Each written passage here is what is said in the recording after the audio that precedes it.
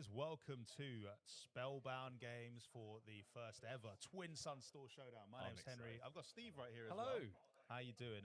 Unfortunately, little announcement to kick us off with. Krish is unable to cast today. So everyone in chat, if you could send him some well wishes, hopefully he feels a bit better soon. But we are still ready for 3 rounds of Twin Suns, and it's going to be a lot of fun. I'm Steve, very excited. you're not going to be here the whole time. I'm You're going to not. be going soon because you're actually playing in the event. I'm playing in the event today. Yeah. And I'll ask you about your deck in just a sec. But how you feeling? Feeling confident? I'm feeling good. It's my first Twin Suns game of the year. Wow, So okay. we'll see how that goes. I haven't played in a little while, but I'm very excited to get back into it. Awesome. Yeah, it should be good fun in a store showdown as well. Store showdown. So there are prizes on the line. prizes. And this season and this set 6 Secrets of Power, it's a pretty good prize card as well. It's Queen Amidala. Very nice. Which I think has turned out to be everyone's favorite legendary from the set. So they picked a good one. They did pick a very good one. Yeah, and we'll explain how the event's going to work in this little intro before the players get set up for game 1. But effectively, it is Twin Suns. Now, Twin Suns competitive rules, because there are some. I had to check. Really? There are some. Yeah. It's the exact same rules, but there's a 55-minute timer. Fair enough. round, That so- is not a lot of time. It's not a lot of For time. us, at Depending, least. for us, we tend to have pretty long games. Yeah. But you know what? I think that just means the pressure's on Yeah. for players to really finish out their games. Yeah. That being said, we will have, of course, points to award based on how well players do during the tournament. So we want to have an outright winner. So the way we've decided to run the Spellbound Store Showdown is that the winner of a pod will get 4 points. That's enough points to differentiate them from any player that is still alive. Remaining surviving players in the pod will get 1 point. Anyone eliminated gets 0. So you could get really ahead Yeah, if you manage to eliminate everyone in the game. It's very rare that happens. very though. rare. But 1 game win does put you in a good position, which I think is fair because ultimately that's the goal of Twin Suns is to be the winner. Yep. That being said, it is possible to have tied winners in a game of Twin Suns. So we tried to take account of that. And so any players that are tied for the win at the end of the round will get 2 points each. So Which is fair. I think it's fair. a good way to balance it. yeah, I think Twin Suns is still a bit in its infancy in terms of a competitive scene that doesn't really exist yet. So this is a nice way for us to trial it out. Yep, absolutely. And big shout out to FFG and Asmodee for allowing Spellbound to run their store showdown as a Twin Suns event.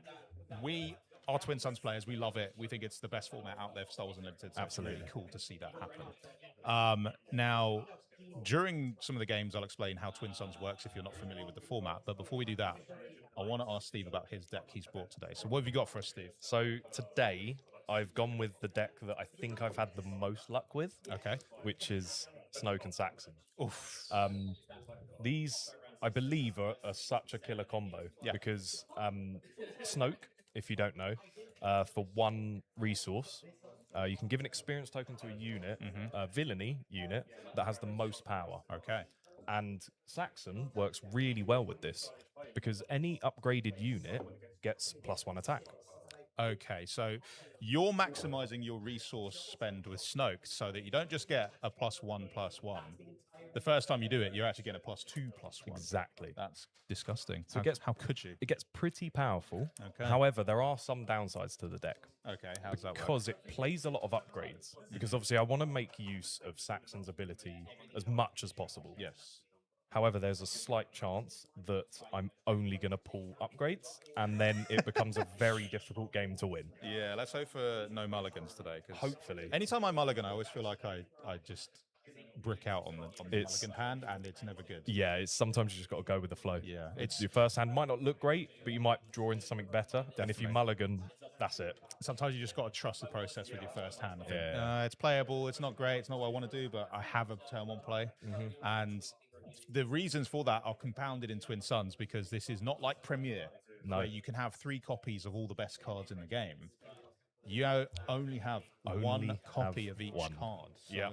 singleton format means you're digging deep sometimes with the cards that are going to win you the game, but it also rewards smart deck building, I think. Yeah, So- I agree. I think you need to have options for everything. Yeah. And thankfully, because you can have 1 of any card, and it's 80 cards minimum, Yes. you have a lot to play with. A lot of room. I usually Especially 6 sets in now. Yeah. There's a big card pool to choose from. because Twin Suns isn't affected by any of the block rotations, True. so we can use any leaders.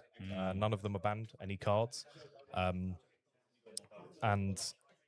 it's probably why it's my favorite format, because I'm not too great building the most powerful meta decks with like 3 of each card and limited with 50 cards in a Premier deck.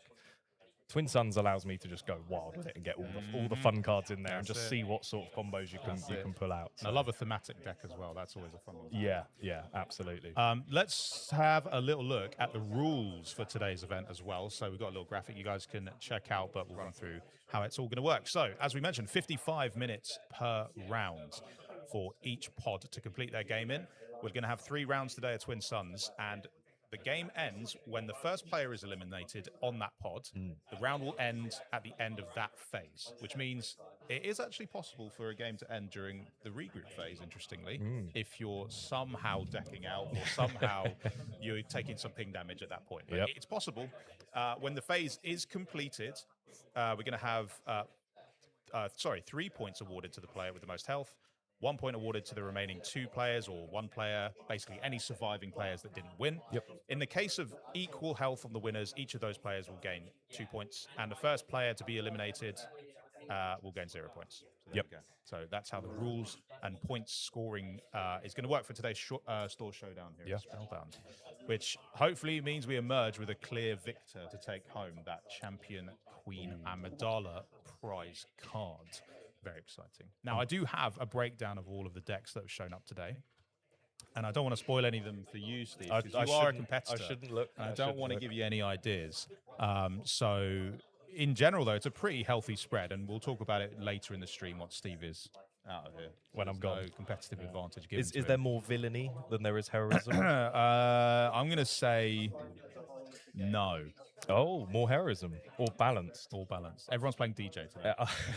Yeah, don't worry. There's no villainy at all, actually, or heroism. But yeah, we'll cut to a quick break while we get set up for round 1. Good luck, Steve. You're representing Take the Blast. Alex is also here competing as well for Take the Blast. We do also have a player from the Nexus who partnered up with us for this stream. We've got Kane, who's going to be playing as well. So some experienced Twin Suns players are here. Yeah. And it's going to be a lot of fun. But we'll see you shortly for round 1.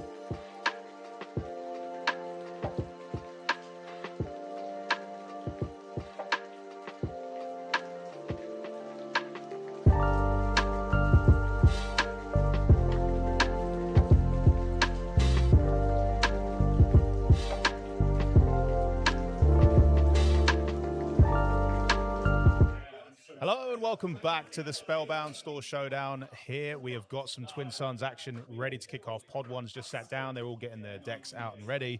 It's going to be a lot of fun. We've got 3 rounds of Twin Suns coming up. This is round 1 about to begin, and I've got the decks that have been selected for the stream table on table 1, and we'll do a little deck profile on them. So we've got Shannon's brought Ahsoka Tano from Twilight of the Republic, paired up with Captain Rex from Twilight of the Republic. And I've played against this deck before, and I know how potent it can be. It's somewhat swarmy, but there's still ways around it. So I'm very keen to see how that deck does today. We've got Ben, who's playing Wedge Antilles from Jump to Lightspeed. That's a pilot leader, which is interesting. Plus another Jump to Lightspeed leader in Admiral Akbar. Quite an interesting approach with Akbar in that you could potentially exhaust your own units if you want to get your own X-Wing tokens, or maybe you want to exhaust your opponent's units. The good thing about Twin Suns is there's going to be way more options to choose from than in compared with Premiere as a format. So quite a cool combo there. Josh is also on table 1. They've brought a Padme from Secrets of Power, the latest set. Very strong leader, as we've seen in certain Premiere events and sealed events. Paired up with Leia, also from Secrets of Power. So Leia allows you to play a bit more around aspect limitations. That one, though, is interestingly going with a data vault base. So they'll have a bit of a jump start in terms of remaining health, but it does make the deck somewhat more inconsistent in that it's instead of 80 cards, it will now be a 90 card minimum deck, which is interesting. Maybe Josh just couldn't decide what to cut. Who knows? And then we've got Alex from Take the Blast on table 1, kicking us off with a Grand Inquisitor and Krennic deck, which, if you've seen any of our content before, you know how lethal a combo those two can be together. Very exciting being able to ready units as they're played. Damaged units also get a bit of a power buff, so that's quite cool. We'll cut over to the stream table in just a sec, but just to clarify one thing on stream as well, winners of the pod will actually be getting the 4 points, not 3 points, or the 4-point confusion before. But here is our table, and, well, I mean, some people have shown up with some pretty spicy-looking showcase leaders. Ben's got the showcase Wedge and the showcase Akbar, which is pretty sweet. So we can see the health remaining on the middle of the screen on the app that we're using. So they'll be adding damage to that just to allow us to track it a bit easier for commentary. But everybody's getting a bit of a deck shuffle in, a deck cut. Yeah, Twin Suns decks are a little bit meatier, so deck cuts might take a little longer. And now the players are deciding who will be taking the initiative to start off with. Now, in case you don't know how Twin Suns works, it has exactly the same sort of rules you would expect in other Star Wars Unlimited formats, but it does have some very different deck limitations. Leaders for your decks must never cross between villainy or heroism. So heroism leaders can be paired up together, villainy leaders can be paired up together, and anybody can be paired up with DJ. And that ruling was changed purely because of DJ not having either heroism or villainy aspects on him. Once your deck combination or your leader combination has been decided as well as a base, you then need to build a minimum 80-card singleton deck. So that means that none of the cards in the deck can be a copy of another one. Of course, the unique rule still applies, so you can have multiple copies of Luke Skywalker, provided that they are different subtitles on them. But other than that, of course, card rules do overrule game rules. So Data Vault, for example, has increased Josh's deck up to a minimum of 90. Thermal Oscillator would reduce your deck to a 75 minimum. And, of course, cards like the Swarming Vulture Droids, yes, you can still have as many of them as you like. So, of course, card rules will always overrule game rules. Now, I'm not too sure who is going to be taking the initiative in this first game, but quite an exciting matchup. I couldn't really call it. Alex is sticking out here as the only villainy player of the pod. But it's interesting with Twin Suns as well, in that based on where you're sat on the table can sort of influence some of the actions you might take, because you're always going to be playing in clockwise rotation, so you always will know whose actions will happen before yours, who you might need to think about in particular when you're playing a card or taking an action, because the player next to you is going to be the first one to have an immediate response. So very interesting there. But players have just made their resource decisions. Doesn't look like anyone really needed to mulligan, which is usually a good sign. I'm the sort of player that really does hate mulliganing, so. And yeah, I have got an eye on the chat as well. And we've got our first plays there. Got a nice clone coming down. 3-2. I believe that's the clone that has coordinate ambush, but no coordinate in action there. Followed by an Anakin Skywalker pilot. and then a Chandrilan sponsor. And Alex has played what looks like the Nile Marauder, I believe. Or is it the Strike Ship, which is a 0-3 with Raid 3, which is already a perfect play for a Grand Inquisitor. Shannon looks to keep the initiative, and Ben is deciding between the Blast token or the Plan. Now, they've taken the Plan, which might be a token that is unfamiliar to most Star Wars Unlimited players, but the Plan token is a new token just for Twin Suns format, where you get to draw one card from your deck, and then you have to put one card on the bottom of your deck. Some players there just took 1 point of damage, and that's because Josh then took the Blast token, which is another exclusive token to the format, where every other player takes 1 damage to their base. Alex obviously had no reason to swing with their Strike Ship, so they decided to actually just pass. Another interesting rule change in Twin Suns is that players cannot pass if there is still a token available. They have to either do a different action or take one of those tokens. There's no reason why you have to take the initiative token. You could decide to take the Blast token if you think it's advantageous to you to do that at that moment, but typically you would see players go for the initiative if that's what they want. But I'd love to ask the chat, who are your early backers for this particular game? Is there any one deck composition that you're thinking, yeah, that one looks like a winner to me? Shannon's kicked us off with a card that has a when defeated effect, which I believe would give an experience token to another unit. So perhaps they're looking to sack that unit off somehow, as Ben's deciding whether to play or maybe swing. They decided to spend 3 resources to play a very, very well-timed blue leader, which will ambush straight away into Alex's Strike Ship. And it will take no damage back because Alex's card doesn't have any attack. It just has raid. Bit unfortunate for Alex. Josh, on the other hand, is deciding to play a card using Leia Organa's action, which is an interesting one. And so they've revealed an outmaneuver from hand. And in combination with that, because they have revealed a card, they are also using their Padme action, which will allow them, because they've revealed a card, to then deal damage, I believe it is. I must admit, the new Secrets of Power leaders, sometimes they have me a little bit confused. There's a lot of info going on them. So I suppose Josh is just deciding what to do. As Alex plays down I believe that's a Rocha Tree Defender, which has grit, which pairs quite well again with Grand Inquisitor. It looks like he's thought about his deck decisions pretty well, I would say. I can see from chat some people are rooting for Shannon. Yeah, the sort of clone era deck is quite a big winner there, I would say. It's very cool. Got a question from Paula in chat. Do you think Keanu Reeves would play a great Darth Revan?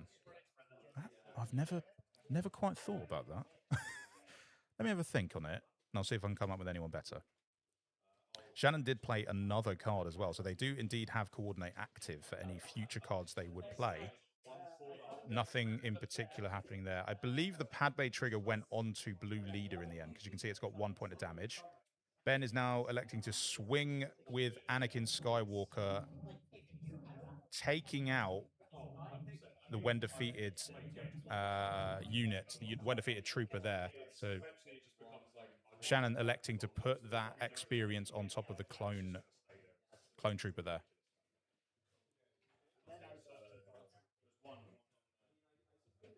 And next up, Josh has decided to play a Sentinel in space. Probably not a bad idea considering the damage that is looming from Blue Leader. Alex has decided to use his first leader action. The Grand Inquisitor has dealt damage to the Rocha Tree Defender. So I think he's put a little bit too much damage on there. Should just be 2. But because of that grit, it now has +2 damage and is readied. Could he maybe be feeling a bit of vengeance heading Ben's way because of taking out his earlier unit in space? Who knows? Josh has finally had some damage sent his way, which makes sense. I mean, he's running Data Vault. He kind of had it coming. Interesting thing to note with Alex's deck is because of Director Krennic's ability, which is an ever-present ability, the Rocha Tree Defender actually has +1 as well because it's now damaged. I believe Ben took the initiative there, so that'll be the last action they take this phase. Josh is deciding to attack with their Chandrilan. Not sure where they're sending it, though.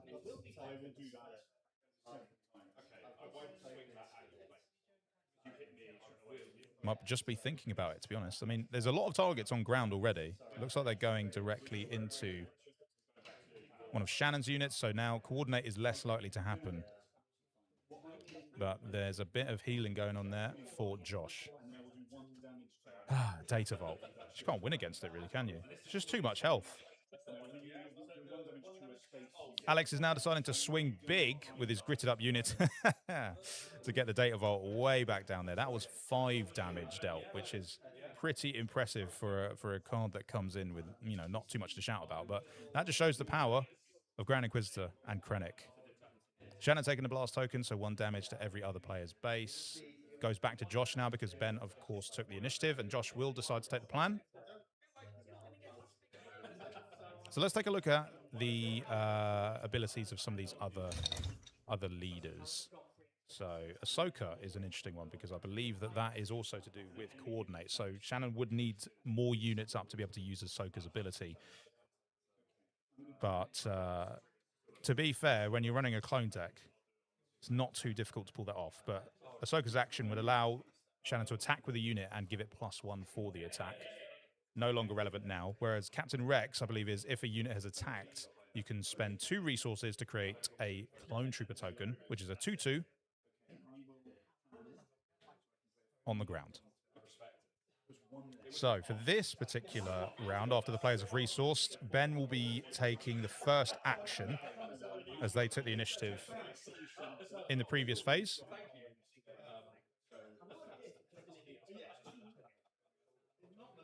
And their first thing they will be doing now that everyone's ready to go. They're thinking about it. 4 resource turns are always interesting. I feel like that's where the sort of meatier units tend to come into play, but also some of the more interesting events. And in Twin Suns, event cards and even just effects in general, I find become ever powerful, especially events in particular that have things like each opponent. A really good example of that is the K2SO unit from Spark Rebellion, where, yes, if you read that right, you can deal 3 damage to each opponent's base when it's defeated, which is quite big. So Ben's used the Wedge Antilles action to play a pilot for a little bit cheaper. It's 2-cost pilot they've played. I'm trying to think what one that would have been, but they put it on top of Blue Leader. It looks like it's a nice weekly play promo. So if anyone knows in chat what that might have been, a weekly play promo that's a pilot that you could play normally with piloting for 2. I think it might have been Han Solo, now that I think about it, because Ben has also attacked instantly with it, straight into Josh's Space Sentinel. And Han Solo, when attached as a pilot, you may attack immediately with the unit it's attached to. So that would explain why Ben is able to appear to take 2 actions at once. So Josh, in response, is going to be dropping down one of the most iconic Sentinels of Set 1. The Echo-based Defender. A 4/3 Sentinel on the ground. Sentinels, of course, act as a blocker, meaning that if someone wishes to attack in that arena, they have to defeat the Sentinels there first, or they need Saboteur as a keyword. Saboteur allows you to bypass Sentinel, so you could hit their base or hit another unit that doesn't have Sentinel, or you can even attack things that have a shield, defeat the shields first, and then attack the unit. It's quite cool. Alex did deal some damage to Ben's base, while Shannon plays Carrots. Or Nemec, I believe his name is. Yeah, it's Nemec from Andor. Great show. Everyone should watch it. Han does shoot first, absolutely. So Karras is quite an interesting inclusion, I would say, in Shannon's deck, because his ability synergizes better with Rebel cards. And if Shannon's playing a sort of Republic era deck, there won't be too many Rebels in that, or cards with the Rebel keyword, but there are ways to give Rebel to other units. So we'll see what she manages to do with that, while Ben is kind of deciding what to do with his turn. He's going to swing into Alex's base with Anakin Skywalker on the ground. 2 damage there. Josh is going to spend 1 resource now to proc the Leia Organa ability. Let's take a look at Leia Organa as a leader. This is one of the newer leaders out there from set 6, Secrets of Power. So Leia Organa is interesting. As an action, you pay 1 and exhaust her. You can disclose a card from your hand with either Cunning, Command, Aggression, Vigilance, or Heroism aspects. If you do, you can give an experience token to a unit that does not share one of those aspects. So you need to find colors that don't match the stuff you've got on your board, which can be kind of tricky in Twin Suns because you've obviously got an expanded card pool. You've got 2 leaders and a base, so already there's potential for you to have 4 different aspects in your deck. So you need to also think about playing a lot of off-aspect colors or things that don't have heroism in them. It's an interesting inclusion, but it's very smart because it does also allow Josh to just proc the Padme leader ability, which we can talk about as well, because Padme, she likes to see cards coming out of your hand, either revealing them or discarding them. And when you do that, you can exhaust Padme as a leader and then deal 1 damage to a unit. Shannon's decided to trade with that sneaky little sentinel on the ground with the coordinate ambushing clone. And then we move over to Ben. Doesn't have any ready units, but he does have 3 ready resources, which he could use with that Akbar leader, which is a very interesting leader. It's a bit of a trolley leader. Steve has used that on some of our videos in the past. An Akbar allows you pay 1, you exhaust a unit, and then whoever controls that unit gets to then create an X-Wing token. So you could choose your own units, or, as it would appear right now, the only ready unit is Josh's. So Josh would be the one that would create the X-Wing. It's sort of like a, here, I'll do you a favor. Thank me later. Looks like Ben's thinking about maybe playing a 3 resource card though instead. I mean, I don't want to assume, but he did seem to grab a lot of his resources, and it looks that way. He's exhausting 3 resources there. What's it gonna be? I imagine it's gonna be a space unit of some sort, because considering he's got Wedge Antilles as a leader, you would think that would make the most sense. But we'll wait and see. He's giving it a good long old think though, isn't he? Ben, there's a timer on the round, mate. What's the card going to be? Oh, it is indeed. And I'll tell you what, he's pulled a blinder there, because that is Sabine's Masterpiece. A powerful card already in Premiere, one that's even more powerful, in my opinion, in Twin Suns, because Sabine's Masterpiece has different effects based on the other units you have in play. It's very cool. So, for example, I believe if Sabine's Masterpiece, let's say you had a red unit also on your board, well, then you would be able to deal a damage, I believe, to an enemy on attack, which is quite cool. Or a base. If you have a blue unit, you get to heal 2 damage from a base whenever you attack. A green unit, give an experience token to a unit. And if you have a yellow unit, you can exhaust already a resource. So currently, Ben has both a green unit and a yellow unit on their board. So they would, anytime Sabine's Masterpiece attacks, be able to give an experience token to a unit and exhaust already a resource.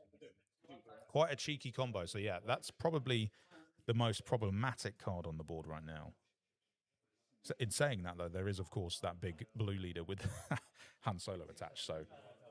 So Shannon has attacked, so she will be using the Captain Rex ability to create a clone trooper for 2 resources. And it looks like Ben has taken the initiative again, I believe. Josh also has no resources left, so they're going to take the blast token, deal 1 to everyone's base.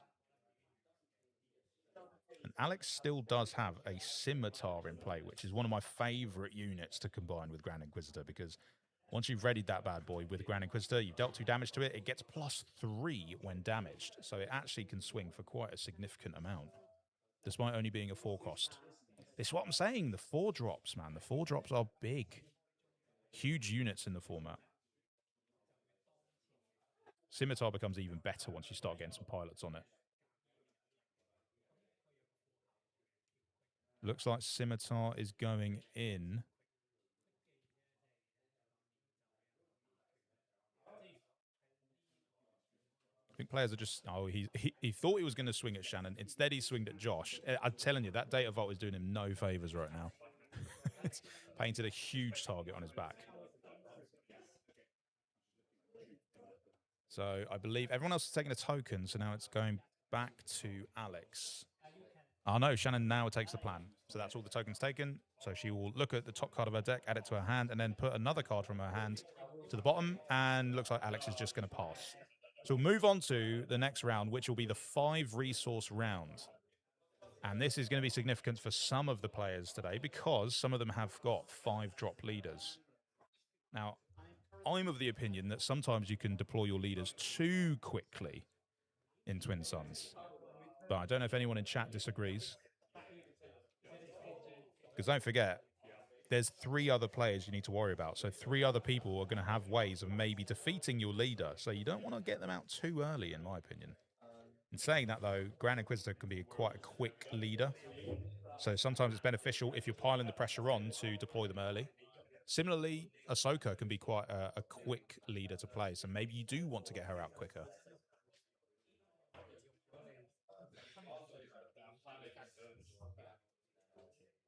So I believe Ben still has the initiative. So they'll be starting this round off. As everyone's readying up all their leaders and their resources, deciding if they want to resource.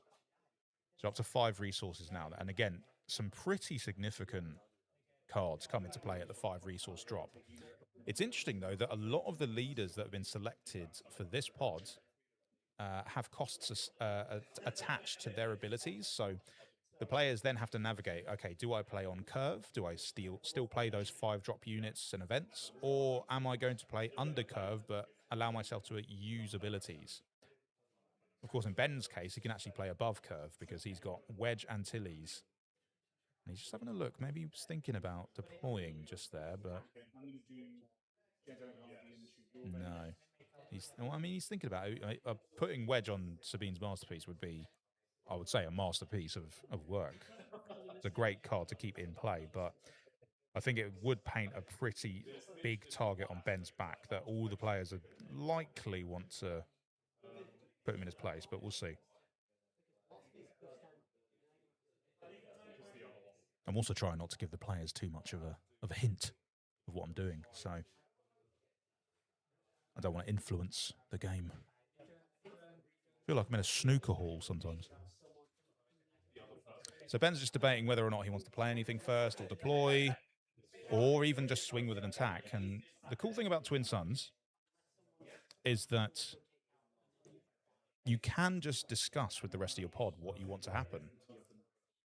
It's a game that's about as much as the deck building aspect of it, your knowledge of the cards, and the way you play your deck, as it is about convincing the rest of the pod that what you're doing is the right thing. It's for the good of everyone, which I personally love. I mean, nothing makes me smile more than convincing 3 other players that me playing Snoke is good for everyone.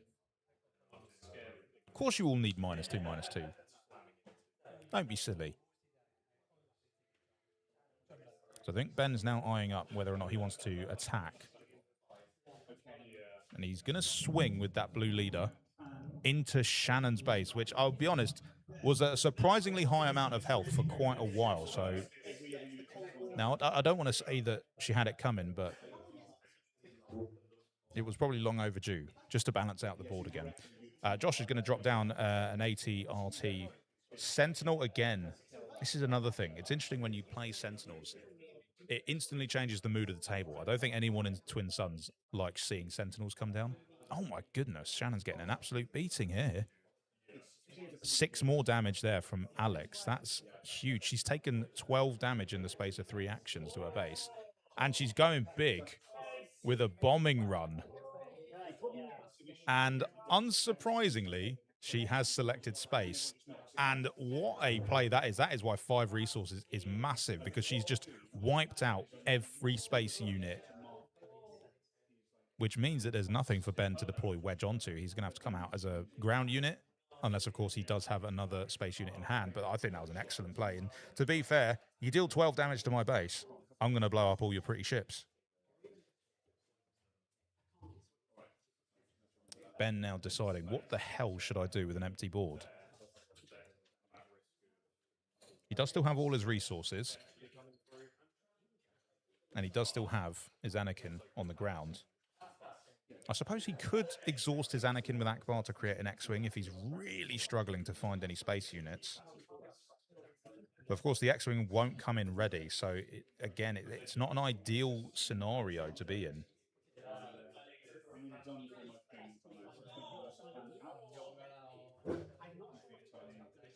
It's a tough choice, really.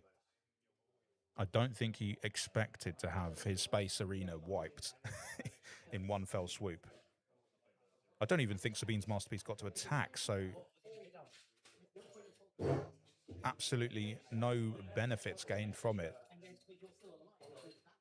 Yeah, he's repaying the kindness by taking out the the clone trooper that Shannon just created last phase. So again, this is it's quite a balanced game. People aren't necessarily just going for the bases. They're taking out the units in turn as well. I mean, if you had to call it, Josh has maybe found himself in a pretty fortunate position, tucked up safely behind a Sentinel. Still got, I believe that's his Chandrillan as well. 2 units, but is more than 1, and it's definitely more than 0. So he's probably not feeling too bad about this. But as it stands, Ben and Alex are currently tied for the win, as they both have the most base health remaining. Oh, okay. So Josh is going to use the Leia Organa ability to reveal an outmaneuver, give an experience to that Sentinel, and then use the Padme ability for revealing to deal 1 damage. Now, I wonder where he's going to put it. He's going to put it on Nemik, I think, it looks like, which is probably a wise choice, because if he put it on the Roshar Tree warrior, the grit on it would send that thing into a spiral, and it would be hitting for a pretty meaty amount. So probably the right choice. Oh, Alex has played a legendary there. He's played the Grand Inquisitor unit, which comes in hidden. It has raid, and other Inquisitor units also have hidden, I believe. Let's just double check. Shannon has sent Nemik into Ben's base, and now Alex has emerged as the current winner, or leader at least. This is turning out to be quite spicy because, of course, the Grand Inquisitor leader that Alex has is an Inquisitor, so it would have hidden as well. So if that particular Inquisitor stays there, Alex could actually have quite a nasty combo on his hands, which I'm very excited for.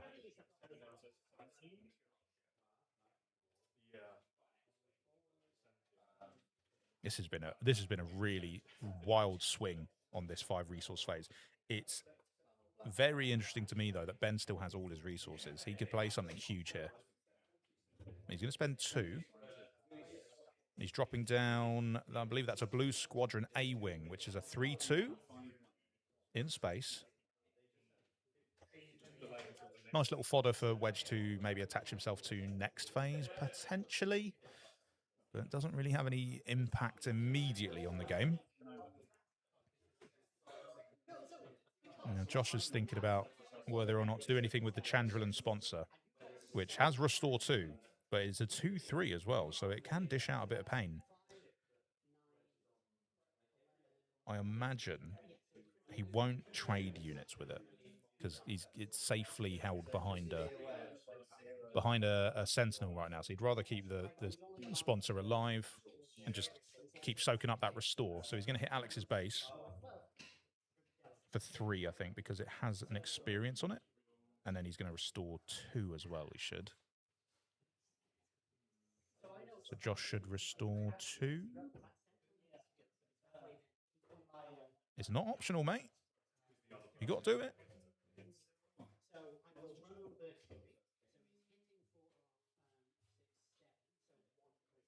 Doesn't seem to be doing it. Oh, dear. We've had a missed trigger. They should all get punished, in my opinion. But never mind.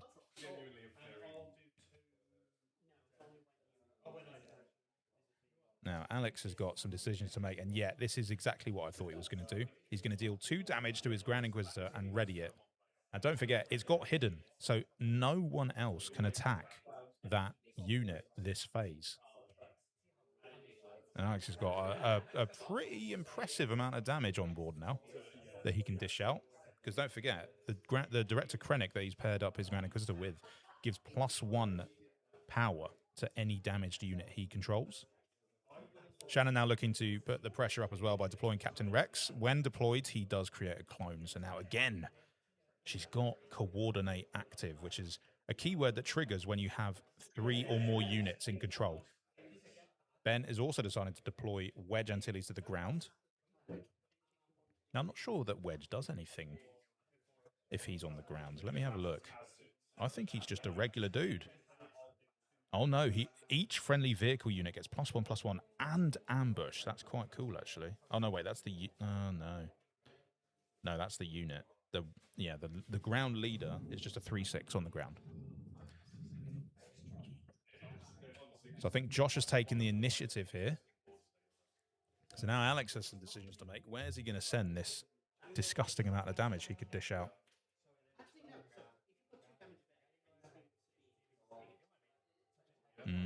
It's a tough call.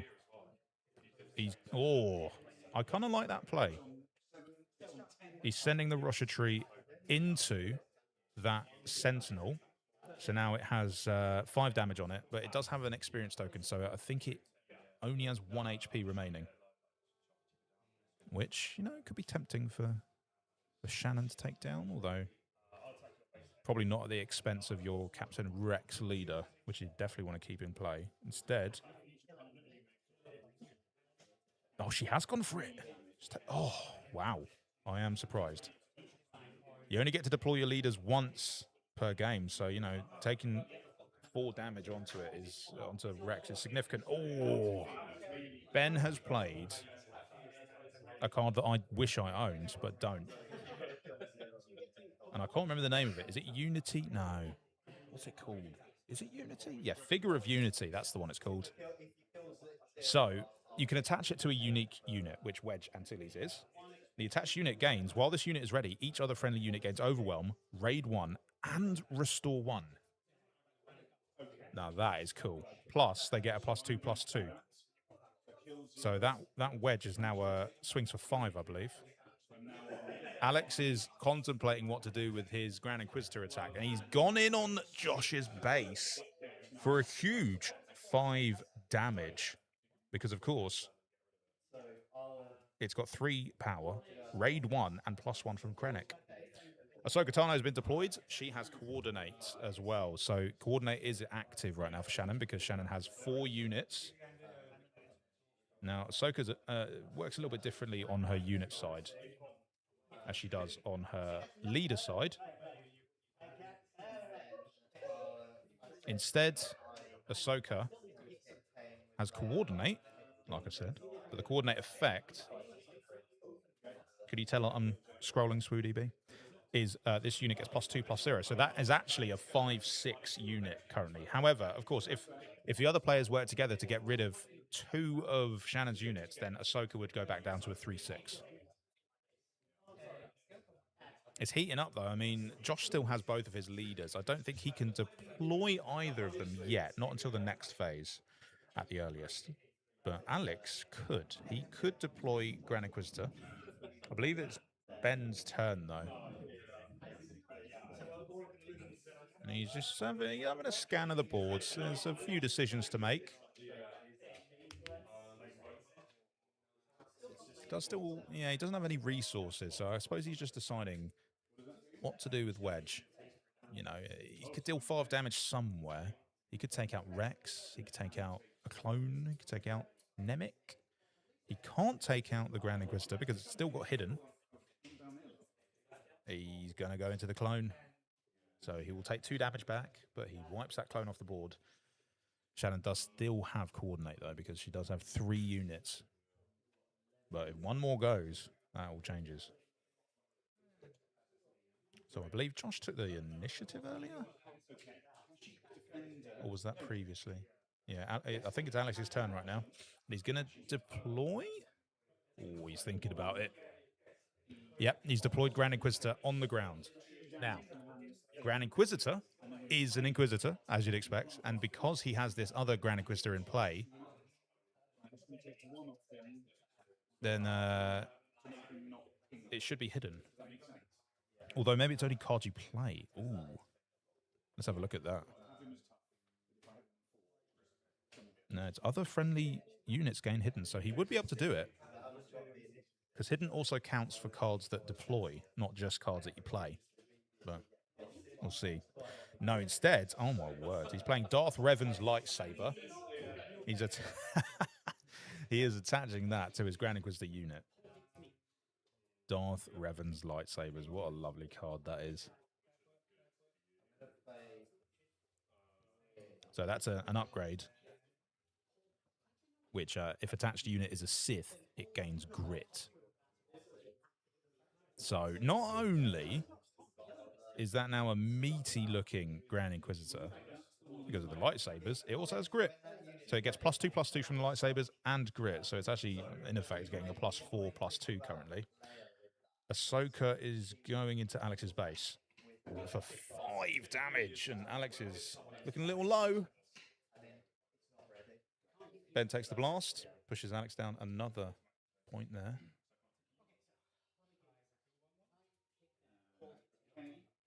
So Alex still has to decide if he wants to deploy or not. So I don't believe he has any resources. He might have 1 resource left. No, he's going to take the plan.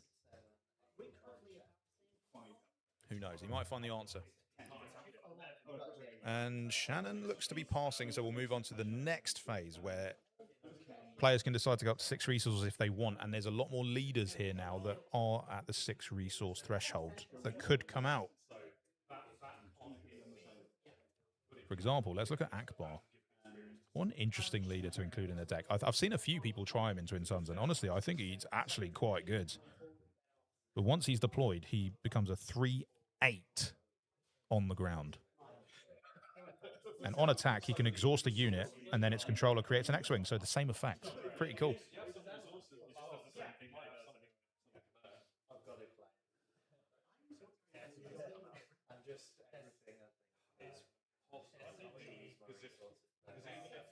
Now then, I believe Josh has the initiative, so I'm wondering whether or not he wants to get an attack off with his Chandrillan so that he can get the restore immediately, or whether he's got some other Sentinel that he's sneakily stuck into his deck. He seems to find plenty of them, doesn't he?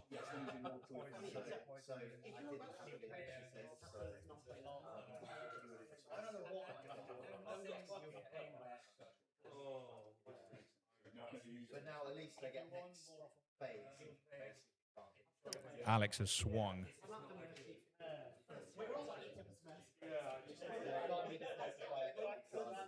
So the A-Wing's readied. I believe, was that, oh, I see, I missed that. Josh played the outmaneuver and, okay, he exhausted the entire ground arena. Which puts a bit of a pin in Alex's plans to use that beefed up Grand Inquisitor, but, you know, he could still deploy and have a ready unit immediately, but or he could, yeah. And unfortunately for Alex, his Grand Inquisitor's too strong now, so he can't even ready it with his own Grand Inquisitor ability. So instead, he's going to deploy. And fortunately for him, that Grand Inquisitor is hidden.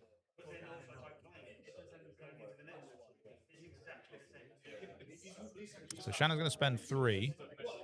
Sort of been forced into this position where she's going to play a Gungan. Moi. A 3/2 shielded, I believe that is. Very nice. I mean, that's really going to help her sustain that coordinate ability.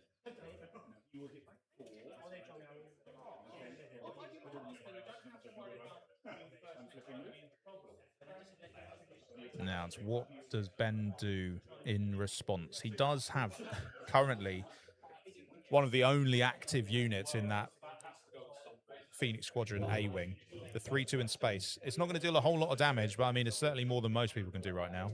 looks like he's ready to spend 6 resources, though. He's going big. Oh, now what is that? I'm trying to decipher. I think that is the Captain Rex unit, which is a big one, and it's sort of snuck its way into the meta for Premier, especially in Yoda decks. And that is a huge unit to be dropping. It's a 7/7, and it's when played and when this unit completes an attack, it says give this unit and an enemy unit Sentinel for the phase. Now, he could do a nasty trick here where he actually gives the Sentinel to Grand Inquisitor, which would override the Hidden and then make that Grand Inquisitor be able to be attacked. But I'm not actually sure which unit ended up with Sentinel in the end. Bit tough to see. Josh has decided to deploy Padme. And Alex has decided to deploy Director Krennic, who has Restore as an ability, as well as that ever-present aura of damaged units gain +1 power. Shannon has smuggled out a Hotshot Blaster and put it onto Ahsoka. So now that Ahsoka can actually hit for 7 because it gains +2/+0. Unfortunately, she doesn't get the added bonus of being able to attack immediately using the Hotshot Blaster, but definitely a nice use of a smuggle card.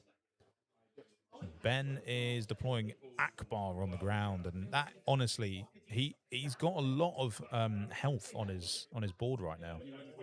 He's got 7 from Rex. He's got 8 from Akbar there. He's got the wedge with the. Oh god, I just remembered that all the other units are gonna have the buff from that Unity card as well.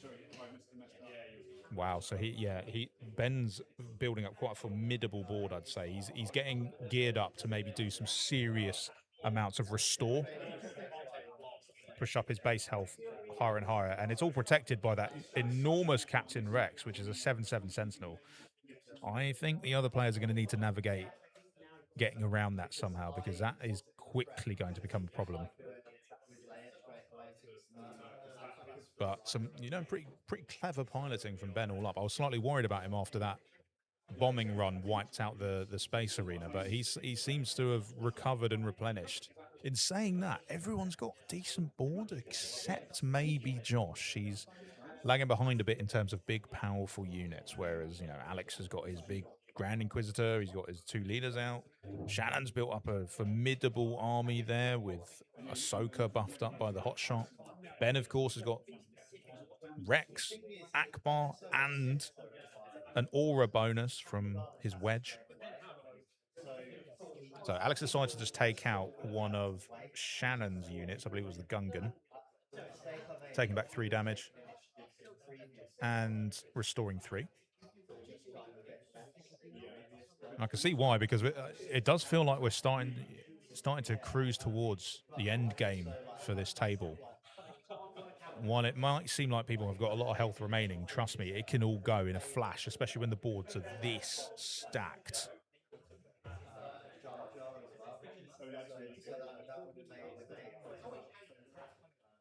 I think Josh is just considering whether or not he's ready to deploy Leia, or if he wants to maybe get an attack in first. It's tricky. He could attack with his Padme.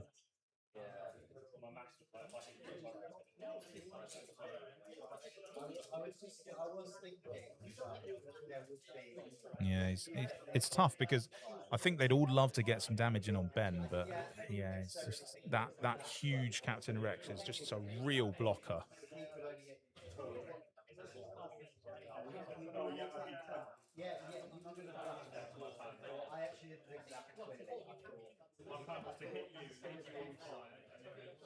Is he spending 4 resources? I'm not too sure what he could be playing at this point.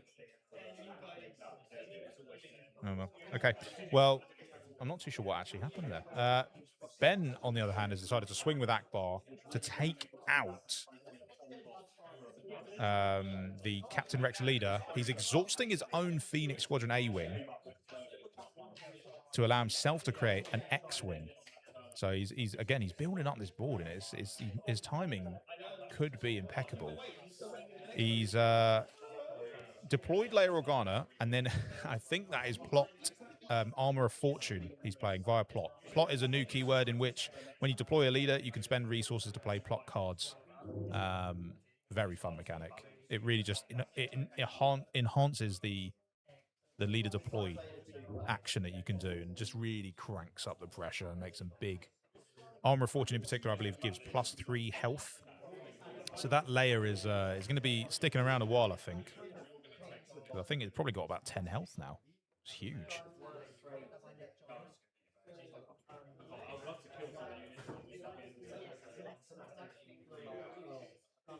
Now, Alex's turn. What does he want to do?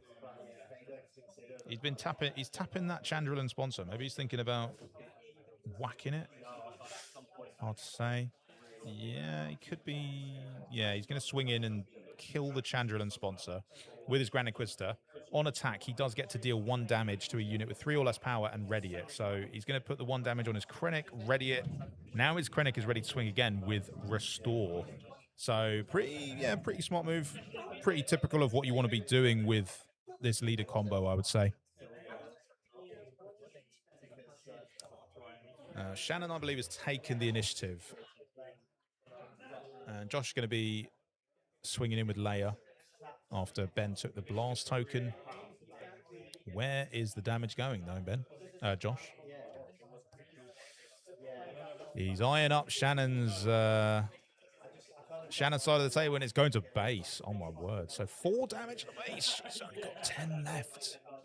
Meanwhile, on attack, he's going to reveal a little Purgle, and he's going to give an experience token to Padme, who I think is now showing a +2/+2. I mean, that is obscene. That is a big Padme. Now, Alex, of course, is thinking about likely swinging with Krennic. Just to get that restore going again, get him a bit more health before that Captain Rex starts crashing in on people. But it's very difficult. It's especially difficult because Shannon is going to be going first, meaning Ben will only have 1 action before him before he can swing with Rex. I am wondering where the Sentinel was put, though. That's the only thing I'm not too sure on. I don't know if anyone in chat knows. Another unit would have been given Sentinel when Captain Rex was played, but I don't know which one.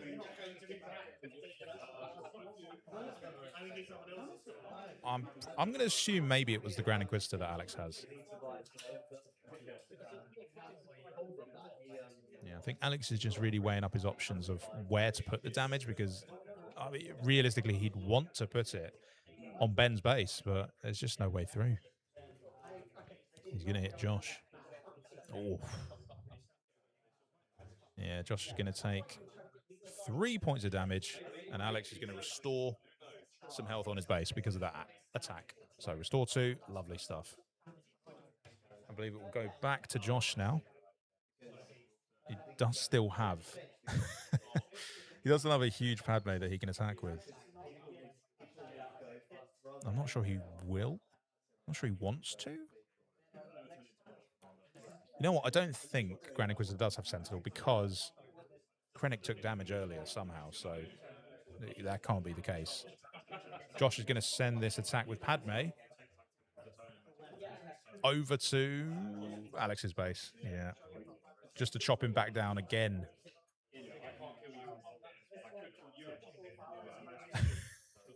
Alex trying to navigate Lotus to the best of his ability. Normally, we like to use Take 30, but I believe it's only on the iOS store.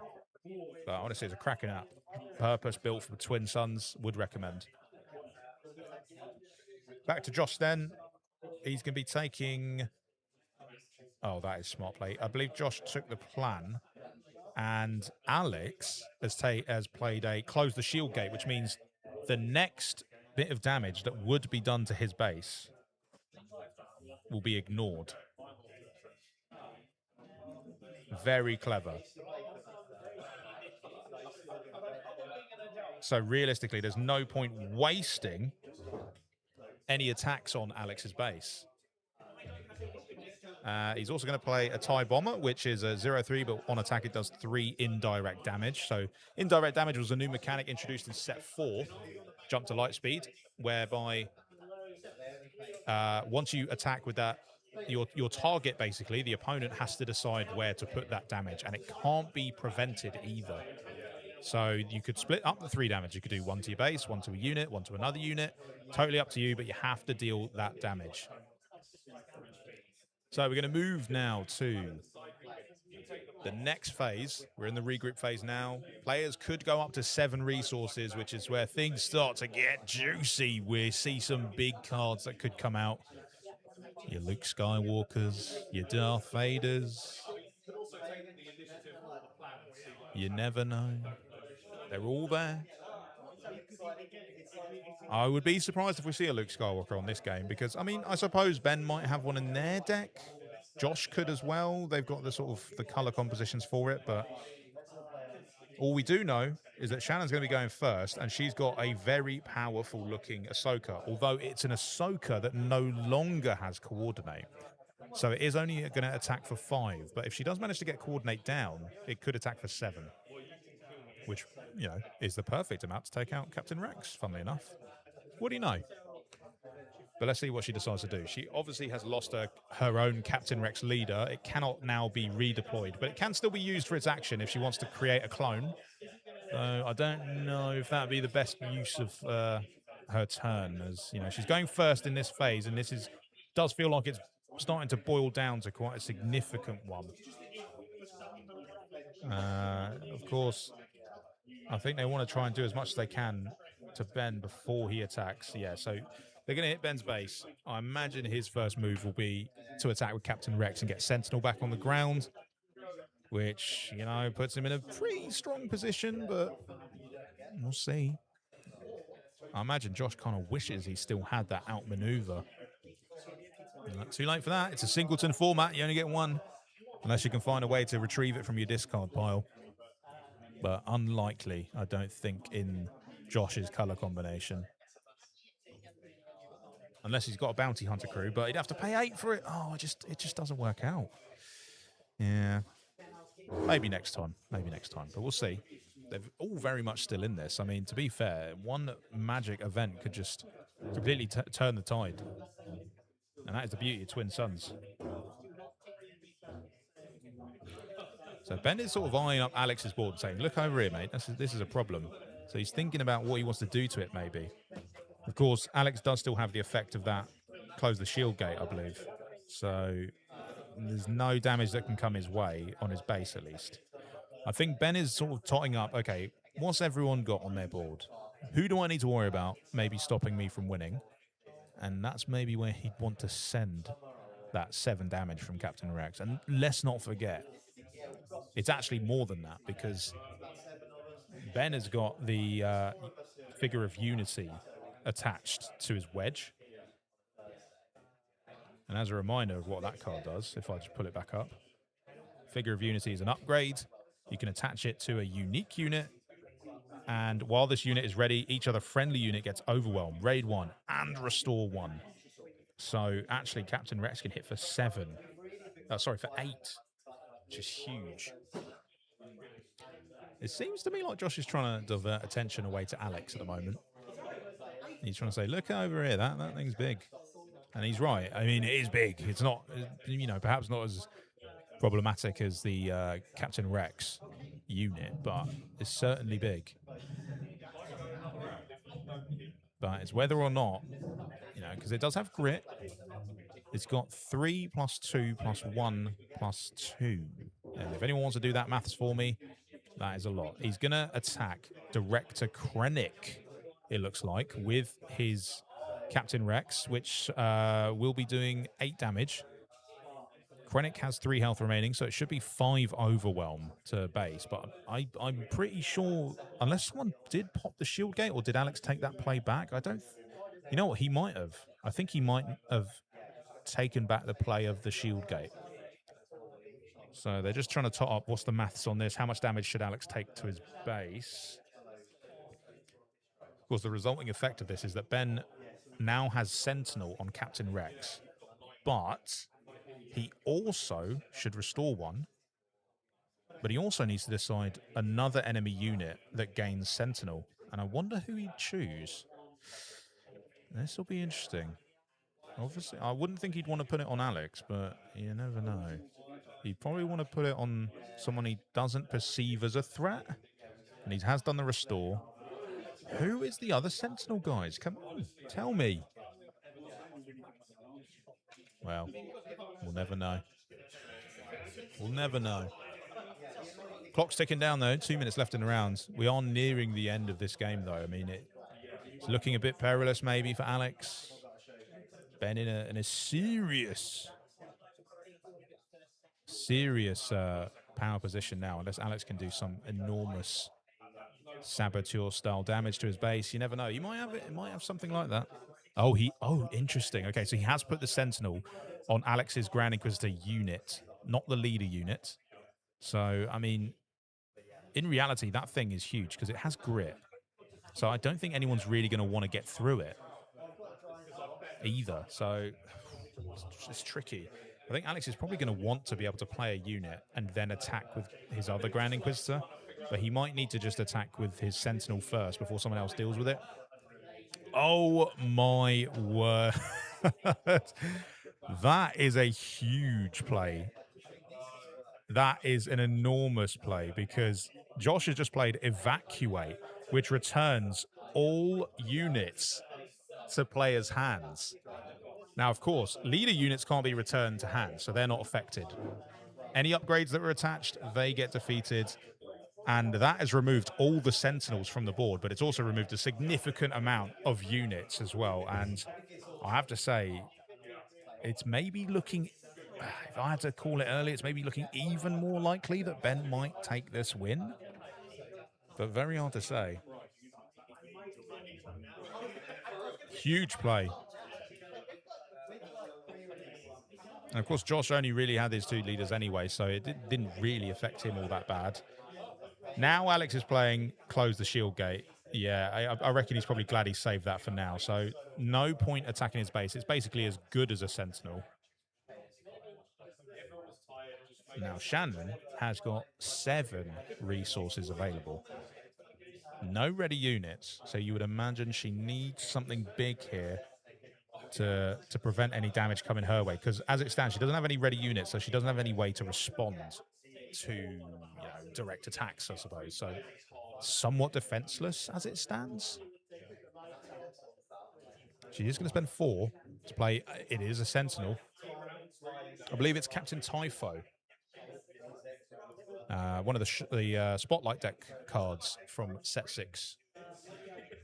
So she does have a Sentinel, so she does feel a little bit protected now. And unfortunately for Josh, that means he currently has the only base that can actually have some damage put on it. That being said,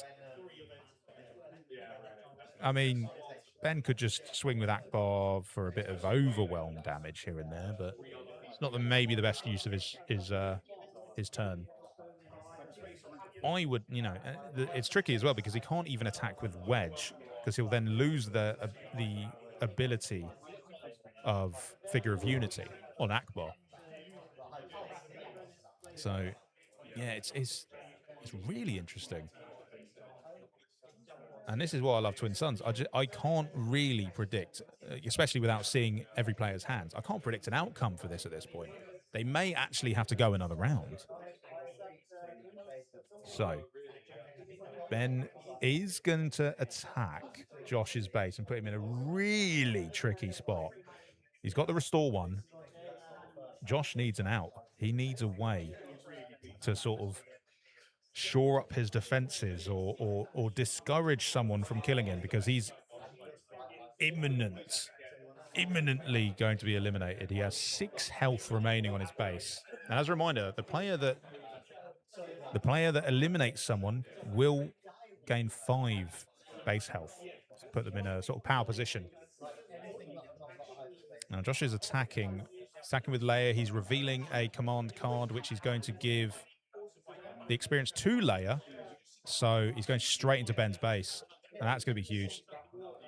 Is it enough to discourage Ben from trying to get the win this phase, though? That is the question. Alex also piling in. Oh, my goodness.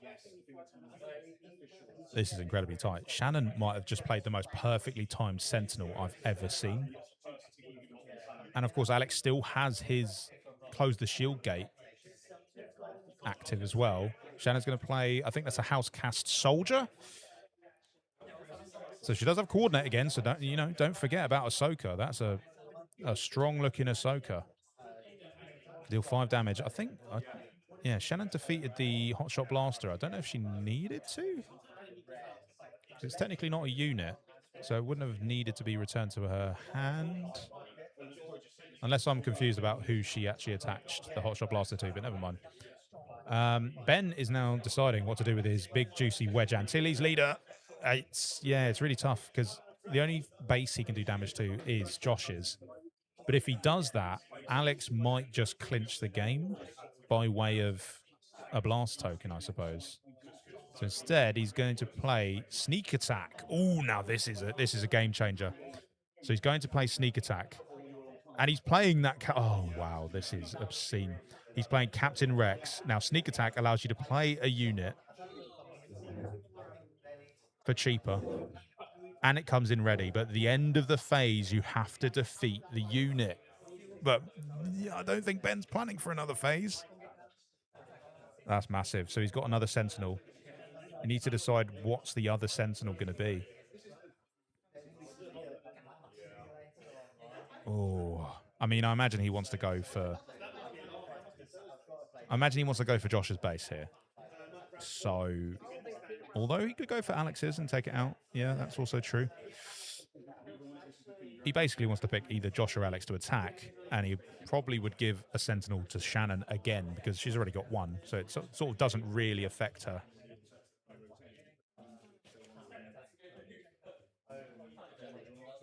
It's tough. Very tough. And Josh is maybe like thinking of his options. Like, what can he do at this point? He needs a Sentinel. He needs, he played that Evacuate really well timed, but he's running low on resources.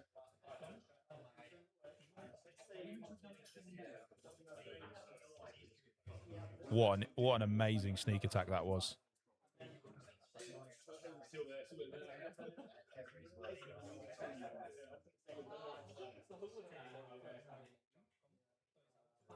He's trying to bait a different kill.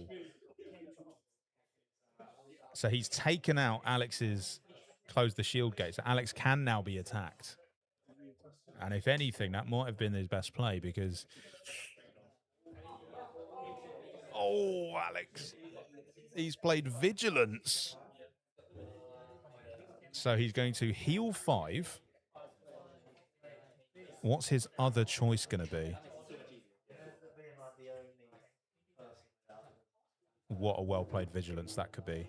He's going to heal 5. What else is he going to do? His options are that he can discard cards from a player's deck. He can defeat a unit that has 3 or less HP. He could give a shield token to a unit. I imagine he wants to defeat something, but I don't think there's any good targets, is the only thing. This has been an unbelievably unpredictable game. Vigilance. What a pull. What a pull that was.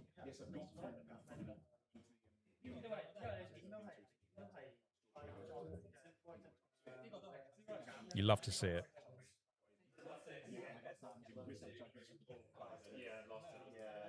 So, yeah, I'm not sure what Alex is trying to decide. There isn't really a good target to shield. So he might just go for the mill, to be honest. Yeah, he's gone for the mill.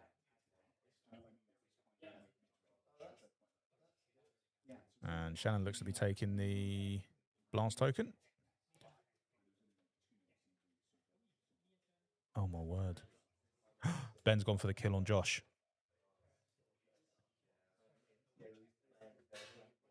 But Josh is the first player eliminated, so now they will continue to play until the end of the phase. And, of course, with Ben the only player to have a ready unit available, I think I know what he plans on doing with it.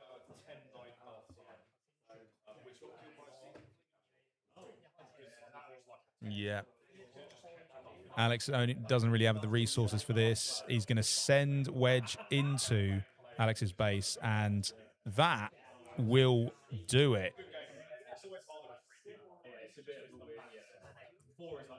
Ben emerges as the clear victor. Huge congratulations there to Ben then, because I don't believe anyone else really has a response.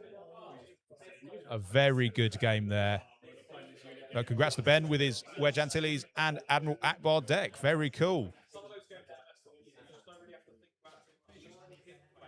Very cool game that I was not expecting some of those get out of jail free cards. I mean, you had the Vigilance, you had the Sneak Attack Rex coming back in, you had the outmaneuver, the Evacuate. I mean, so many great cards that came in at clutch moments. But ultimately, Ben wins with his Admiral Akbar Wedge Antilles deck. 2 Jump to Light Speed leaders. I mean, Jump to Light Speed, a pretty cool set all up. But yeah, that was some unbelievable gameplay. I really couldn't call it towards the end. Now, of course, we will have round 2 coming up pretty soon. But first, I want to take a chance to talk a little bit about some content plans that we have on Take the Blast. So thank you, obviously, for tuning in. Today is the first bit of content we put out for 2026, and our team is really excited about what Twin Suns is going to be evolving into in the new set, of course, Lawless Time and beyond. And we are going to be continuing to upload, of course, more Twin Suns content for you guys. That will always be our main focus of the channel here at Take the Blast. But we also are excited about some new things we want to be trying as well. So you're going to see a few more things like discussion pieces about upcoming sets, how to get into Twin Suns if you're maybe new to the format, as well as doing some collaborations like with our friends here at Spellbound. We're also going to be doing a future collaboration with the Nexus, who you might know as well. So you can look forward to that and more. But we're going to go to a quick break before we get ready for round 2. So we'll see you shortly. Don't go anywhere.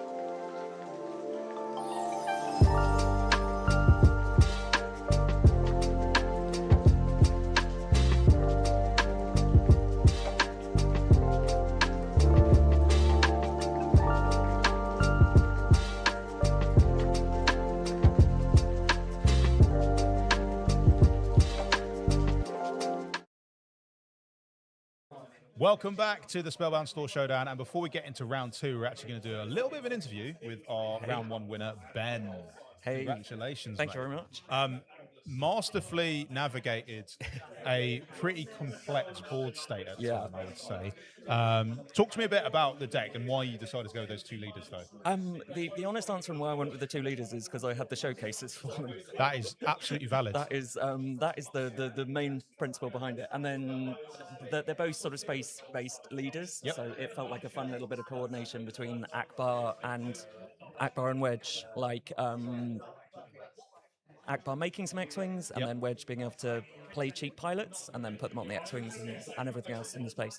Yeah, I think there may have been a bit of player amnesia after the evacuate happened, because obviously you had that huge Captain Rex, which Yeah. is such a problem card for people to deal with. It's Yeah. big, 7 health, Sentinel. It can keep becoming Sentinel. I mean, Yep. so did you kind of always know the sneak attack to Rex is going to be a game clincher, or? I think because I had the sneak attack for a few turns in the hand, and so I was trying to figure out what I was going to use the sneak attack for, and then actually on that final turn I thought I was going to use it on the Tantive, because I had the Tantive, and I thought, I'm going interesting. to sneak out the Tantive, that's going to bring in a Space Sentinel as well, because Rex was already on the board. There was definitely a little bit of player amnesia when Rex got wiped off, not bringing him straight back, but then I was actually thinking, I don't mind not bringing him straight back, because it kind of gives a turn where everyone's still thinking there's a chance of just wiping me out. And what I realised was there wasn't enough damage, I don't think, to wipe me out on that turn. So it was all right to hang him back actually for that turn, and then bring him out a turn later with the sneak. Nice, I like it. Akbar's an interesting one for a leader, I think, because there's always that gambit of, do I exhaust my units? Do I exhaust other players' units? How do you tend to figure out what's the right move? I think he's quite fun in Twin Suns because you can start getting political with him. So you can start offering out some X-Wings for a cheap price. It's not that bad. It's not that bad. Like, you know, if you're just going to exhaust a spy, you're just going to exhaust a clone trooper, and in return they get an X-Wing for a future turn. But equally, he in the late game in Twin Suns, I found him super useful for just being able to just exhaust a big unit where you're like, this is a big scary unit on board, and actually, you know what, for the price of one X-Wing that might not even get to swing because this might be the final turn, I can actually just turn off one of your big units, and even if they do, if it does go to one more round, it's only a 2/2. Like, and if they're not sort of space optimized, then giving them one X-Wing doesn't feel like a massive disadvantage that you're giving yourself. You're right. And then Wedge in particular, obviously, he's a leader that tries to capitalize on pilots. Yes. And Set 4 brought in a lot of great pilots. I'm going to ask you, top 3 pilots for you currently in Star Wars Unlimited. Oh, that is Apart a from good Wedge. question. I was going to say, Can't use him. Wedge is strong. Poe as the pilot, not the leader unit. Poe is strong one. Chewie. Oh god, Chewie is just Chewie is such a good pilot. The amount of sealed games that Chewie would just lock up. He's such a good pilot, and I've got a soft spot for R2 because you can play him for free. Yeah, that's true. Like, and he doesn't take up a slot. So if you ever get a Falcon with 2 other pilots and R2, it's just fun, isn't it? Yeah, he's a good little guy. Exactly. So obviously you got the win. You're feeling pretty good. You're well positioned now to take down the first Twin Suns store showdown. Yeah, sure. We'll go with that. Yeah, we'll go with that. Do you have any advice for players who are looking to get into either Star Wars Unlimited or even just Twin Suns as a format?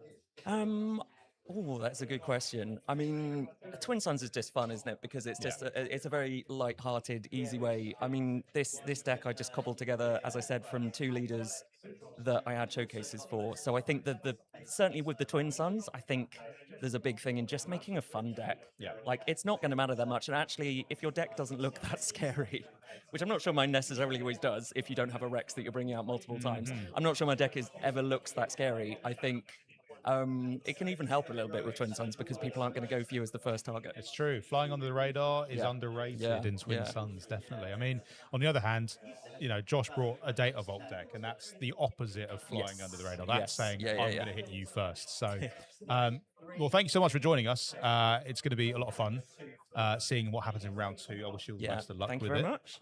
Now, we are going to be doing a bit of a giveaway on the channel, which is exciting. And, of course, you guys in chat are primed to win. Oh, look at this. Ooh. A Secrets of Power booster box. Yeah, the whole box. Now, all you need to do to enter the giveaway is comment your favorite Star Wars character in chat, and our behind-the-scenes man will be picking one winner from that. What would you gonna go have for? To ask, I was going to... I think I would probably pick Babu Frick. Oh, okay. Because he's just a funny little guy. He's just a funny little He's guy. class, yeah. What about you? I'm tempted to say Kanan at the moment. Oh, yeah, it's a good love Kanan. shout. He's such a great character. Desperate to build a Kanan deck that works, so I think the next Twin Suns deck for me is probably Kanan Hero with the new hero.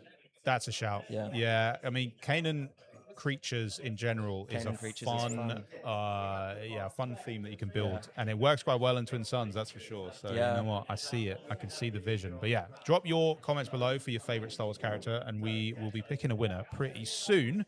But we're going to go to game 2 shortly as well. So why don't we run to a quick break? You can grab a breather after celebrating your win of the day, and we will see you guys very soon. Don't forget to enter the giveaway.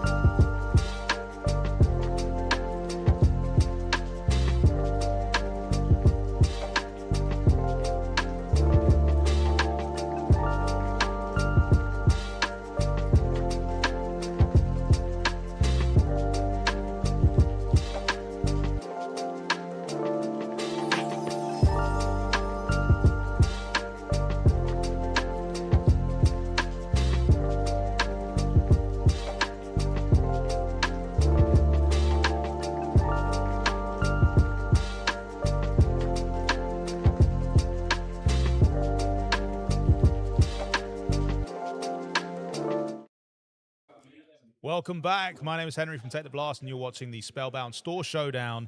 It is a Twin Suns format showdown, so it's a little bit different. We've got round 2 about to come up. Players have been seated, but before we get to that, we do have the small matter of a giveaway winner who has won themselves a whole booster box of Secrets of Power, the latest set of Star Wars Unlimited.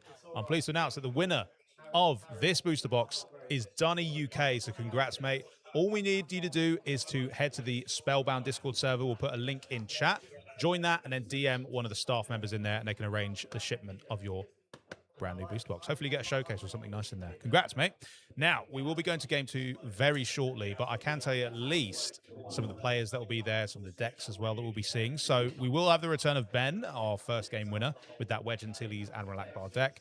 We'll also be joined by Kane, who's rocking a Boba Fett JTL, the pilot Boba Fett, with Cad Bane from Shadows of the Galaxy. So I imagine a lot of Underworld synergy going on there just to get those Boba pings really popping.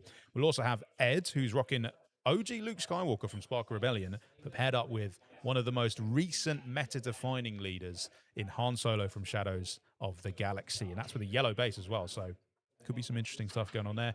They will also be joined by Neil, who is also rocking that Han from Shadows of the Galaxy, but this time paired up with Leia from Secrets of Power, the one that we saw Josh rocking, and surprise, surprise, Data Vault is back as well for Neil. And then finally, we're also going to be having a... was that all of them? I think that was all of them. Well, there we go. Those are our Game 2 players on the stream pod. So we'll cut over to them as they're getting set up for their game. As a reminder, each win nets you 4 points in the standings. If you tie a win, you get 2 points each. However, any players that survive to the end of the game will earn 1 point, and any players eliminated get nothing. So it's all to play for. There's still plenty of matches to decide who's going to be our winner as we head into game 2. I was really impressed, though, with the way that first game played out. At no point could I have really predicted what was going to happen. We had evacuates, we had sneak attacks, we had Captain Rex appear twice. It was absolute carnage.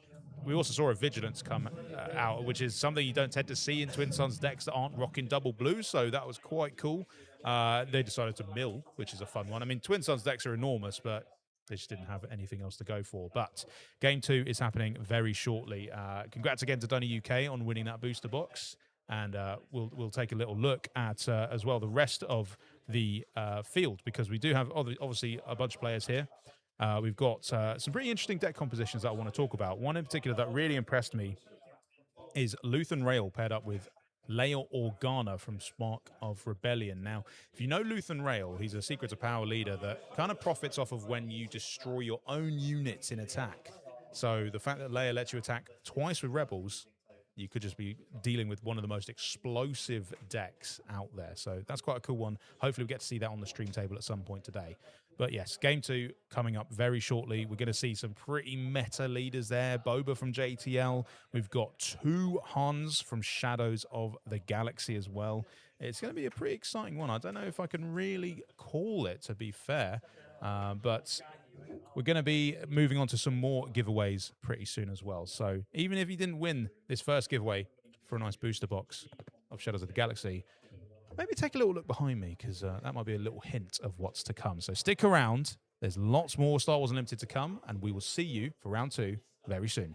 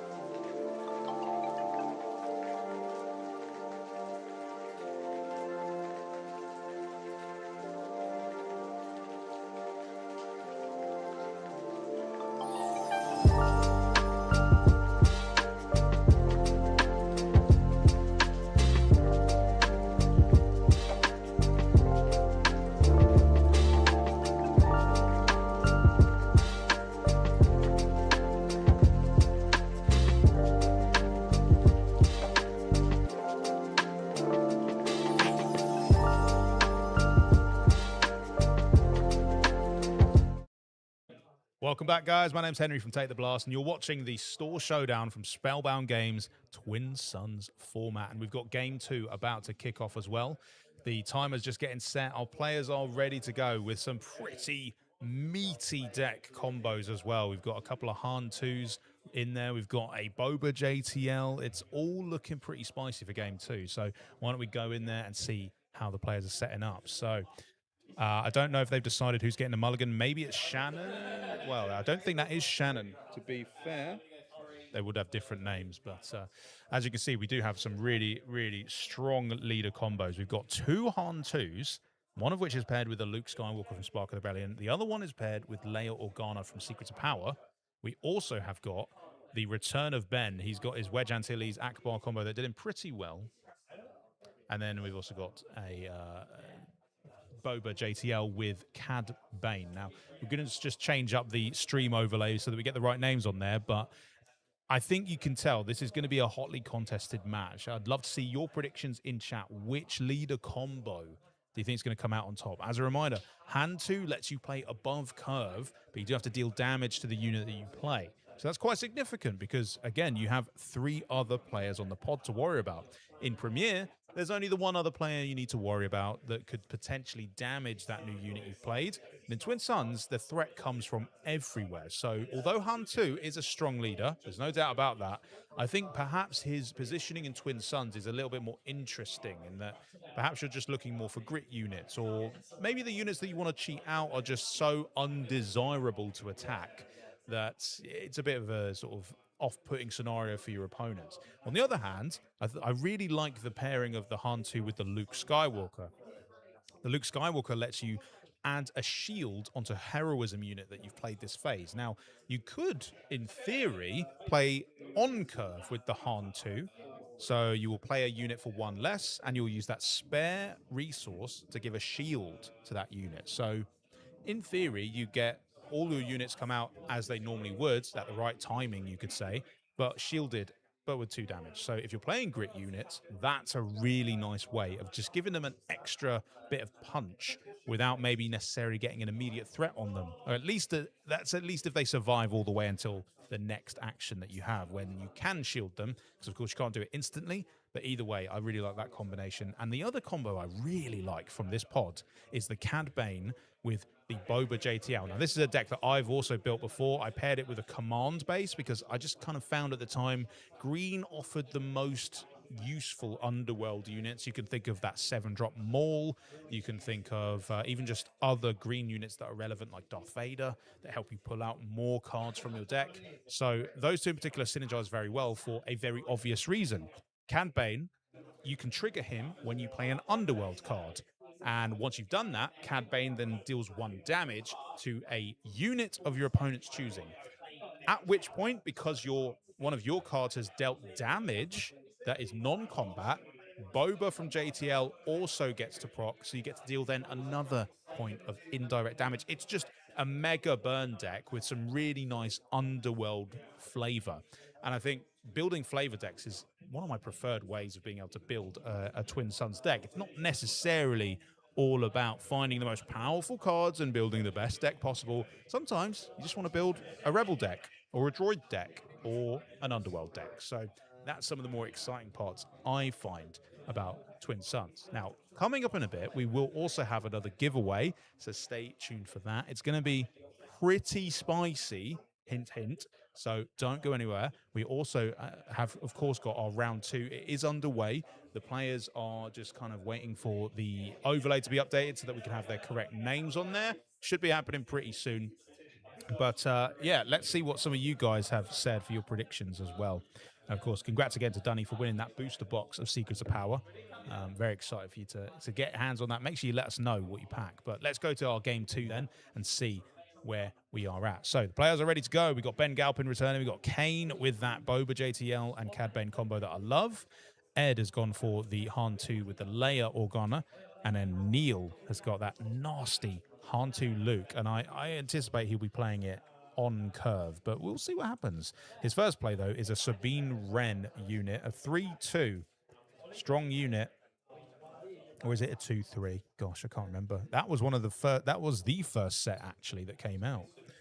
It looks like Ben's just taken the initiative. Meanwhile, Kane is playing a Bazine. He's elected to look at Ed's hand. He can discard from it if he wants. He's just having a think. What does he want to do? Of course, if he does discard, then Ed will get to draw, which might be less desirable. He does get rid of a Red Squadron A-Wing.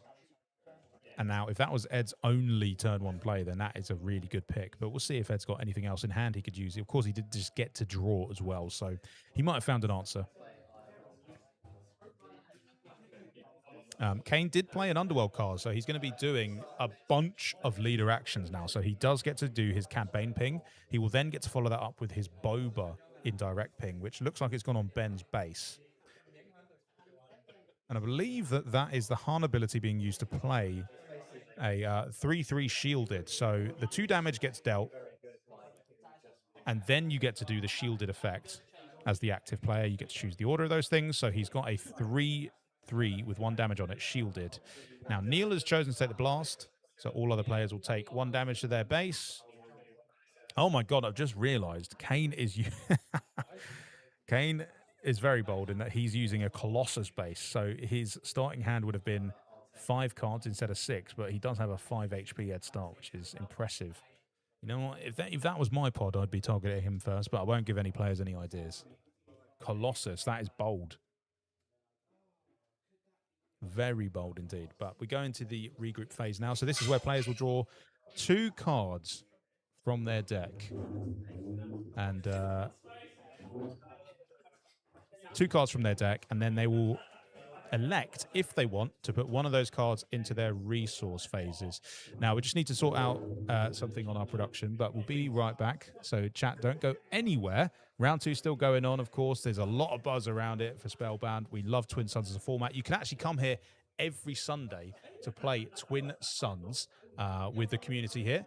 They absolutely love it. They also have singles available as well. So if you're looking for any cards to add to your Twin Suns deck, your Premier deck, or you need a showcase that you're just really dying for, they are, of course, stock tons of Star Wars Unlimited singles as well. So it's all you could really ask for from your local game store when it comes to supporting Star Wars Unlimited. And this is just the beginning. This store showdown is just the first of many things that Spellbound have in store for 2026. So you should check out their website, check out their events. They also, of course, do loads of other games too, so I won't have to name them. But we're going to go back to game 2 now. I think they're ready to rock and roll, and we are in. There's a lot of tokens there. I mean, this might be the best. This could have been the absolute best card ever played that I have no idea what it would be, and it allows you to put loads of damage and tokens everywhere, but I don't think that's the case. So we'll just let them clean up a little bit. But yeah, so as a reminder, I believe Ben just took the initiative immediately. Followed up by Kane playing a Bazine. He discarded that A-Wing of Ed's. Ed then followed it up with the Outlaws, 3-3 shielded, but he played it with the Han ability so that he could play above curve. So it's a 3-3 shielded, but with 2 damage on it. And Neil also played a Sabine, which did get a ping from the Cad Bane ability, followed up with 1 bit of damage done via the Boba JTL ability on Ben's base. And then Neil took the blast, which meant 1 point of damage to every other player's base. So currently, as it stands, Kane is in the lead because he very boldly decided to use Colossus as a base, which is certainly a choice. I've never thought to use Colossus myself. But hey, more power to him. Hey, it could be the difference. I mean, 5 HP head start. If it were me, I'd be targeting him.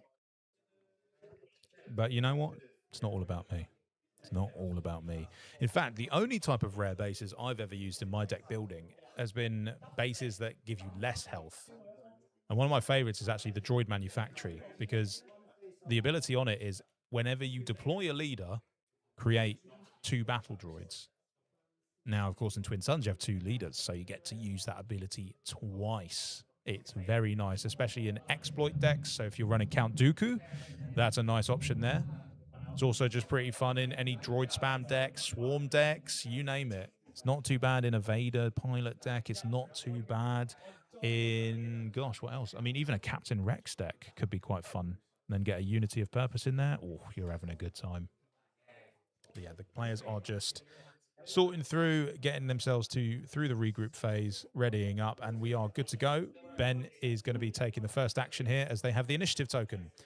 And Ben did a very good job of convincingly winning the previous game that we saw on the stream table. Looks like they're playing, I want to say that that's the Blue Squadron X-Wing. I want to say, which I think you deal damage to it, don't you? Or rather, it can deal damage to No. God, there's just so many cards in the game now, which is something I love. The fact that Twin Suns is an eternal format means that all the cards that get added, they never rotate out, so you can always make some pretty crafty decks with older cards that your opponents might have totally forgotten about. Now, Kane has decided to swing in with Bazine, hitting, I believe, Ed's base.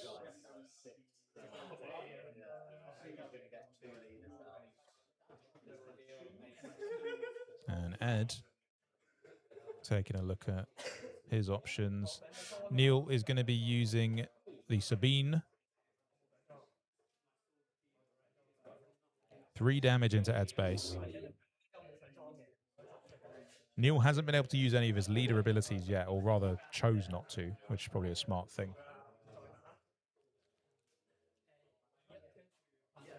So yeah, that was the, that's the Red Squadron X-Wing. So when played, you can deal 2 damage to the unit, and if you do draw a card, it looks like Ben didn't decide to use it. While we sort out the picture for you guys, let's have a little chat about the upcoming set of Star Wars Unlimited, which is a lawless time. Of course, you can grab all of those products here from Spellbound Games, but in particular, there's been a few card reveals that have really excited me when it comes to Twin Suns. One of those is a leader, and it's a leader that I think would pair really well with Luthen Rail. I wonder if any of you guys can guess who it's going to be. Let me make sure I get their text correctly. I'm going to look them up on SWU. It's a website that I love using for building Twin Suns decks and just cataloging my collection. You can check it out. Most of you probably know it. But yeah, okay, so Jyn Erso. Unbelievable combo potential, in my opinion, with Luthen Rail. So Jyn Erso is a new leader that was revealed for a lawless time.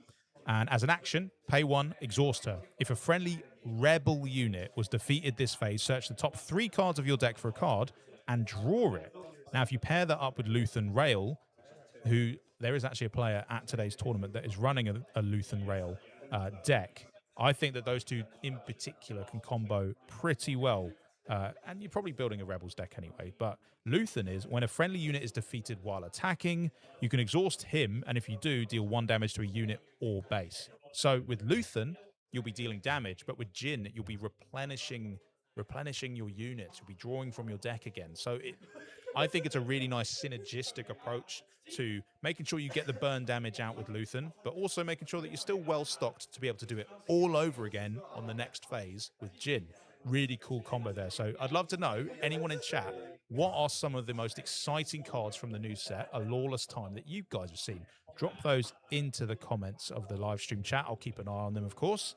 But yeah, that is a very exciting thing. But also something that I think is incredibly exciting for 2026 is Twin Suns pre-cons. Yes, it's finally happening. It's something that we thought would be happening. We always wanted it to happen. And now they are going to be a thing. And there are 4 to choose from. Details on when they're going to be releasing is still to come, but very fun and very exciting. Now, let's jump into game 2 again and see how the players are getting on. Quite a lot has happened. We've got a Hera Syndulla down there on the board for Neil, shielded up, which is pretty nice.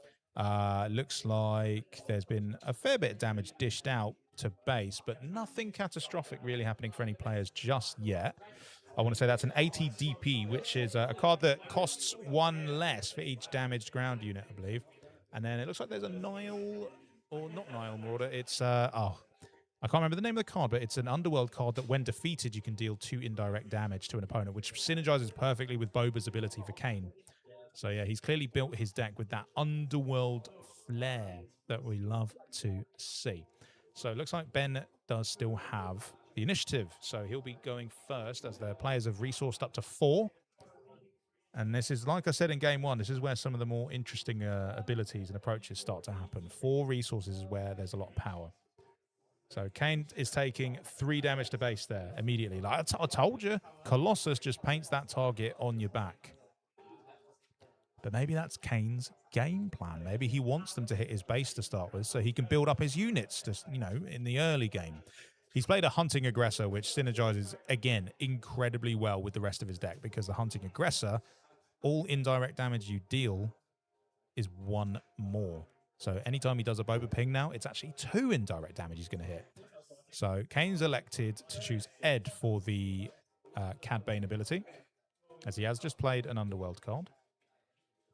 So Ed has put the 1 damage on the ATDP Enforcer. And now with the Boba ability, Kayn will get to deal 2 indirect damage. Now, where's that going to go? It's going to go to Ben. So Ben has the choice of putting 2 indirect damage on his unit or his base. Or 1 on each. Up to him. But he does have to deal 2. And he's thinking about it going onto the unit. Is he going to put all of it on the unit is the question, though. Does put it in a slightly precarious position.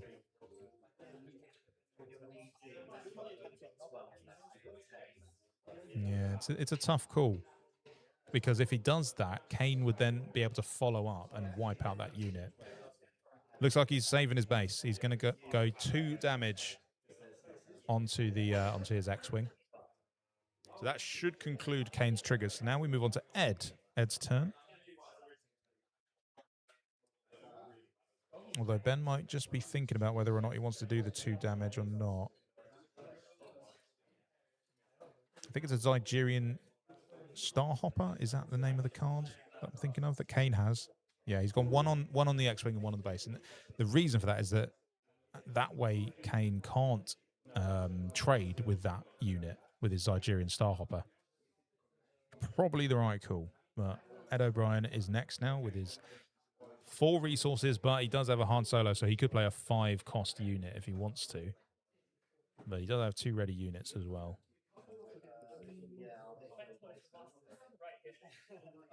Yeah. It's tricky for him because of the 2 damage already on his no longer shielded unit. He kind of needs to use that first. It's 3 straight to Kayn. I think Kayn might have angered the pod a little bit. I think that's an Orzatuk Liberator, and it's got Ambush as well. He's going to be ambushing into Kayn's Hunting Aggressor. So they'll both deal 3 damage to each other. Both survive, though. Now it's back to Ben. 4 resources to play. Could use his Wedge ability to sort of shore up his X-Wing. He could use his Akbar ability to tap someone out a bit. It's quite a fun deck. I really enjoyed talking to Ben earlier. You can catch that in between game 1 and 2. We had a little interview with Ben. What he's gone for, looks like that's the Clone Commando Squadron, I believe. Or Clone Squadron. Which, unbelievable card, especially if you're playing like a Rex Unity of Power deck or a Darth Vader JTL deck. But that is a card that gets a +1/+1 for each other friendly vehicle unit. So I believe it technically then comes in as a 4/4. But it could spiral out of control, especially with Akbar creating X-Wings for you. Now, Kayn's got some decisions to make. He's got his Zygerian Starhopper. He could trade with the Orzatuk. He could just go for base.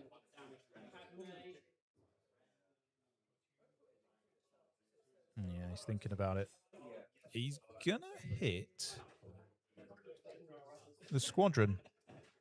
Now, while his Zygerian is dead, he does still get the when defeated trigger. So he gets to deal 2 indirect damage to a player. Oh, sorry, no. 3 indirect damage to a player because of Hunting Aggressor. Nice.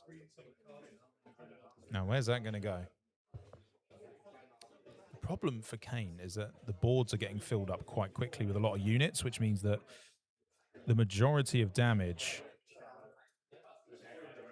will be probably soaked up by units and not really going to base, which is normally the more efficient way of using indirect damage, but lacking any ward clearing options, that's sort of all he can go for. He's dealt it to Neil. Neil's put 2 on his Hera. And then he put the rest on his base. Probably makes the most sense. Hera is shielded, so for now it's still tricky to get rid of. Now Ed's turn. He's got his ATDP ready. I believe it has Overwhelm. And it deals 3 damage on the ground. So it might be a decent target in Sabine. Trading with, I don't even think it would trade necessarily. A few good options though. Love, by the way, them Grogu sleeves. Top choice by Kane. I'm not normally an art sleeve kind of guy, but something about them.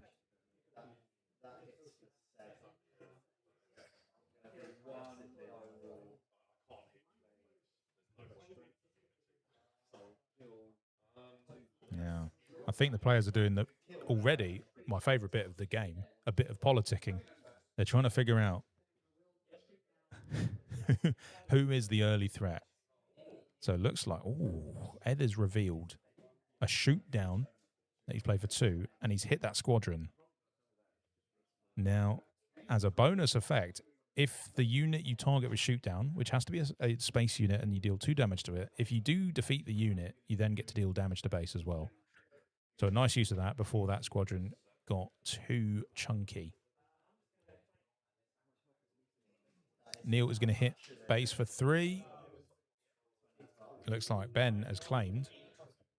And Kane, no resources left, but he does have a ready Bazine.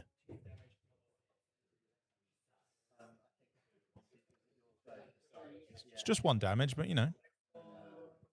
every little helps. This pod's doing a very good job of keeping each other in check, I would say. Very, very similar base health. No one really getting able to storm ahead with units. It's quite balanced. I like it. Keeps it even more. The potential for a real cluster. Oh! Now that is an immense Twin Suns card. If you don't recognize it, first off, it's an absolutely gorgeous artwork. Secondly, if you think it's good in Premiere, wait till you see what it can do in Twin Suns. So that was the Eye of Aldani. And it's absolutely brilliant in Twin Suns. It overperforms, I would say, in Twin Suns because it has that magical word that I love to see on cards, each. So let's have a read of it. At the start of the next action phase, for each enemy unit, its controller must pay 1 or exhaust that unit.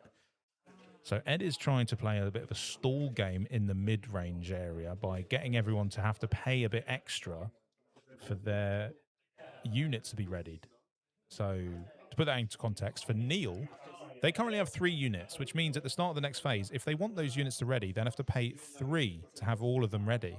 And that obviously puts a big dent in your sort of game plan and your curve. Of course, you could just say, you know what, I don't want any of my units to ready. I'll keep the resources, but yeah, it's very interesting. Powerful card, and it only costs 1 as well. Kane has taken the blast token. So it looks like the plan is still available.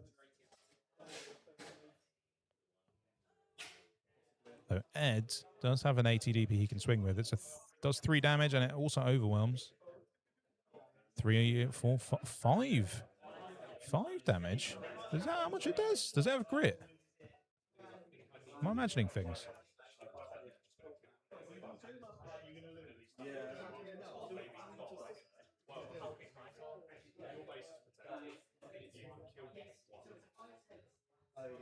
It's a 3/4. I don't know why it did 5 damage. Must have missed something. Oh, I see. Yes, he's been giving... I see. He's been giving experience with Leia to the ATDP, and that's actually why it deals 5 damage currently. And previously, he only revealed the Eye of Aldani, but now he's actually playing it. So yeah, that is excellent play, I have to say, from Ed. He's just showing the threat of you're going to get an Eye of Aldani at some point. Be prepared.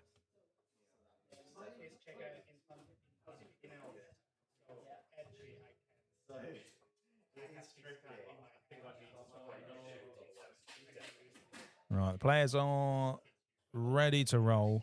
I wonder how many of them are going to actually ready these units. So for Neil, he'd have to ready.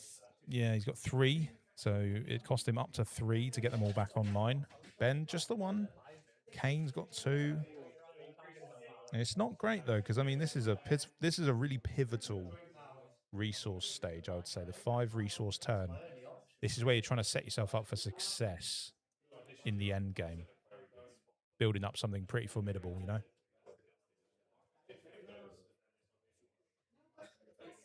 Yeah, it's a tough call. These are the decisions that you really just have to think about.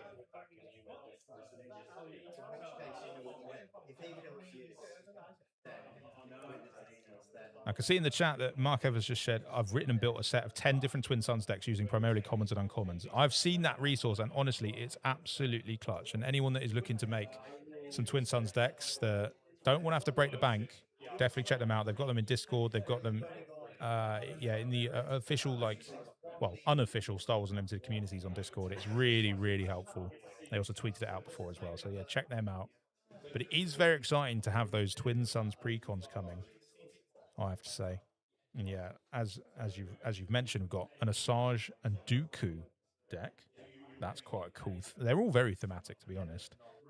Maul and Savage, very nice, especially with that Shadow Lord trailer that dropped the other day. I haven't watched it myself because I don't want any spoilers. There's an Anakin Padme if you're into your romance. And then there'll also be an Ahsoka Rex, which as we saw, Shannon piloted a Ahsoka Rex deck in game 1. And while it won't be the exact same leaders, it sounds pretty beefy. So Ben's kicking off. He has readied 1 unit. And he's going to play... Oh, who is that? I recognize them. I think it's Yularen. They've played a Yularen. So he has to choose a keyword, and basically from that point on, vehicles will have that keyword on his side of the board. Strong card for him. I mean, he can choose from things like Grit, Sentinel, Restore. It's pretty flexible. The problem is, though, that it doesn't really have much to protect that Yularen with on the ground at the moment, so it might not last all that long, but we'll see what happens. Kane, on the other hand, is going to play Lady Proxima, and this is possibly one of the most important cards in the Underworld trait, because this is where it starts to spiral. So for Lady Proxima, she's a 0/4, I believe. Anytime you play an Underworld card, you can deal 1 damage to an enemy base. So you imagine this is the burn deck of all burn decks, because you're going to get the Cad Bane ping, the Boba ping, the Proxima ping. So much pinging. So with Cad Bane, Kane selected Ed, who's going to put the damage on the ATDP. With Boba, he gets to do 2 damage because of his hunting aggressor. And that's 2 indirect damage, to be precise. And it's going on to Neil, it looks like. 1 on base, 1 on Sabine. Although I believe, interestingly, this doesn't happen to most players, but I believe Sabine cannot currently be attacked because Ed has got 3 unique aspects among friendly units, or other friendly units. He's got the cunning and the heroism on the Orzatuk, and he's got the vigilance on the Hera. That's always fun. You never get to see Sabine like that. All right, it's Ed's turn now. Does he have a bone to pick with Kane for making him deal some damage? Or is he going to look elsewhere?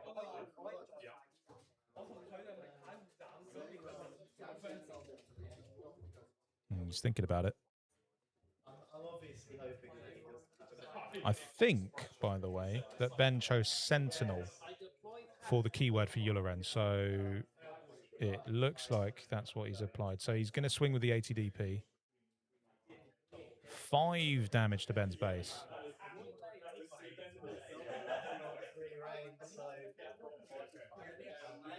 Now it's over to Neil, who decided not to ready any of his units.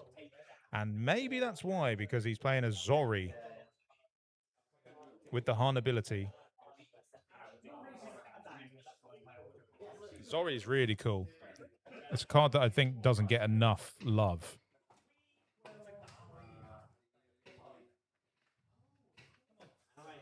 Wow, Ben is going to deploy onto Wedge. Or Wedge onto the X-Wing, rather. It's building up a little beefy Space Sentinel, I would say.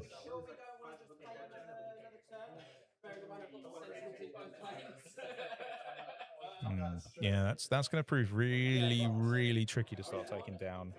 Ideally, you have something that just defeats upgrades to help you out, but I don't know if anyone's going to have enough interest in being the one that does that. Because the problem is, you could be the one that does that, but unfortunately, then you are out of, or you'll be unlikely to have resources. All right, Kane is going to play an IG 2000 from JTL. Prestige variant as well. Very nice. So with that IG, he gets to deal 3 damage spread across 3 units. And of course, the Lady Proxima will also proc. So he's going to deal 1 damage from Lady Proxima's ability to Ed's base, 1 damage to Ed's 3/3 unit, 1 damage to Ben's unit. And is he going to do another one? Yeah, he's eyeing it up. He's just not sure if he should go for Neil or... No, he's going... Oh, wow. He's going to go again into the ATDP. But doubling down on Ed. Harsh. IG 2000, a great card. Really powerful for Boba, really powerful for Cad Bane. This is what I'm seeing from Kane's deck. It's incredibly well tuned to maximize the potential of that underworld trait. Oh wow, we're seeing a Han deploy from Ed O'Brien. So Han now, he can use that action to play cheaper units as much as he likes any turn. Neil is going to use the Luke Skywalker leader ability for the first time this game. They're going to add a shield to Zori Bliss. Zori, as a reminder, on attack, you may draw a card from your deck, and then at the regroup phase, you have to discard a card. So pretty nice way to filter through your deck. Now, Ben has got a big decision to make. What do they do with their piloted leader? Significant amount of damage they can dish out. And I have a feeling I know where it might go. I would guess it's going Kane's way, but... Let's see. Yeah, that's right. Always trust me. I know exactly what's going on, guys. Oh, I see. Okay, so he's done Restore 1. So actually, he must have chosen the Restore 1 keyword from Yularen.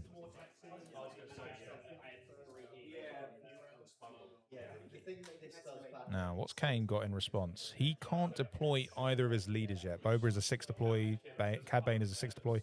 I think he's taking the initiative.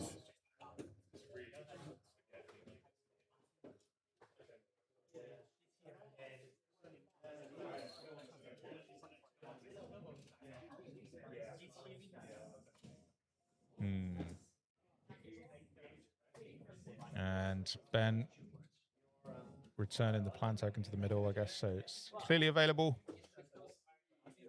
Has Kane taken the initiative, or maybe he's just having a think? Trying to decipher what he's got in his hand.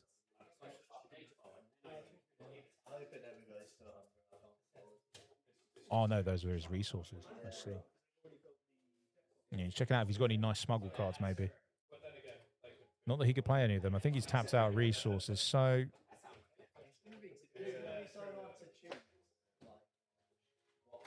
I mean, he's got quite a well-tuned up board, and he's obviously got 2 good options to deploy Boba onto next phase, but he doesn't have any like haymakers right now, and I'd be really concerned about the Han Solo that's ready to attack, but also, yeah, and there it goes. 3 damage onto Yularen. The next Han Solo comes down, so we've got 2 Hans. Ben's going to take the blast. 1 damage to each player's base. Oh! Now, I believe that that is punishing 1 from JTL, which is a very, very powerful vehicle. So it can deal 1 damage, I believe, on attack. And it has raid 1 for each damaged unit. And as you can see, there are a lot of damaged units out there. It is like War Juggernaut in space. I'm going to count them. 1, 2, 3, 4, 5, 6, 7, 8, 9, 10. It's got raid 10. Oh my God.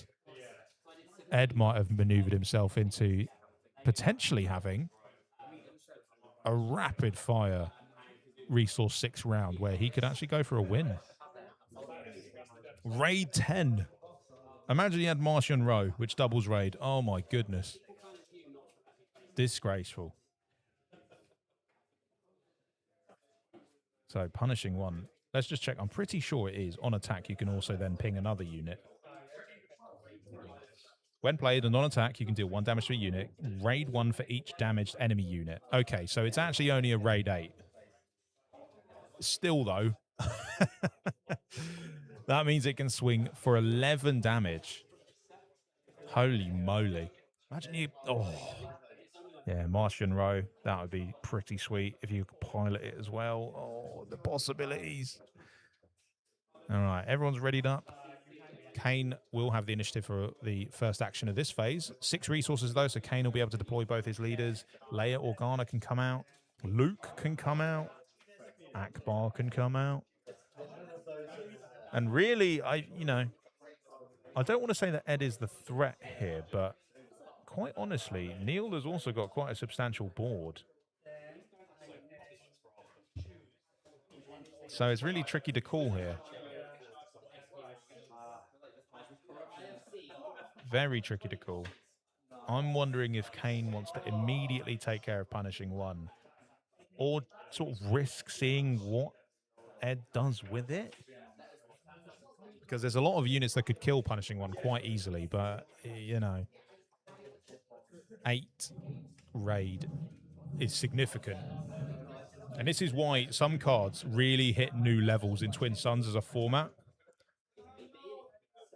War Juggernaut, punishing 1. Anything that says each on the card is game changer in Twin Suns format. Cards that you previously might have written off in Premiere, they just suddenly hit new heights in this format by way of there being an increased number of enemy units, increased number of opponents. Yeah, Kane's having a good look at punishing 1 before he decides what to do.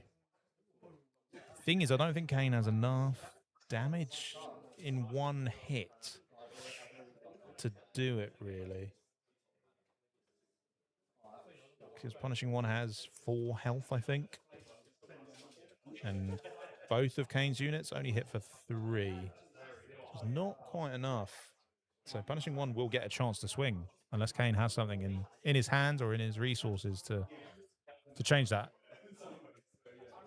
Oh, is he gonna do it? Is he gonna do it? He's thinking about it. He's thinking about deploying Boba Fett. Now, he's got 3 options for this.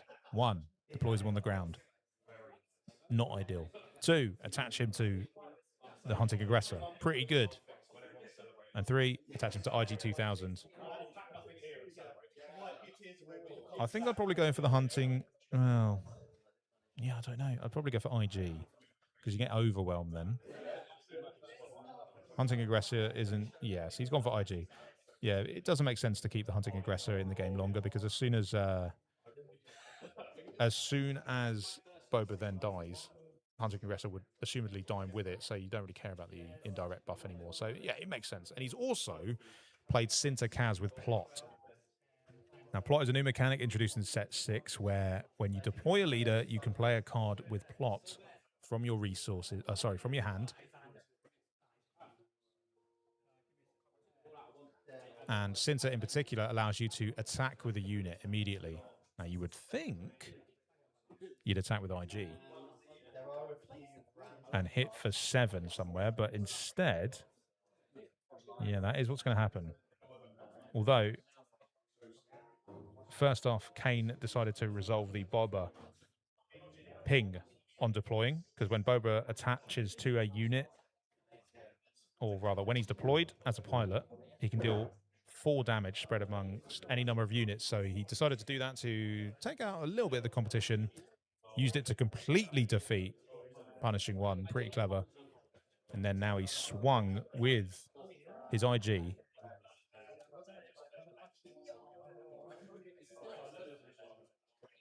I think what he did actually was, this is very clever. He spread out the damage a bit more, and then he used the Sinter Kaz trigger to swing with IG into Punishing One, so that he then dealt overwhelm damage to Ed's base, rather than dealing 7 flat damage to someone's base, which, yeah, makes a lot of sense.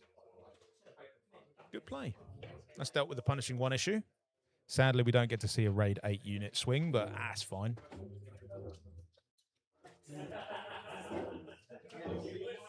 So now it should be over to Ed's turn. See how he wants to respond after that battering he just received that cleaned out 2 of his units. Tough board to navigate this, I would say.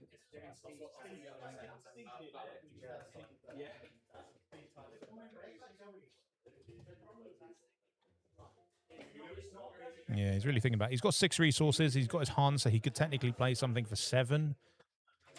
There could be some good options in the 7-drop region. You know, it'd be nice to play a Keller and Beck. It'd be nice to play potentially a Luke Skywalker.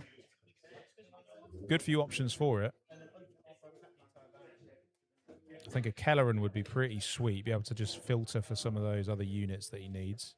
Get the most bang for his buck.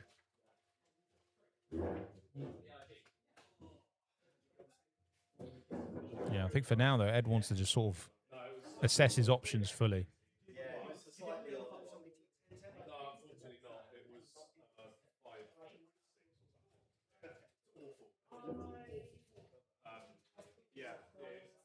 Yeah, tough choice.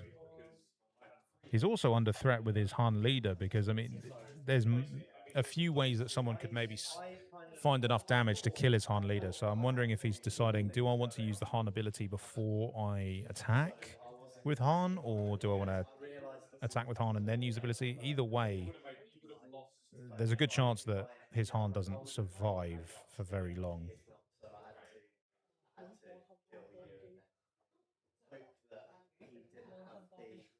But we'll see. We'll see what he does. Kane's having a look at his resources. I wonder if he does have any smuggle cards in there. Maybe that's why he keeps checking. Can't quite make out what he's got. So Ed is deciding to swing with Han. Into Neil's base. 3 damage there. And in response, Neil is going to use Zori Bliss and attack straight back at Ed with 4 damage. And, of course, the on-attack of being able to draw a card, which Kane was just having a look at. So he does need to discard a card at the end of the regroup phase. It's one thing he has to also remember to do, but it's a really nice way to filter your deck, especially in a singleton format. You might be looking for a specific card, and Zori will help you find it.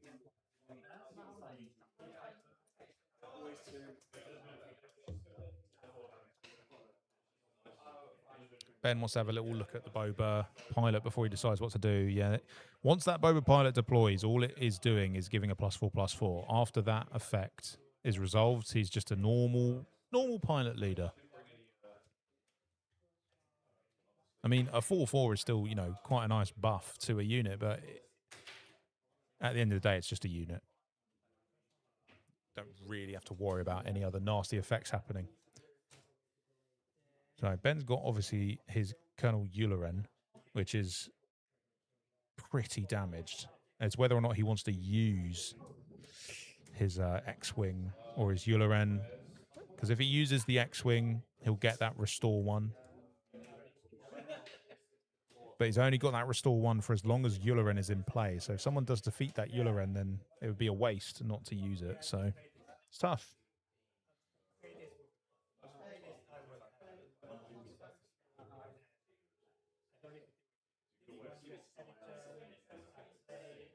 And he's really having trouble. He's going to go in with his pilot leader to kill the hunting aggressor, and he'll restore 1. He'll take back 3 damage onto his X-Wing.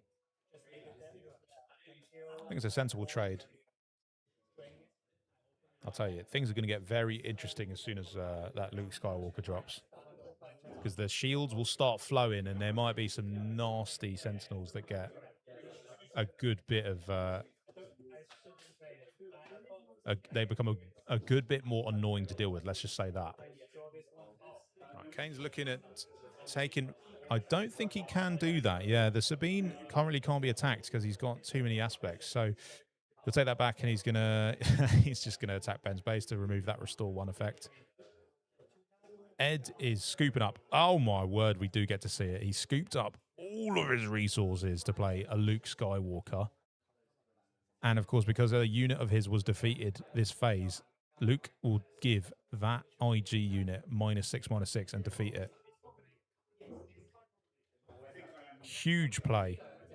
In one swoop, Ed has played a Luke Skywalker above curve, which, by the way, has restore 3. He's defeated a pilot leader. And I think it might have inspired Ben because, or Neil rather, because Neil was now just taking out Ben's pilot leader as well. Good bit of cleanup going on. But honestly, that Luke Skywalker has got to go. It's going to be a problem if it sticks around for too long.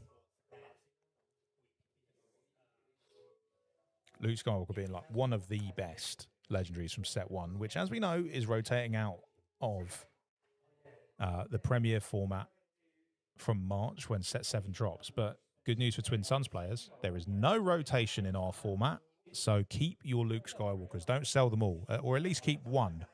You can use them in all your decks, because Luke will still be legal in Twin Suns format, and of course Eternal format, which should be pretty exciting. Ben has decided to play a Sentinel. Probably a good call, considering Luke can deal a massive amount of damage. He can deal 6 damage, and he also has Restore 3. And yeah, that Sentinel is a vehicle. So, of course, it also has Restore 1. Looks like Kane took the initiative, I think. And Ed then decided to deploy Leia. Neil, I suppose, is going to be next. And he's eyeing up whether or not to deploy his Luke. It's a tough choice. This is quickly becoming a very flooded ground arena. He's going to attack with Hera. Where is it going to go? Lucky for him that Hera is still shielded, so he could decide to take out a unit somewhere if he wants. I believe Hera does, I want to say 2 attack. No, he's going to attack with Han instead. And he's going to hit, oh, it's interesting. He's going to hit the Sentinel. So he'll take back, I think, 3 damage. But he will deal 3 damage. So the Sentinel's nearly defeated. Back over to Ben.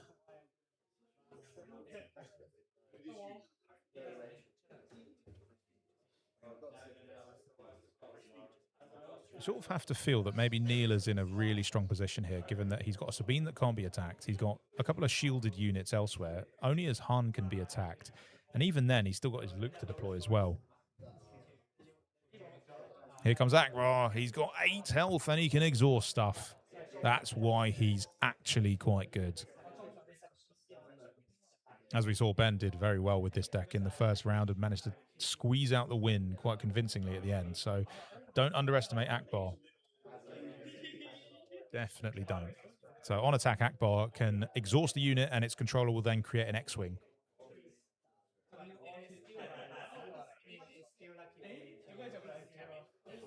He only does 2 damage, but I mean, that effect in itself, as Ben rightly pointed out, sometimes you only want it, really, because you can turn someone's big unit offline. And I can see one that Ed's currently got that he might want to use it on at a later stage, you know. That Luke Skywalker never gets to swing. That's probably a good thing for the rest of the table.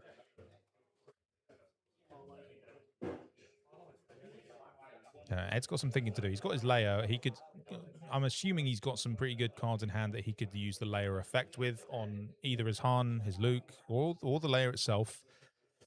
Ideally, he needs to have a single command card. So yeah, he's going to swing with Leia. And he's going to reveal... Oh, okay, he's got a... Looks like a Clan Challengers, which I believe is a 3-6 with Raid 3 and Overwhelm. And he's put the XP onto Leia. So that Leia does hit for a good whack. I think that must have been 5 damage onto Neil's base. Neil will swing with Hera onto Ed's base and restore 1.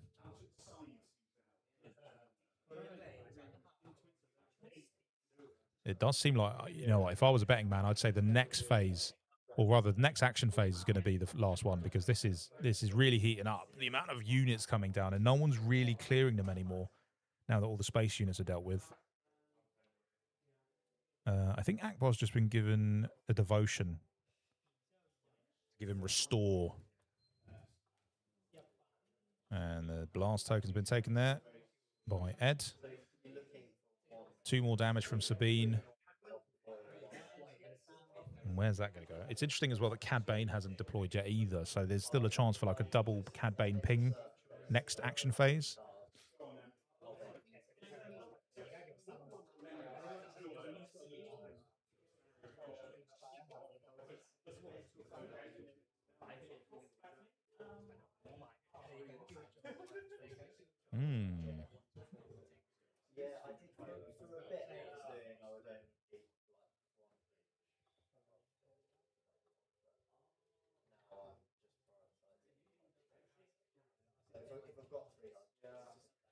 I guess it is Ben's turn now then. I guess Neil actually decided to trade with that Sentinel instead.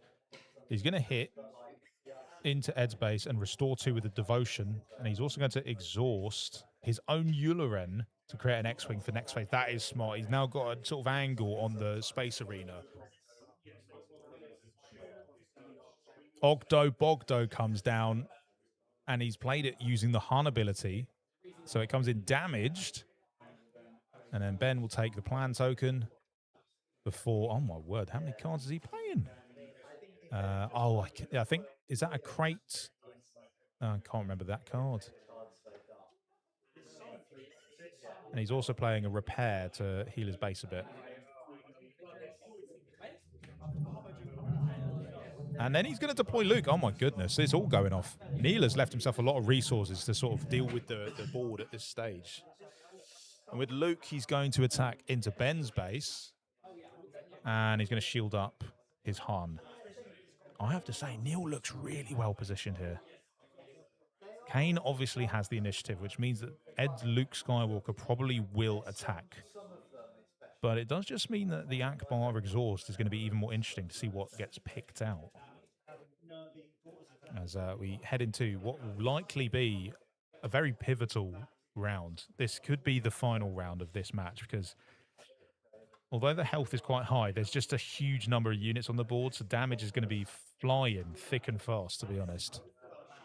I think I have to feel a bit for Kane. He sort of has the least threatening board, I would say, especially in comparison to a board that has the likes of Luke Skywalker, Leia Organa, or the Ogdo Bogdo, the Luke. It's just, there's a lot to deal with, and the plus side for Kane is that he does still have his Cad Bane leader deploy,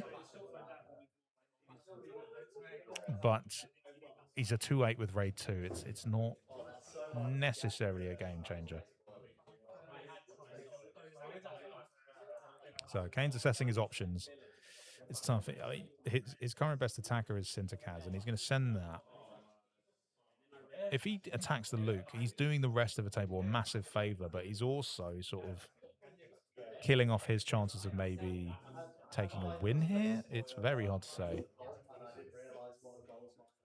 So, I mean, he could send Sinter into Luke and they would trade, but I don't know if it's an ideal outcome for Kane. I don't think it helps Kane win.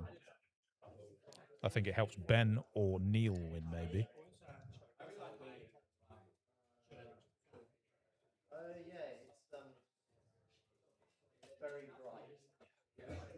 Yeah, Ogdo Bogdo is a class card. Set 5 is when they introduced a few characters from Star Wars Jedi Fallen Order, and yeah, I was really glad to see Ogdo made the cut. They also had a Cal Kestis leader. They introduced the Stinger Mantis card. We also had some BD1 card. Okay, so Kane is playing what looks like Aura Sing, which is hidden with Raid 2, and it's a 1/4, and it is an Underworld unit, so he will get to trigger the Cad Bane, followed up by the Boba Fett ping as well. But again, it just doesn't really have an immediate impact on the board. But we'll see. It's at least a cheap card, so he didn't have to use too many resources to make that happen. Ben is putting the indirect damage onto his X-Wing. Or rather, no, he's putting the Cad Bane damage onto his X-Wing and the indirect damage onto his base. So now over to Eds, who I imagine will want to be swinging with that Luke Skywalker. But whether he goes for a base or whether he goes for a unit to take down, that is up for debate. Either way, he definitely wants that Restore 3. So yeah, he will attack with Luke into Ben's base, putting some pressure on him, restoring back up. Followed up by Neil, swinging Ogdo Bogdo.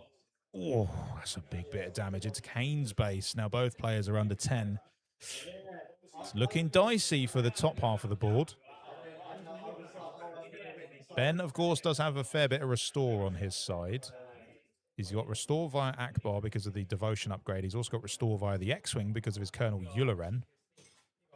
But I assume he's going to want to attack with Akbar and exhaust a problem unit. The thing is, I don't know what is the problem unit anymore. There's so many. Maybe the Luke leader, so that there's no more shields added. Maybe the Leia, so that Ed doesn't get to add more and more experience tokens. I don't know. It's hard to call. Could even be the Cinta, really, because, I mean, that's 5 damage as well. A lot of threat on the board. It's very hard to choose.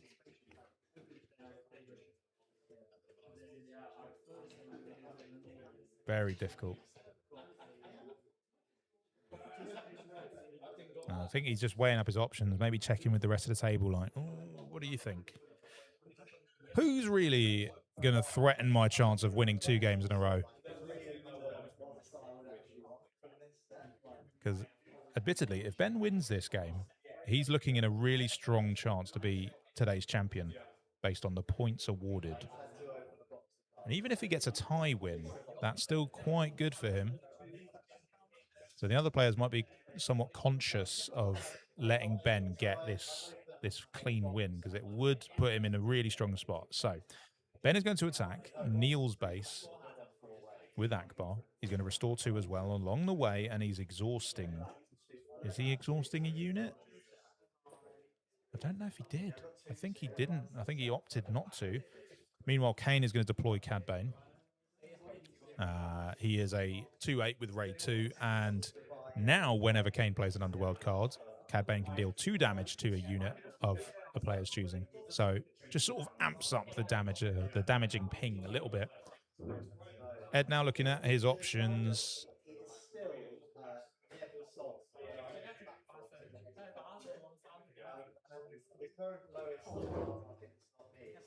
He's got 7 resources. He still has Han Solo down. He could play an 8-drop. There are some pretty good 8-drops in Twin Suns that can really help you in the last bit. There's one in particular I'm thinking of that I think would all but seal this game. But Ed kind of needs a player to be eliminated before he gets to play it. And it's whether or not he's got enough on his own to sort of maneuver into that position before he plays something like a redemption. So we'll see.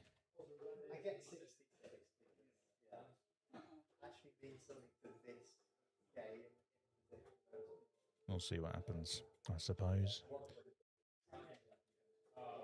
Yeah, it's a tough one to call because he can't necessarily go again into Kane's base right now, because that just offers the win to Neil potentially. Similarly, he can't really go into Ben's base because that could, Neil may well find a way to be able to deal enough damage. So you may be better off just playing a stall card out, or potentially even just hitting into a unit for now. Yeah, it's unfortunate that Neil goes after him, I would say. Because Neil's got so much firepower. He's got so many actions left to take with the amount of ready units he has, that it's definitely disincentivizing Ed from going into a base, I would imagine. But so he's going to swing into Neil's base. I suppose he's thinking, you know what, no one else can deal with him in one go. So in response, Neil is going to attack Ed's base and restore with his Hera. Oof, it's awfully tight there, isn't it? Awfully tight.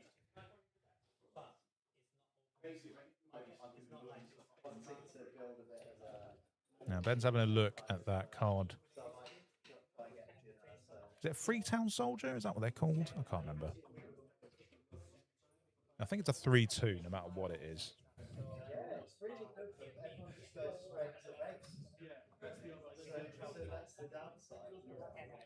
Yeah, with that, he's basically trying to figure out probably what is the maximum damage output Neil can do. Can Neil close this game out this phase? Even though he's, lagging behind in the HP right now, don't forget, whenever you eliminate a player, you heal 5 damage to your base. So it could be a case that he's worried that Neil might still find a way to sneak into pole position and nick the win from underneath Ben. But of course, none of that matters until a player is actually defeated. We don't enter the end game until that happens.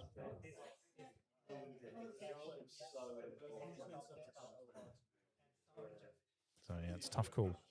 He's got his Yularen, which wouldn't do much, and he's got an X-Wing that could hit for 2, but it also restores 1, and there's no other targets in space, there's no other Sentinels in space, so it's got free reign to hit a base with that. He's going to spend 3 resources, it looks like, and he's going to play... I believe that was a Waylay. So he sent that that little rebel back to Neil's hand. So he's removed a little bit of damage off the board for this phase, at least. Now, Kane does have a lot of options. He's got a fair amount of his resources left. He's got 4 ready units that he can attack with. He's going to spend 2 to surprise strike. Oh, my goodness. Now, that is huge. Surprise strike with Cad Bane into Neil's base to defeat Neil. Heal for 5. And now Kane has just got to ride out a storm from Ben and Ed. So Neil's cards are removed from the game. And this will be the final phase. Can Kane hold on? He's got a 3-point advantage. What a perfectly timed surprise strike that could end up being. Now, I would say, perimeter ATRT. Big Sentinel comes down.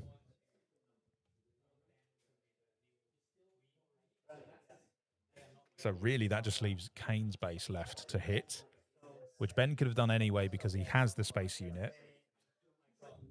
And really, Kane is the obvious option to hit because Ben can't win if Kane's still got more health than him. Same for that. So he's counting up his resources. I think he's trying to see, does he have what he needs to sort of pull off this last grab. Surprise strike. I honestly, I counted Cad Bane out.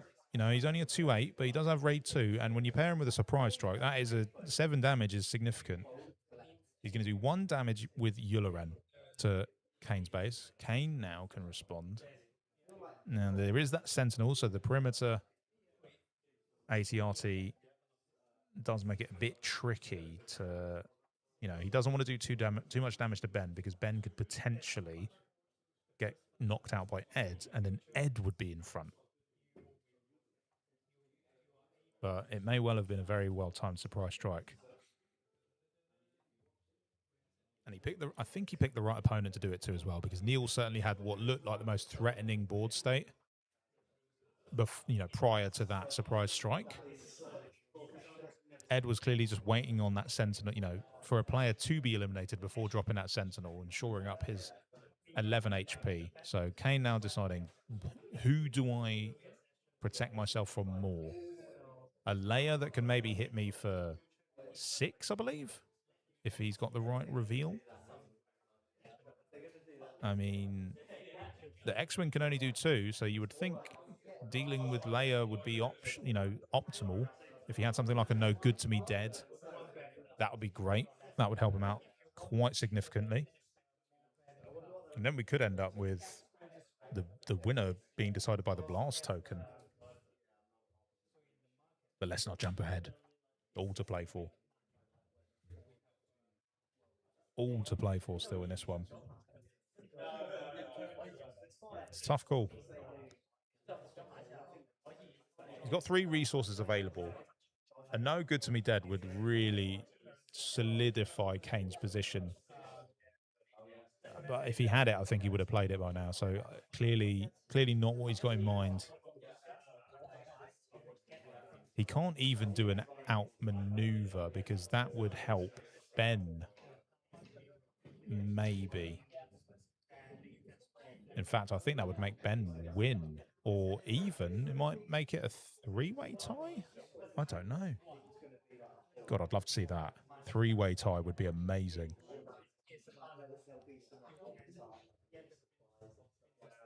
He's really carefully weighing up these options because, I mean, this is the stage of the game where crucial decisions happen that could really just ensure you win or make your plans crumble.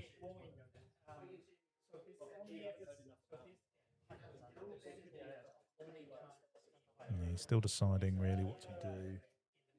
Scanning the board, checking the damage values, checking how much he's got to defend himself against.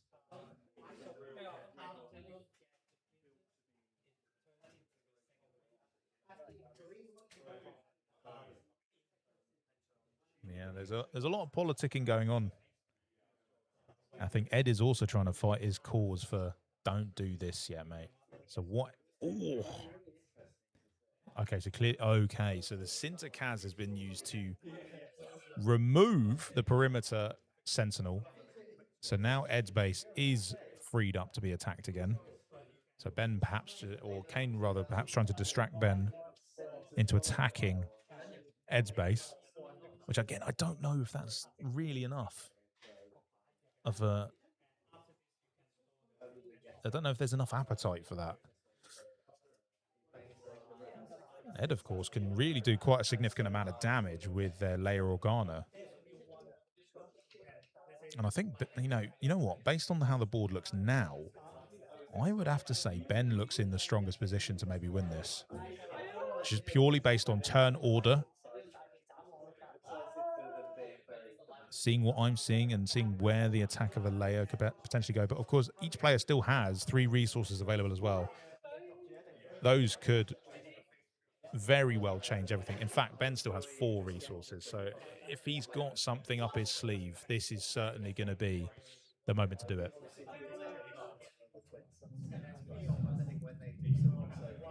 I think Ed is trying to do the maths in his head. He's trying to calculate, how can this go my way? What do I have to do? Who should I attack? What should I play? He's running all the calculations. He's trying to figure out in his head. He's going to hit Ben's base with Leia and really push him down. So Ben largely out of contention, I would say, now to win, barring any major plays. He does have the restore still from Yularen. He knocks Kane down.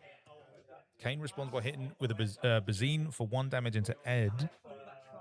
Now, realistically, unless Ed has got an ability to do damage, yeah, he should take the blast, because that at least puts him back into a tying position with Kane. So again, now it's... Oh, it's Smuggler's Aid. So Ben will heal for 3. Is there anything more, though? I mean, he's largely out of resources now. Kane needs to find a way. Yep, he's going to... Brilliantly, he's going to play Punishing 1, which will do 1 damage via the Lady Proxima to Ed's base, and that is game. No responses there. So Kane, with the underworld duo of Boba Fett and Cad Bane, takes down game number 2 and emerges victorious. Ed and Ben will share a point each, and unfortunately no points for Neil. But what a game. I mean, that was incredible. So we will be totting up some of the scores after our next break to see how the standings look going into our final round, round 3. But before we do that, why don't we talk about our next giveaway? Let's have a little look back here. One of these? Hopefully Hung won't mind if I give this away. Don't tell him. We're going to give away a Legends of the Force Carbonite Edition booster box. I mean, I wish I could win this thing. It feels heavy. It feels good. Might have a serialized in it. You never know. Here's what I think we should do. How about I want people in chat, in order to enter, you need to tell us what Star Wars character you'd like to see on a card that hasn't already been on one. There you go. Drop that in chat. We're going to pick a winner pretty soon during a break. But, of course, it'll be for one of these Legends of the Force Carbonite booster boxes. So it's a pretty sweet prize. Shout out to Spellbound for providing that for some prize and giveaway today. I'll pop that down there so it's nice and safe. Don't worry, no one's going to run off with it. Game 2 was huge. We're going to get the results of our round 2 pretty soon once we see who's really vying for those top spots for all those Queen Amidala prize cards. But we will catch you in just a few. Don't go anywhere.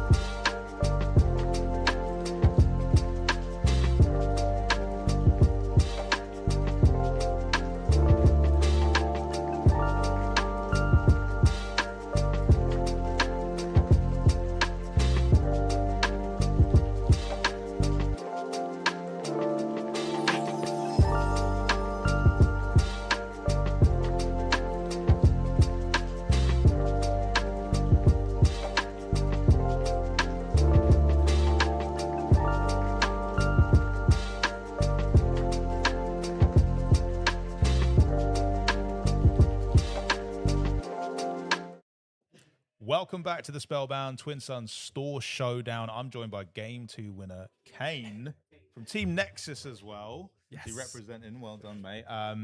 Good victory, that. It was quite literally quite surprising because I thought you were in a tough spot towards the end, but Yes. talk me through your thoughts on that. So I think the table kind of decided that the turn that Neil took would kind of decide the game in regards. But I had a punishing one and a surprise strike left on the last turn. Yep. So I wanted to try and trigger the 5 health with surprise strike and then just leave potentially 1 damage because we played a lot of Twin Suns, especially with Take the Blast a lot. A daring raid in your hand at the end is like the absolute pinnacle of Twin Suns to just really turn that 1 or 2 damage that you might need to win. So kind of guess politically convinced Neil to like, oh, maybe don't hit me, see what happens. And then the 1 damage came in extremely clutch, which was lovely. Exactly. I mean, especially in a Cad Bane deck, it's almost like having your own extra blast token that you can choose where it goes. So like being able to do that with the Proxima is just genius, really. I mean, I kind of see why you would build the deck this way, but do you want to talk a bit about how you constructed it? You've got Cad Bane, Boba. So the general principle, how I view Twin Suns, is that I like to be on the play a lot. So I want leaders that can action cheat. So I want to just be able to play my cards, have my triggers, and then be in control of what token I control. Right. And then I kind of double down on that by then taking Colossus, which means they'll have even less inconsistency within my hand. So if I need to take an early plan token to try and box that up, I can. I'm still unsure on rare bases within Twin Suns, but because it does put a target on your back having more health. But I thought I'd try it out, see what it's like, and then if I'm on the play, then I can plan token to try and recover a little bit. But yeah, it's just a very kind of simple deck. You know, these are very good Premier leaders as well. So it's kind of an easy transition. You get the good Boba units that either ping, or you take the Underworld package in yellow, and some Cad Banes run blue, right, as well. So it kind of just fixes together. I think this is just a more of a general, just Twin Suns thing in general. Is that I think we're at the point now where we're like almost at set 7. Is that correct? Yeah, 7. We're at the point now where you can really start doing thematical decks. Like Rebels is obviously a very obvious package. There's loads of Rebels, but there is, you know, force-related stuff. So we are getting to the point where there is enough 1 and 2 drops in force where you can really do a full-on force package with Twin Suns. So I think in a couple of sets' time, you will see a lot more thematical decks, which I think is amazing for the game. People can just really send it on what they're involved with and on what they want to play. So yeah, I think one that I always see people, or 2 that I always see people asking for is Wookiees and Ewoks, and you got to, you know, with a name like Star Wars Unlimited, of course, eventually we're going to get even more of those kind of cards. So that's definitely on the horizon, I think. With set 7 coming up, there's been a few reveals already. Are there any leaders that have kind of piqued your interest? Oh, yeah, more Underworld cards. It would fit straight into a deck like this. Some of those cards have been absolutely amazing. Some of the double aspect cards as well. When I look at them, the instant thought I have is just you can just slap that into a Twin Suns deck because you already run the extra aspect. Exactly. It's absolutely beautiful. You haven't got to worry about, I've got to use this epic action base to play this double aspect card. It's like, no, I've got 3 aspects. These cards will just fit straight in. So I think if that's the direction that the game's going in with double aspect cards, it's just going to suit Twin Suns like an absolute star. So I'm really excited for those double aspect cards. Some of the leaders I haven't really looked into too much too, but the Jabba one with the credits, just, you know, being able to cheat resources is good in any kind of format in Star Wars, really. So yeah, double aspect cards for sure. I think I'm looking forward to the most for Twin Suns. Awesome. So as well, you're part of Team Nexus. Yes. Who we will be hoping to do a collab with pretty soon on Take the Blast. Why don't you tell us a bit about the Nexus, what your team is all about as well, so for people that don't know them yet, can get to know. Yeah, so Nexus is essentially predominantly a London-based competitive card game team, I guess you could say. Me specifically, I'm more on the Riftbound side of things, which is a different TCG. But the game has originated and has got strong roots within Star Wars Unlimited. They travel all across the country, participating in PQs, sector qualifiers, and stuff like that. So we do a lot of kind of like content creation. Yep. So Emmy, who's the one that leads Nexus, runs like a regular podcast on the YouTube channel. They will go through like deck tech to try and help people, you know, upgrade their skills and stuff like that, and what kind of the meta might be changing, or some spicy decks for like maybe for your Showdown. So definitely check out Nexus on the YouTube. We've also got a Metafire, which I think all the guides at the moment are free, with all the boys making lots of content. Yeah, it's a really, really great team. I love that it's local London, and then Spellbound is our local store that we come to. So it all fits in extremely nicely. But yeah, multiple games that we run it in as well. Amazing stuff. Yeah, we will definitely be doing some collab content coming up soon. Game of Twin Suns on the cards. Oh maybe. yeah, Who knows? definitely. See who comes Any out invite, on top. any invite, I'll be there straight away. Love my Twin Suns. All right, Absolutely love it. Going into game 3, you're pretty well positioned. How did your game 1 go? Game 1 go, we had a 3-player pods. I was against Ed again, and I was against Max. I think we kind of just took the decision to just whack each other's base extremely Yeah. quickly. So there wasn't a Where it lot of goes unit. sometimes. Yeah, there wasn't a lot of unit trading, especially because Max was on Cassian. So it's like, oh, okay, even if I Okay. wanted to trade, I can't. So well, Fair enough. we just sent it to the base very quickly, and then Ed took the game with a surprise strike. How It about seems that? to be coming up Fancy quite that. a lot. Yeah. So I think I put Max into a position where he was on about 7 health, and then Ed was able to flip his leader and surprise strike. And I was like, oh, I didn't really account for the extra damage, but so that one closed out quite quickly. But yeah, Amazing. Nice. hopefully we'll see how the last game goes. Yeah, I mean, all to play for. The Yes. Queen Amidala prize cards are pretty good prize cards. Extremely good card in Premier, even in Twin Suns as well. So it's huge. I mean, if you don't know, it's a 5/3 that is almost impossible to kill, basically, the way that people tend to play with it. And Yeah. it's a spicy one for sure. especially because it creates the fodder for you straight away. Yeah, creates a spot if you straight away. It's like decent for swarm decks. It's fun in like a Captain Rex deck as well. Like you just start getting in an order amount of coordinate going and just Yeah, I bang a think unity of purpose on top. I was why not? going through Shannon's deck yesterday, and she's playing the Rex Ahsoka deck with the Yes. coordinate, and it's like Rebel. There's already so many good Rebels, but we want to try something a little bit new, so we put in a little bit of a spy package in her deck, so we can start getting the easier coordinates on, because she's the deck is really strong on a flip 5 with both the is, leaders, yeah. and then it's like, oh my god, we need to deal with that. So we was hoping that maybe play a little bit less units, get some spy tokens going, so it's really good additions for the next set. Amazing. Right, so we do have our pairings for the next round, but before we get to that, we're going to announce the winner of a Carbonite booster box. of Holy Set 5. Yeah, I know, right? That's not bad. Yeah, it's not too bad. Hung, what a guy. I know, what a guy. Well, he doesn't know yet, don't tell him. So I'm proud to announce, though, that the winner of that booster box, which is, there it is, third Darth Vader. There you go. Not first or second, but the third Darth Vader. You've won that. Congratulations, Unbelievable. mate. That is Holy. unbelievable. So, to claim that prize, make sure you join the Spellbound Discord and send a DM to one of the staff members there. They'll be able to sort you out, hook up all the delivery details and all that. But congratulations, mate. Very happy for you. Now, game pairings are up, and it looks like we're going to see you again, mate, on the top table. So you're going to be playing with Shannon. Funnily Brilliant, enough. yeah, Good luck with that. Neil and Ben. Ben. It looks like Burn. You can't blame it. I mean, look at this. So I wish you good luck with that. Brilliant. Mate. Thank you We'll very cut much. Now, good luck with Always the a last pleasure. game. Cheers. See how it all ends up in the Spellbound Store Showdown. Catch you after this one. Bye.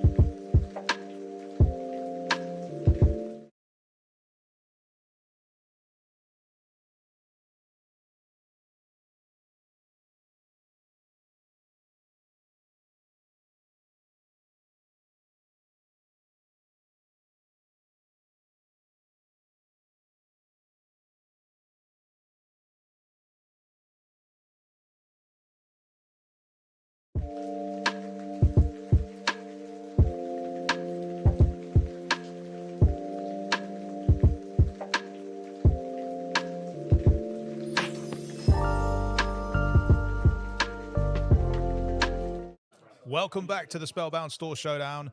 We've got Twin Sons format and we're heading into our final round for the day. And we also have a look at our snapshot of the standings. And I've got to say, table one is all to play for. Let's have a little look at it.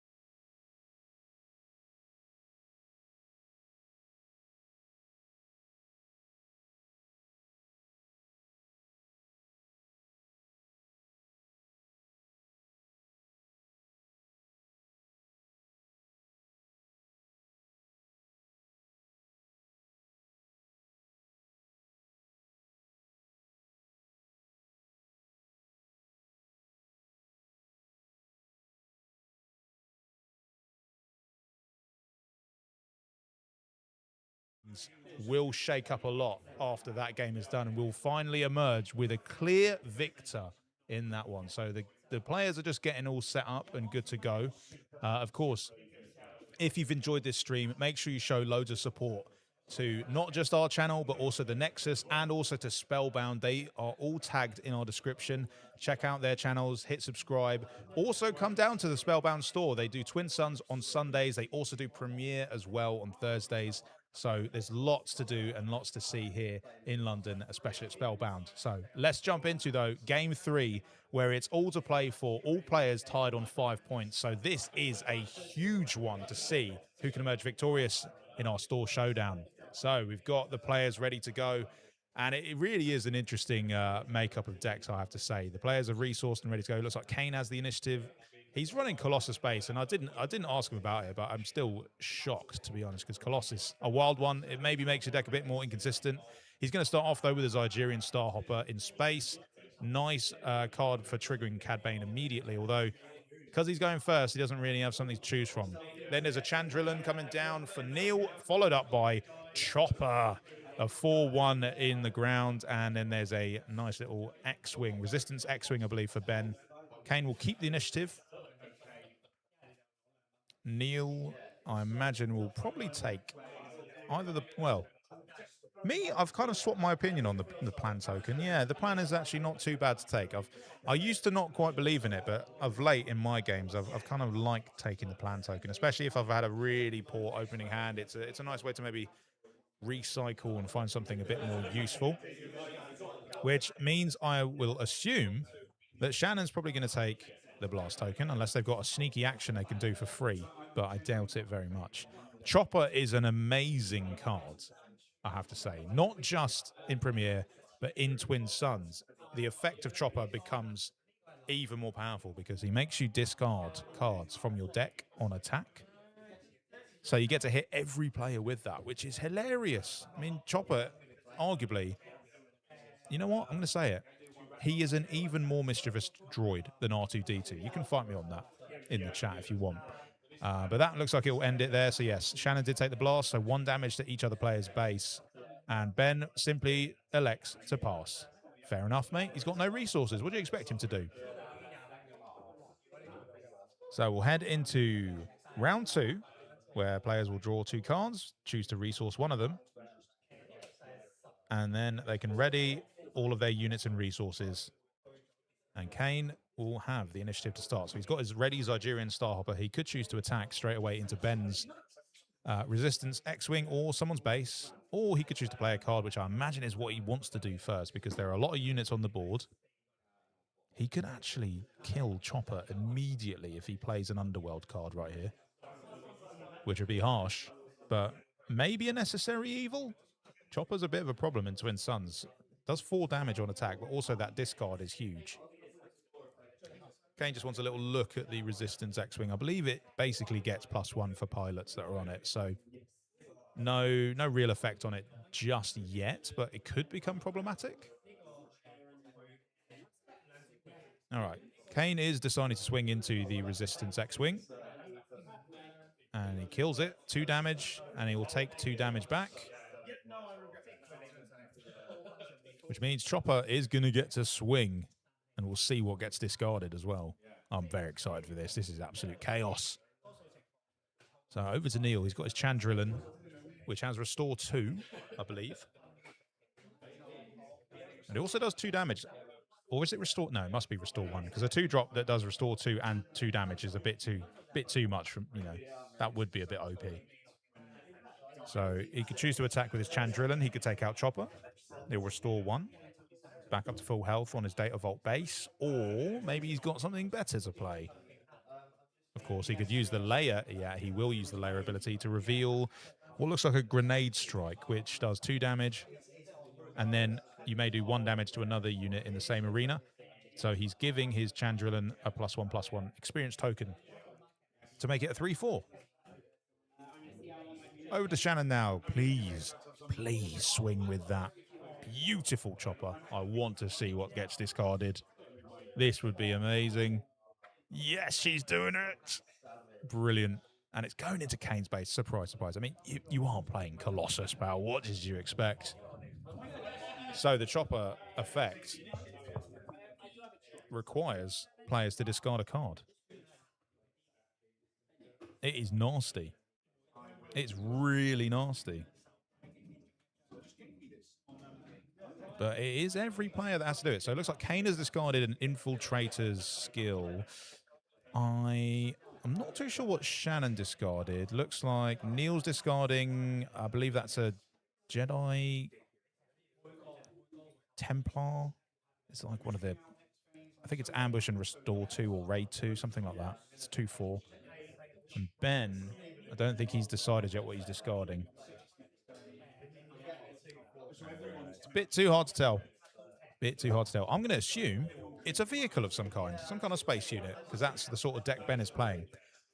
In turn, he will play the Millennium Falcon from Jump to Lightspeed. This is the Falcon that allows you to put more than 1 pilot on it, because Han always needs his buddy Chewie. Kane is going to play the First Order Stormtrooper, which has an on attack of dealing 1 indirect damage, and it is also a 2/1. So in effect, it gets to do 3 damage, which is kind of nice. Yeah, it's only on attack, not when played, but it's also when defeated, I think. So Neil will finally swing with the Chandrillan, dealing 3 damage to Ben's base and Restore 1. Over to Shannon. She's got 3 resources, all good to go. Now, she obviously wants to try and build up Coordinate so that Ahsoka gets the most bang for her buck, but whether she has the right cards for it, she plays a 2-drop. It is Phase 1 Clone Trooper, a 3/2. That's still good. Gets the job done. So next turn, she could get Coordinate active, which is nice. Ben's going to take the initiative. Kane is going to take the blast, which means he can actually trigger his Boba Fett leader if he wants to. But I don't think he did. Interesting. With the Han ability, Neil has played a ship in space that I believe has grit. I cannot remember the name of it, though. And Shannon will take the plan, and Neil just passes, I believe. So they will now draw 2, ready up all their resources, decide if they want to resource something, ready their units, and move into round 3. The 4 resource turn, a very pivotal turn, I think, in terms of building up your mid game. And as we've been kind of learning, sometimes players go a bit too heavy during this phase to their detriment. So sometimes it's best to fly under the radar a bit in Twin Suns, not be too assuming, not be too obvious. Ben is going to play 2 with the Wedge Antilles leader ability to attach Luke Skywalker to the Millennium Falcon. Very nice. Now, that is a good pilot to have because the text on that Luke Skywalker pilot is when this unit would be defeated, or rather, when this upgrade would be defeated, you can instead move him to the ground arena. Kane looks like he's attacking into Chopper and is dealing 1 indirect damage on attack to Neil, who took it to base, and then he's going to do another indirect damage with the Boba Fett ping. So he's gotten rid of the Chopper. Oh no, actually what happened there was he attacked into Chopper, dealt the on attack indirect to Neil, and then the Boba indirect to Neil. In response, Neil is going to just hit right back with the Chandrillan and restore 2. It is restore 2. Wow, what a unit that is. That's amazing. Okay, so over to Shannon. Still quite far away from getting coordinate. Just a clone trooper to show for it. 3-2 clone trooper on the ground, which is swinging in to Neil to negate some of that restore.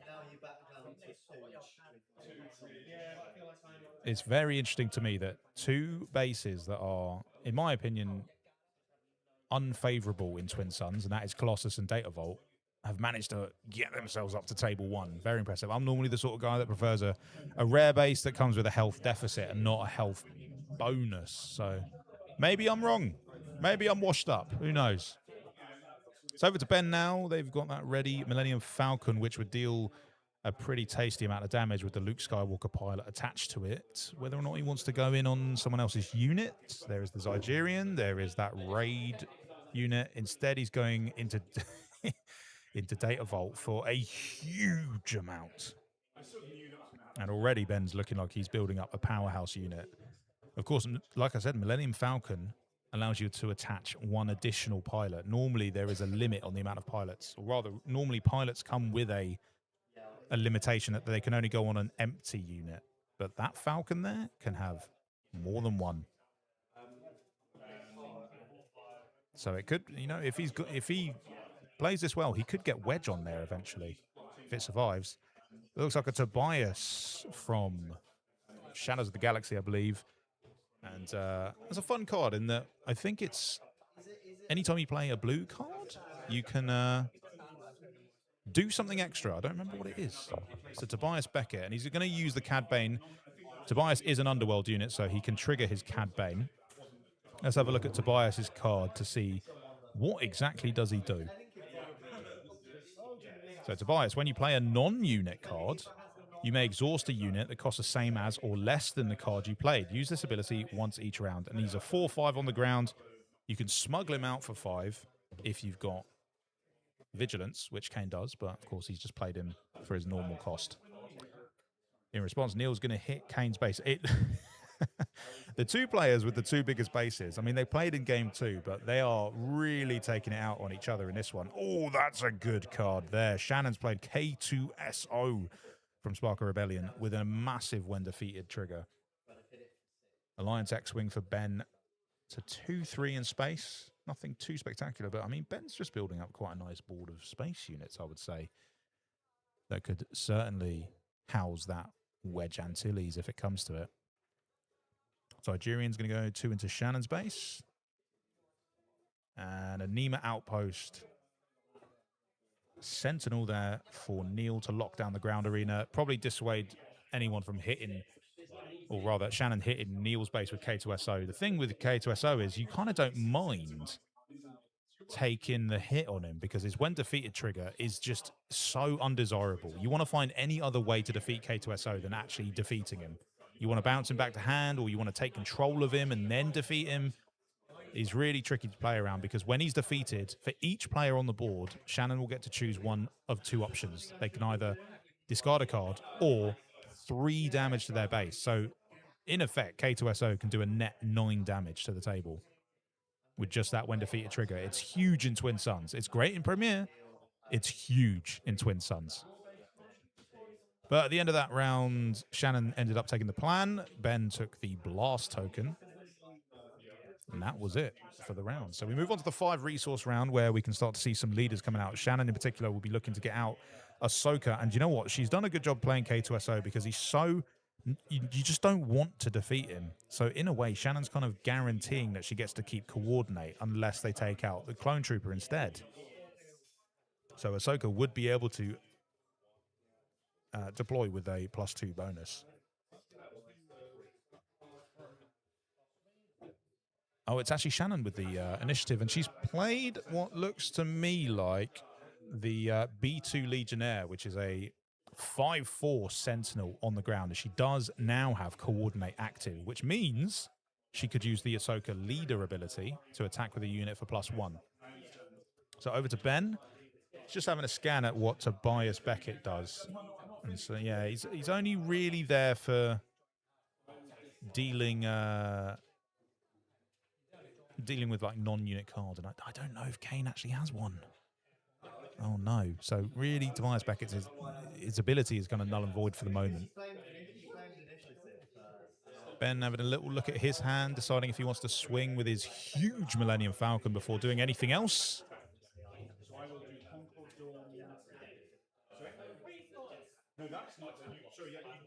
Yeah, he's deciding what to do.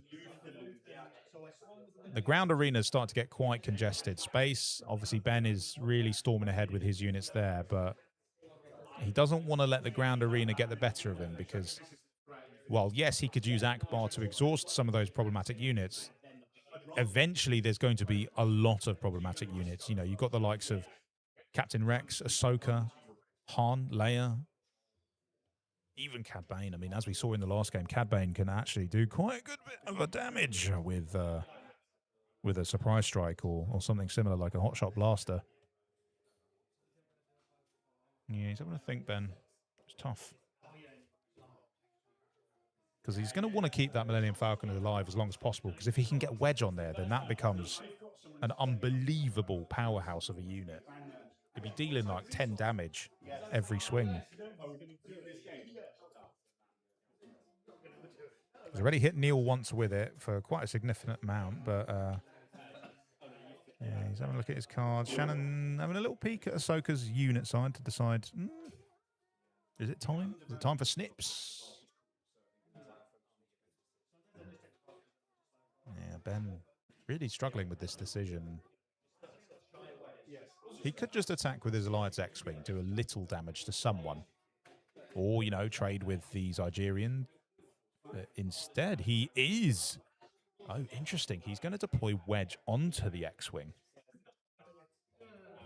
Now, that is fun. Okay, so he's got 2 big units. He's also going to play with Plot. Is it Unrivaled Might? Which I believe, if he's going to put this on Wedge, this will be interesting. It's a Plot card that basically is a huge upgrade. It gives like +2/+3, I believe.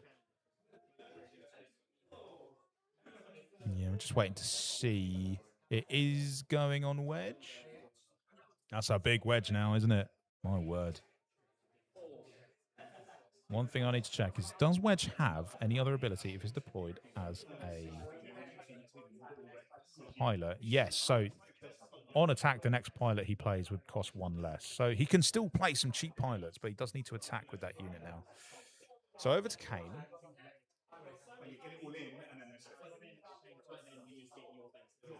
And we'll just wait for the video to catch up.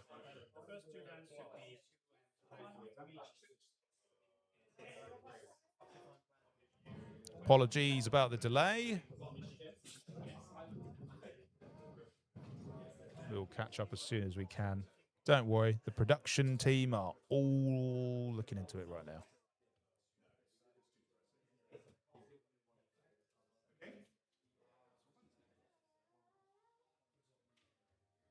Yeah, it's an interesting board makeup. I mean, as it stands, the ground arena, especially for Shannon, is looking like it could be potentially quite intense. There's a lot going on there.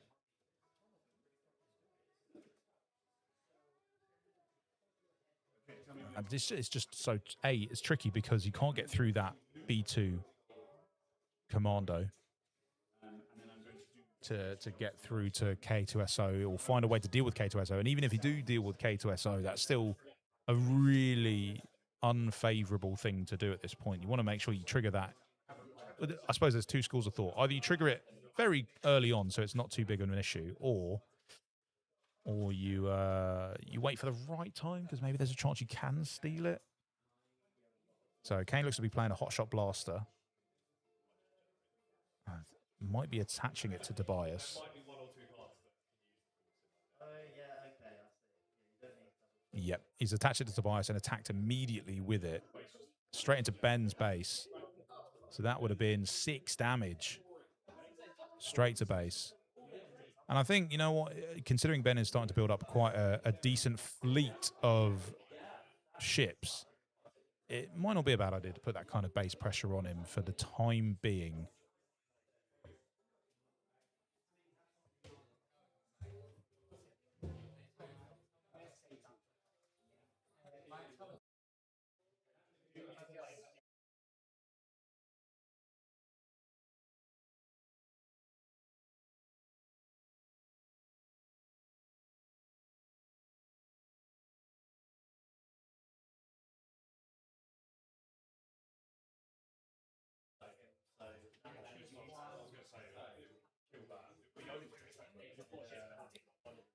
So K2SO is going to go straight into Tobias, it looks like. As we'll be looking to get back the stream cam imminently. Apologies for the delay on this, folks. We'll get you back to round 3 as soon as we can. Of course, it would only happen during the round 3, the pivotal round. The round where all players on that table, by the way, tied up at 5 points apiece. So really, we could expect the grand champ of today's store showdown to come back, to come via this game. All right, it looks like we are back with some motion as the Millennium Falcon swings in. It looks like Neil's taken a significant chunk of damage prior to that. Shannon taking the brunt of that Falcon damage, though. This looks to be a bit of an explosive round 3. Yeah, these players are not messing about. I suppose considering the amount of sentinels on the ground, it's really kind of up to the air to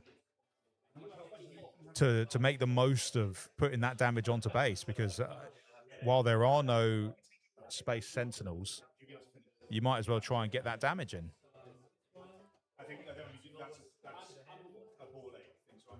So over to Kane now, and he's kind of looking into his hand to see what sort of options he has. Obviously, he did do that hotshot blaster, so I believe he only has 2 resources left to play with, and he's obviously got the ready Zygerian Starhopper that he's thinking about what to do with, whether he wants to trade it into a unit and then trigger the when defeated effect. It looks like that is his plan. Might be sending it into Niels. Niels, exhausted fighter. Yeah, looks to be the case.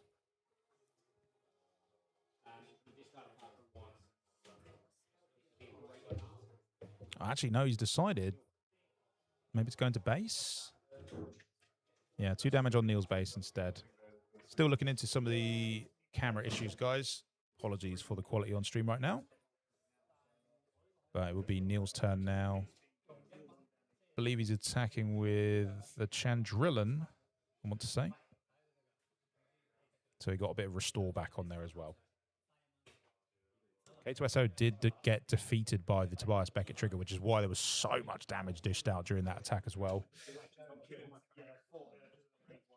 And Ben is going to be sending his X-Wing into Neil's unit. And he does take back 4 damage because of the grit on there. Next up, Kane is looking at... He's playing a Underworld card, and there's going to be using his Cad Bane ability to deal 1 damage. He's played a Sidon Ithano, which you can actually attach as a unit, as a pilot to another unit. He could have attached it to the Millennium Falcon if he wanted to. But he's elected to play him as a ground unit, I guess because he wants to get... Well, even if he did do that, he'd still get the Cad Bane trigger, but I think he's deciding who to give it to. two meaty sentinels on the ground for him to have to deal with, and unfortunately doesn't really have much in the way of space units to sort of put pressure on the other two players apart from Ben. Ben's really the driving force at the moment of the space arena.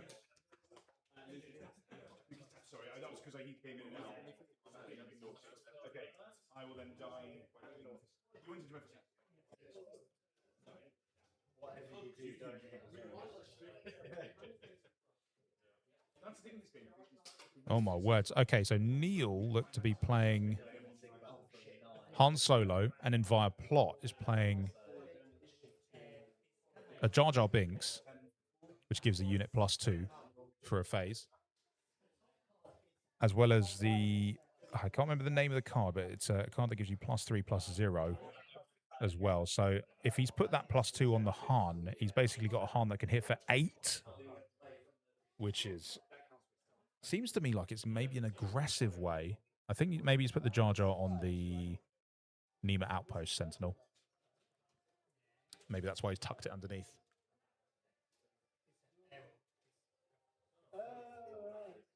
Still looking into the stream quality issue there.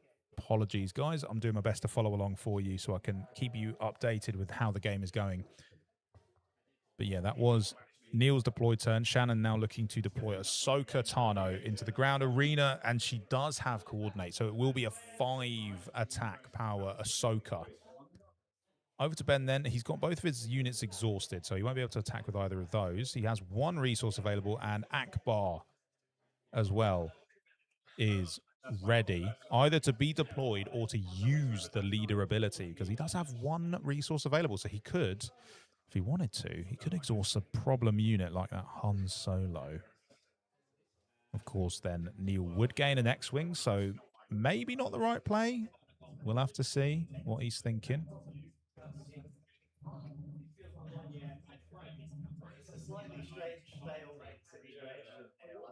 Yeah, he's a bit unsure. I mean, with one resource available, there's not typically a lot of cards that are at your disposal that could really change the game. But of course, you know, considering the health that all of the players are on, it's not the end of the world right now. That no one's really in danger of being eliminated this phase, I would think. So I think Ben can sort of be a bit conservative right now. He could deploy the Akbar if he wants to, but instead he's going to take the initiative. Yeah, I don't mind that. I don't mind that at all. So over to Kane then, who, considering it's the 5 resource turn, he does not have a leader he can deploy. He's used all his resources, so instead he'll take the blast token. Neil also with no resources, but 2 ready units and 2 pretty stacked stat lines on them as well. I mean, does he have something under his sleeve that he could maybe do? Is there a way he can win this now? That'd be pretty sweet for him. I believe his Nema Outpost would hit for 4. His Han Solo can currently hit for 6. He can dish out 10 damage on his own this phase, but which mathematically isn't enough on his own, but he could just look to clean up some Sentinels. He could just take out Sidon Athano if he wants to. Not really posing much of a threat, though, Sidon, so I wouldn't necessarily think that that's the play. He's probably just checking with the rest of the pod to see anyone mind getting hit.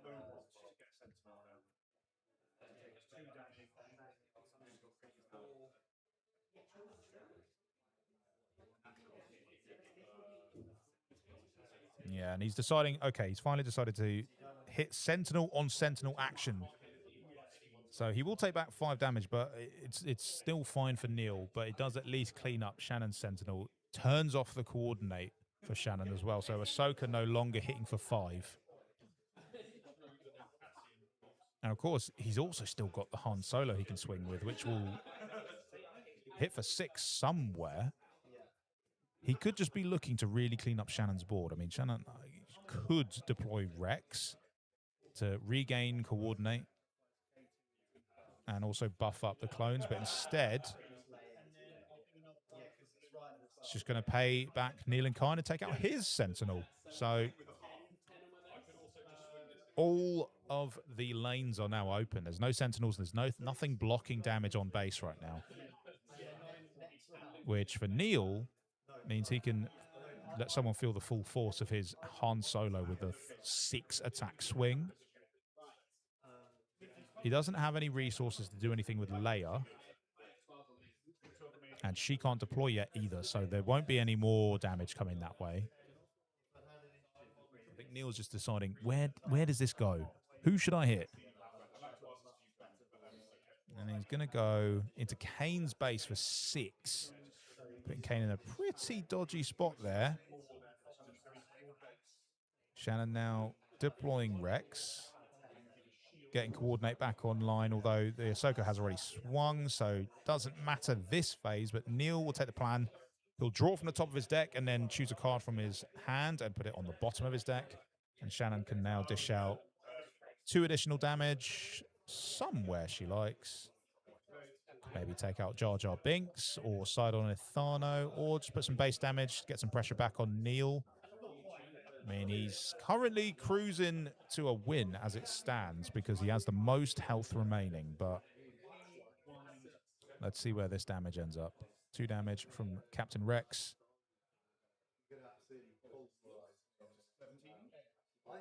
And it is going to go on Neil's base, so he's down to 14, so they're currently tied for the lead. Of course, the game doesn't end until the first player is eliminated, and then they play to the end of that round. So currently, it doesn't mean anything. It could all change in the blink of an eye. Shannon, I don't believe, has any more resources, so I assume she'll probably pass for her next action and move on to the resource phase. Now we're going to get into a very interesting territory because we hit this 6 resource phase where Kane can deploy both their leaders, Leia can come out, Akbar can come out. A lot more leaders are about to enter the fray. And honestly, you're going to need all the firepower you can muster if you want to be a winner in Twin Suns. And if I was a betting man, I would say don't underestimate the power of clones. But definitely don't underestimate the power of Admiral Akbar. Because as we've seen from Ben in the past, he pilots this deck very well, understands all of the angles he's going with. Similarly, Kane knows how to read a situation quite well. We saw with his round 2 win, a perfectly timed surprise strike, as well as keeping that punishing 1 in hand to ensure an extra bit of chip damage to guarantee the win was masterfully played. But Shannon and Neil, they know their decks pretty well too. Otherwise, they wouldn't be here on the final table. So, how will they start off this first action of the 6th resource phase? 5th round, though, of games. Well, Ben has the initiative, so he'll start us off. I think he's just deciding if he wants to play something first or if he wants to just swing with one of his enormous ships. Now, his problem is that his X-Wing is somewhat under threat by Kane's Zygerian Starhopper. Kane, though, realistically, you know, I would have counted him out of the previous game because he had a board that was about as similarly powerful as this board here.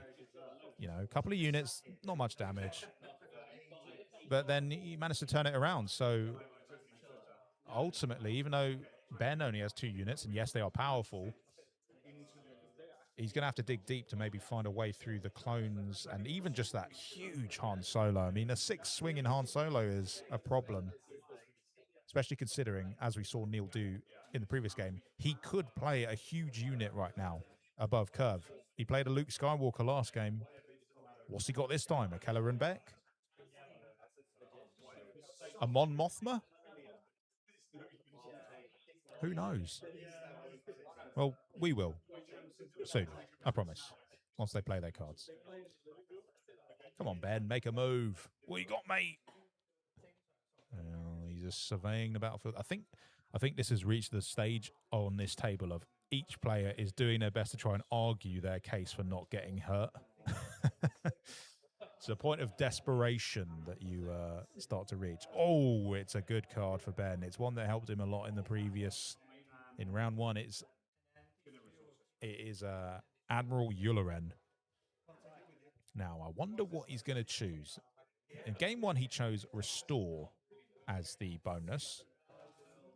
Is he going to do the same here? I wonder. He could go for Grit, I believe, and then that would make his X-Wing rather chunky and also pose a problem for Kane. So Kane has played some Rhodian there.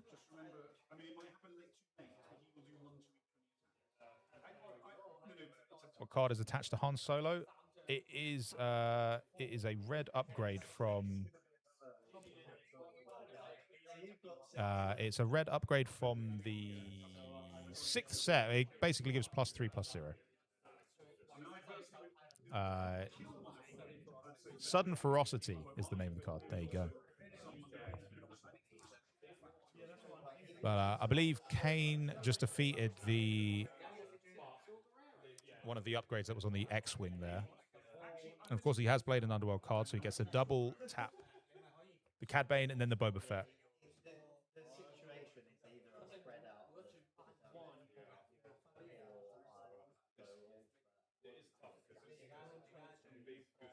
So Neil surveying, he's obviously got that huge Han Solo. Kane deciding though to drop all of the damage from his Boba ping and his Cad Bane ping back onto Ben.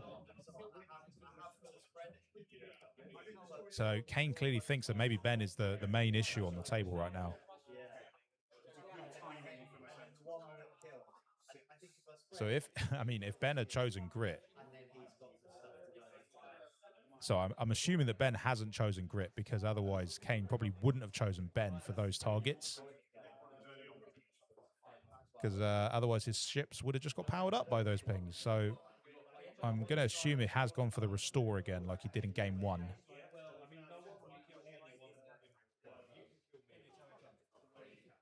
Now it's over to Neil. He's going to have a look at his hand. He's got 6 resources, but of course, as we know, with Han Solo from Shadows of the Galaxy, you can play a card for 1 less than its cost and then deal damage to it. So he could, in effect, play a 7 cost unit, even though he only has 6 ready resources. So there could be something big about to come out. You just don't know.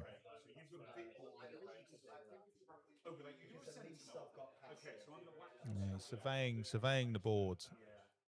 It is a really tricky board to navigate because although there's clearly plenty of firepower on the ground and more to come as well because there's the Cad Bane that has to deploy, there's the Leia that has to deploy, there's the Akbar. Realistically, anything you play now that enters ready, so you wouldn't want to deploy Cad Bane right now because Akbar could exhaust him.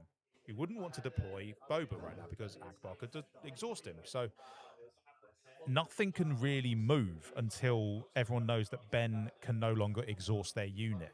So that either has to wait until Ben's out of resources or until Akbar is exhausted as a unit as well. So people become a bit more hesitant about playing out something that could help them win, and they become more hesitant about even using their units for attacks if they're like, well, I can't even do the surprising thing I want to do yet because Akbar could foil all my plans. So I'm sure Neil's in a bit of a bind on how to approach this. So he's going to swing with his Chandrilan and looks like take out Ahsoka, also get the Restore 2. So I think that's probably a wise trade because Ahsoka can really start dealing quite a lot of damage. 5 damage she would have swung for, so it's not a bad trade. He gets the Restore, he gets rid of a threat on the board. Now, I imagine Shannon probably didn't appreciate that, though, so Neil may have some hellfire coming his way. She's got 6 ready resources. She has the Captain Rex. She has a couple of clones in play. Looks like she's eyeing up some of her cards in her hand, and she's going to go 4 resources. Maybe? No, maybe not. Maybe not. Yep, 2 resources, it seems, for an ATDP. And that one costs 1 less for each damaged ground unit, hence why it only costs 2. It has Overwhelm, it's a 3/4. Very nice. All right, Ben, of course, has a big decision to make because he's got 2 rather large space units that can really dish out some damage. But if he does, he maybe puts another player in a position to swoop from underneath and steal the win by claiming the kill. Because I don't know if he's got enough damage in one hit to take out a player. He probably needs multiple actions to do so. He probably has enough to defeat Kane. Maybe has enough to defeat Shannon. I don't know if he has enough to defeat Neil. But in either case, he needs more than one action to do it. Or he needs a way to attack with 2 units at once. And if he does that, then he's out of actions for the rest of the game. And, you know, it's not necessarily a winning strategy.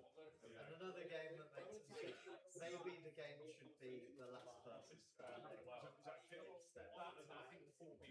So, yeah, it's a tough call. He does have 3 ready resources. I mean, there's a few cards in mind that would be somewhat helpful. He probably wants to get a Sentinel down on the ground, but I imagine he's probably light on options for that, so he's eyeing up swinging with his X-Wing instead. He's got 4 damage on it. If he's chosen Grit for Yularen, this would be huge. As it stands, I don't think he does.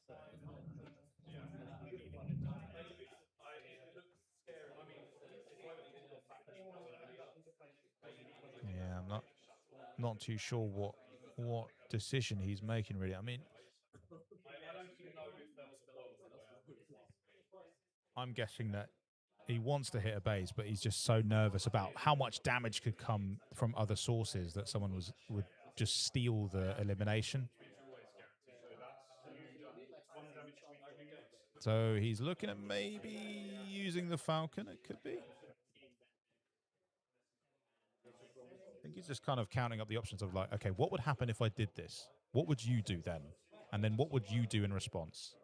And he's trying to make sure that whatever damage he does doesn't hand the win to someone else, which is fair enough.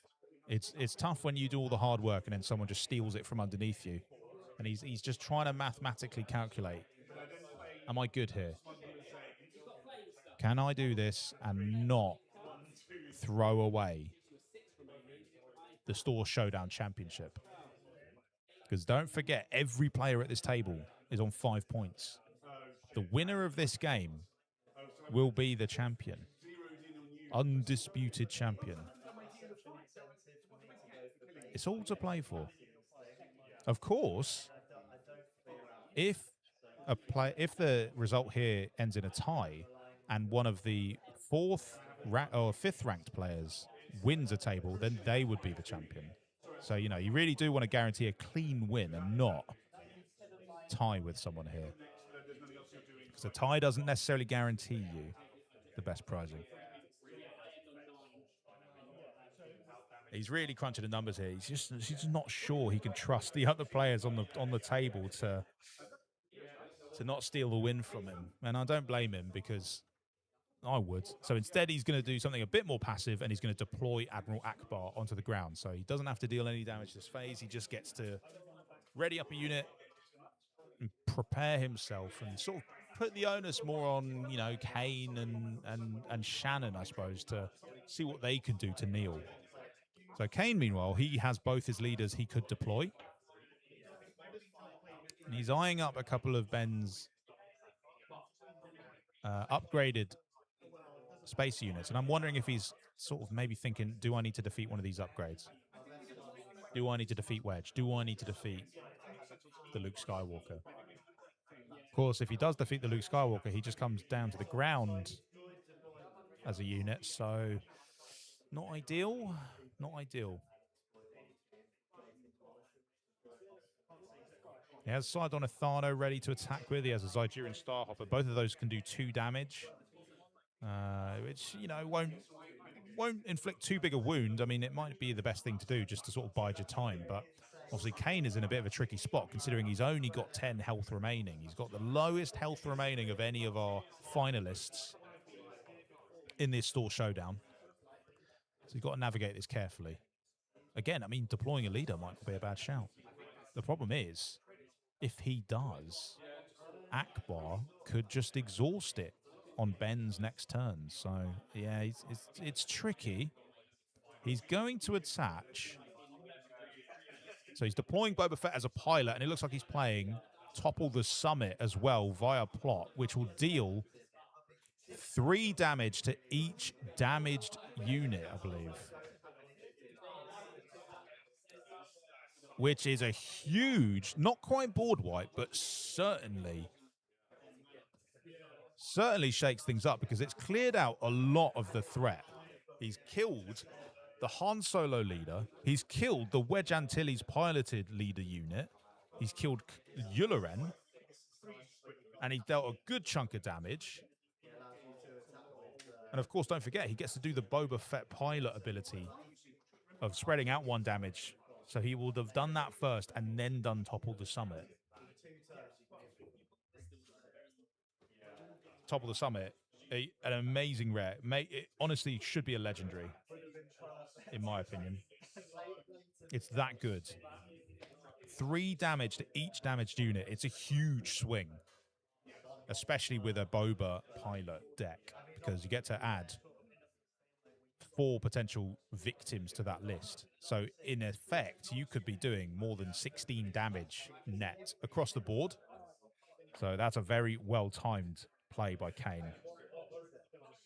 And definitely shakes things up. I mean, Neil now in a really tough spot because he's only got Jar Jar Binks, but he does have his Leia that he could play. And lucky for him, Jar Jar does not have a heroism aspect. So it actually makes it a bit easier for Leia to get an experience token on top of him. So he could become a 4-power unit if he does have a non-command card in his hand. That's the question. He does have all of his resources, though, so he might have something better. The good thing is, though, for every other player, is that because Han Solo was defeated this phase, he goes back to the leader zone exhausted, which means that Neil won't be able to take advantage of Han Solo's ability. He won't be able to play a 7-drop this phase, unless, of course, he has another way of doing it, like a sneak attack. But, of course, he's not playing cunning, so he's out of luck.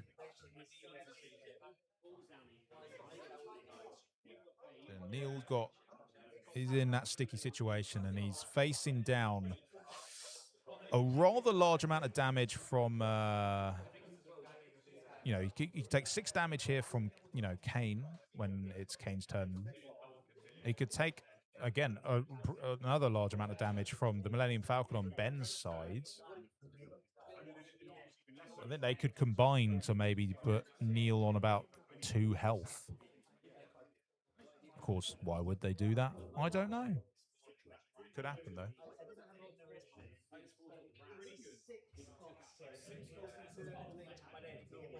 Yeah. I think Neil, in particular, was probably most dramatically affected by that Topple the Summit, purely by way of losing the Han Solo ability. It's limited his options massively because he can't cheat out a unit anymore. And a nice sharing of hand sanitizer there. Always best to be hygienic, guys. Come on. We don't want to go back to how it was in 2020. Do we? No. Good. Neil is honestly just giving this so much thought. And at this stage, I would say I think it's quite likely that we go another round. Because I can't really see a world in which the game ends this round unless there is some unbelievable card that can push a bit more damage. I mean, Shannon doesn't have, the firepower really. She can do, 4 damage currently net? I mean, she can use the Ahsoka ability to add 1 to that because she has coordinate. So 5 damage she can contribute. Jar Jar can contribute 2 or 3. Kane himself, he's got, 8 all up. Yeah, it's 2 damage from Jar Jar into Kane's base. which, I mean, puts Kane awfully close to being eliminated, especially considering Ben has got, well, I would assume Ben definitely has enough. All a snapshot reflexes. And that will be, I believe, 3 damage goes into Neil's base. Snapshot being an upgrade that when played, you can attack with the unit immediately. Wow. So Shannon now in the lead, but will it last? Ben is maybe eyeing up Kane. Does he have a way to push extra damage and eliminate Kane? Because if he does, he might have just done enough. Of course, Neil does still have quite a lot of resources. 6 resources. He's got 2 here. Could it be? Oh, it's another unit. And I believe that's one of the pilots from Inferno Squadron that gives the unit grit. So Ben basically saying to Kane, you're not hitting me for that much, mate. I won't take that 7 damage. You can stick it somewhere else. Or you can hit my Sentinel, which Kane probably doesn't want to do because that would be a huge loss of a good unit for him. Although he would get to trigger his indirect damage. Now, given Kane's got no resources left, I imagine... Oh, he's going for it. He's... Oh, wow. Wow. And with that, Kane has just hit his Zygerian Star Hopper, piloted by Boba Fett, into the Millennium Falcon, piloted, I believe, was it not by Luke? So shouldn't Luke go into the ground arena? Or am I imagining that? Either way, 2 huge units coming off the board, and then Kane gets to resolve the when defeated effect of the Zygerian Star Hopper to deal 2 indirect damage to Neil, and he's going to put 1 on Jar Jar, 1 on base. Well, I have to say, it certainly looks like we're going another round now. Shannon can contribute another 3 damage. Neil's got Leia still to deploy, though, and 6 resources, which he'll use to play a Village Defenders, a 2/2 Sentinel. That costs 3. I mean, he's just sort of hiding a little bit behind this just to preserve as much of that 12 base health as possible. Shannon's going to send 2 damage, I believe, into Ben's base, that was. And Ben's got Akbar ready. He could swing with that and exhaust Sidon, but I don't know if he's going to want to, because then that would give Kane an X-Wing, which he might like. Now, of course, Kane still does have Cad Bane to deploy as well. So much could still change in the dynamic of this table.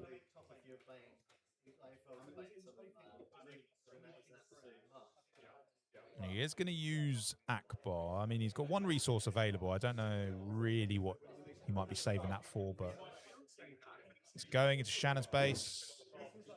Is he going to exhaust Sidon? I probably wouldn't. I wouldn't recommend it. Not really. Purely because giving Kane an X-Wing at this point doesn't sound... Yeah, he's going to leave it. I think that makes the most sense, really, for Ben.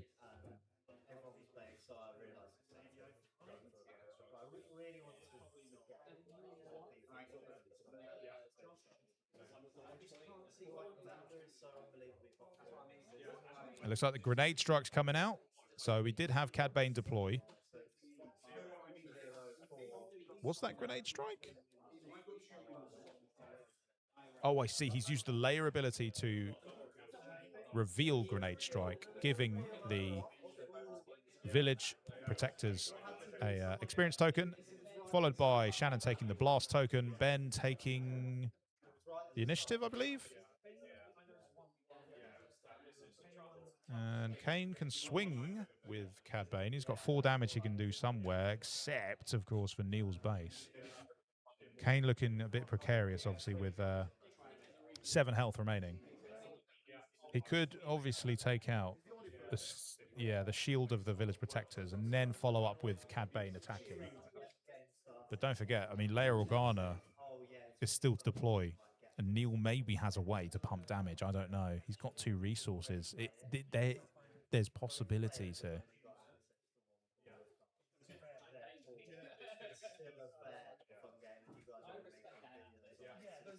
Now, what does Neil have up his sleeve?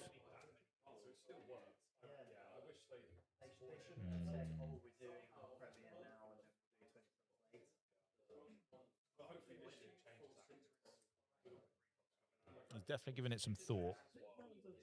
I don't blame him. We're getting into those pivotal sections of the game. We're hitting that end game feeling. All right, Cad Bane will take out the village protectors.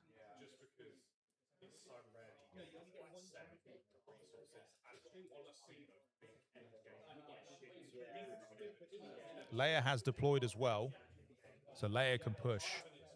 Well, we know that there's cards in hand to be able to trigger the Leia ability, so he's going to play a green squadron A-wing, follow it up by attacking with Leia, using the on-attack reveal to show that grenade strike again. Give Leia an experience token, and then hit for 5, but on whose base? It's got to be a base. You've got to think it's a base. It's going to be Shannon's base, and he's really trying to maneuver himself into a winning position by making everyone else look quite appetizing to attack.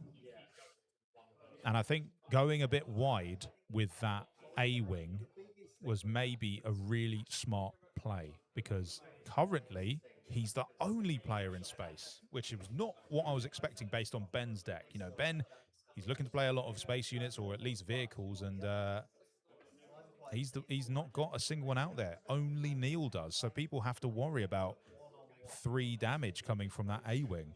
And at this stage of the game, 3 damage is huge. Let alone Leia being able to do 6 damage in one attack. So to my understanding, Ben is going to be kicking us off. I would not be surprised if he uses his first action to attack with Akbar and exhaust Leia, but we'll have to see. If he does do that, it does leave Neil really exposed from that point on. But of course, he does now have his Han Solo leader action that he can trigger at any point now. So he could play an 8-drop, and we know there are some good 8-drops that can really turn the tide in Twin Suns.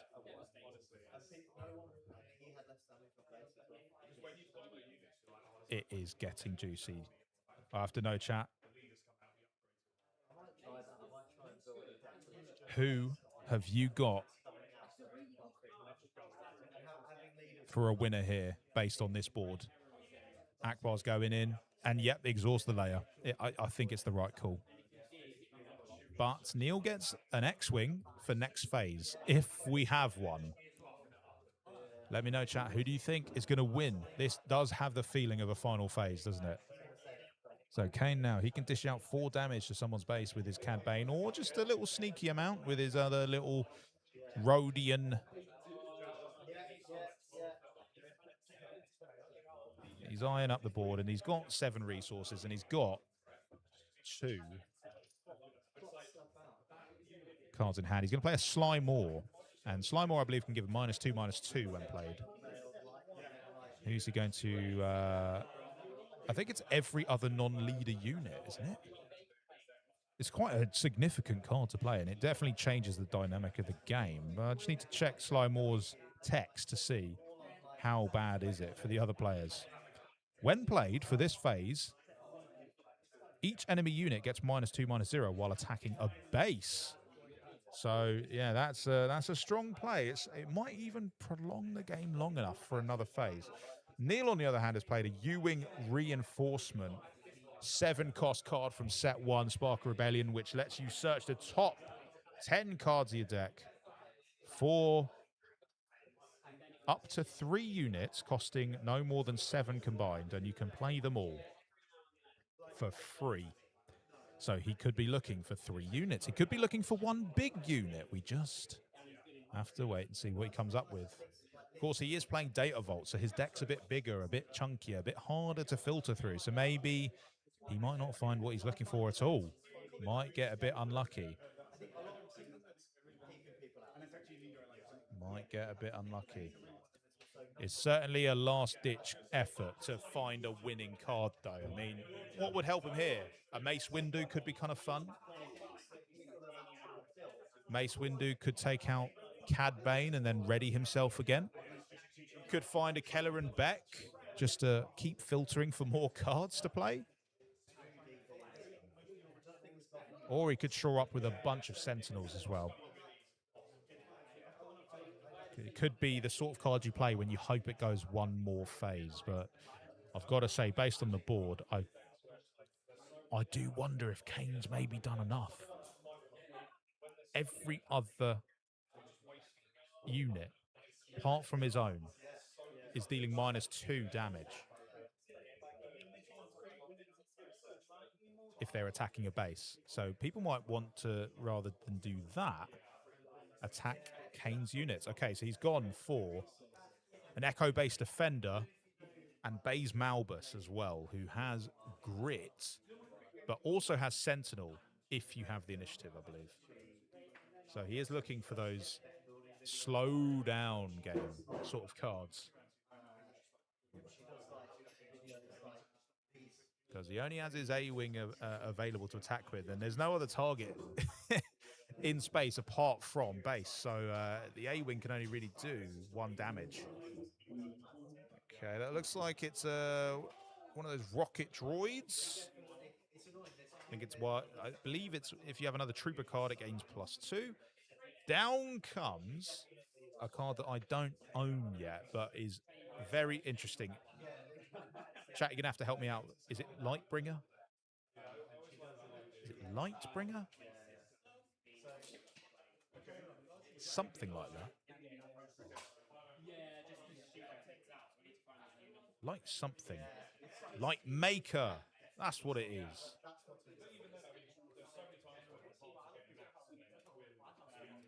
So Light Maker is a huge one. Cost 5. It has Raid 4.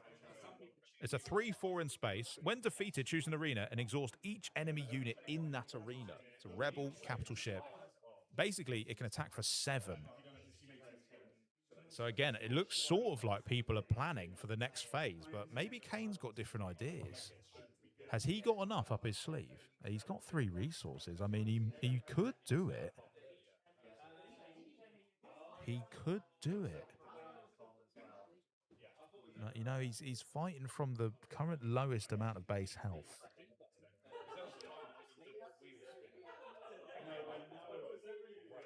I think he's taking a good look at the rest of the board. Obviously, he can't go into Neil's base because Neil has that Sentinel. Could go into Shannon's base, could go into Ben's base. So, what's the play here? What's the play here, Kane?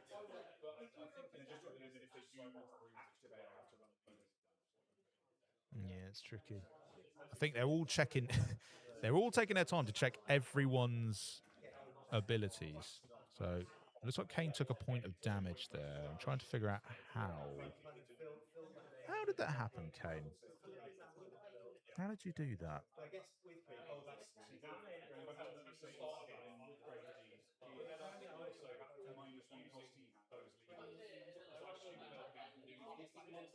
I think it was Leia Organa attacking Kane's base. Maybe.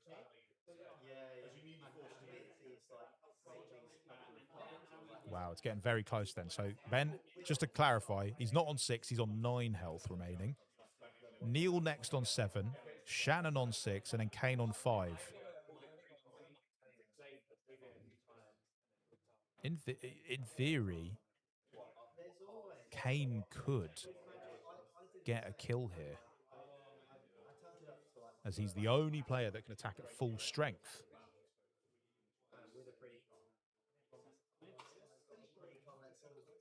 His Cad Bane can hit for 4, and I believe his other unit hits for 2. So he has enough to defeat Shannon. It will take him up to 10 health. Oh, okay. That is fun. Air superiority being played by Ben. I imagine he wants to target Kane with it. believe it does 2 damage to each ground unit if you have more space units than an opponent. And I'm not sure where the damage is going to go. And it looks like they're moving to a new phase as well, so they did indeed. They did indeed stretch the game. Guess I was wrong. Let me just check Air Superiority's text, because I don't know if I got that one completely right. God, give me a break. There's so many cards in the game now. I can't remember all of them, guys. Okay, so if you control more space units than an opponent, deal 4 damage to a ground unit that opponent controls. So I imagine he dealt 4 damage to... oh, it looks like he maybe dealt it to one of Kane's. Although, I'm not entirely sure, because the Echo-based Sentinel has gone. However,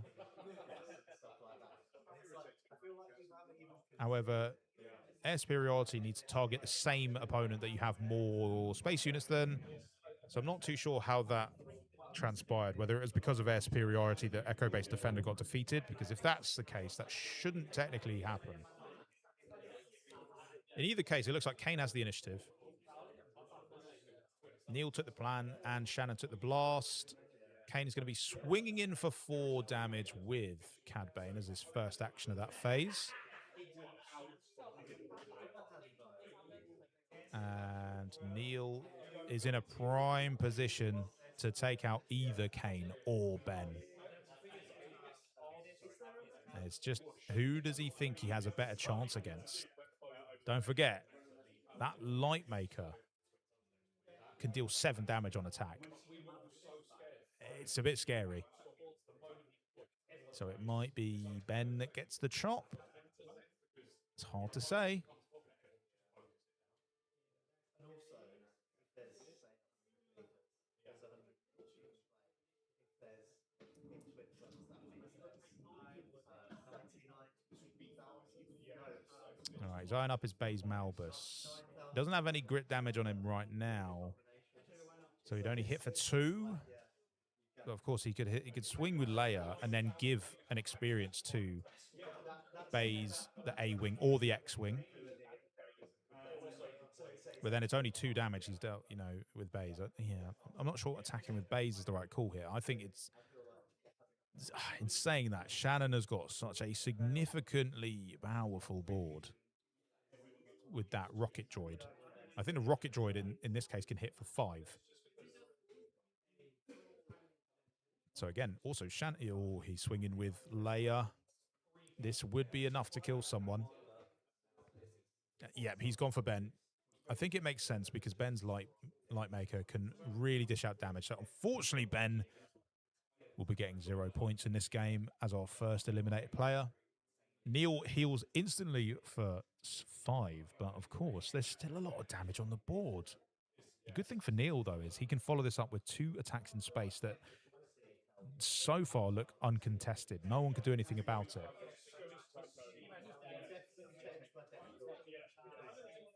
Shannon here could kill Kane, I think, and then that would bring her up to 11. But whether or not she then has enough firepower to do the rest to get above Neil is a different story. Yep, it looks like, yeah, she's going for Kane. And so Kane is also eliminated. So we have 2 eliminated players in our top table. And now it's a straight shootout between Neil and Shannon to decide who will be the champion. God. So it's Neil to play first here. He's got a Baze Malbus, an X-Wing, and an A-Wing. He also has all of his resources. So he's totaling or threatening 7 damage on base currently. A Sentinel here would be devastating. He's got the Mace Window. I called it. He's got Mace Window. So with Mace Window, he ambushes. He's a 5/7. So he can ambush. He will attack a unit, and I presume he will probably target the clone trooper And Mace Windu has ability text that says, when this unit defeats another unit, you may ready this unit again. So he will be able to attack again. Oh, he's actually gone for the 80 DP, which might be a master stroke. Shannon's followed it up with a Sentinel. So Mace Windu won't be able to get the damage through to base. Oh, and Neil obviously completely tapped out at this point. He's got no other resources, so he needs to find a way through that Sentinel. Of course, killing the Sentinel with Mace Windu isn't the worst thing in the world because he will get to ready Mace Windu again. He's got 7 health on Mace Windu, so it can take the damage. It's just whether or not does Shannon find something else. She's got 4 resources. Neil's got none. It really could go either way.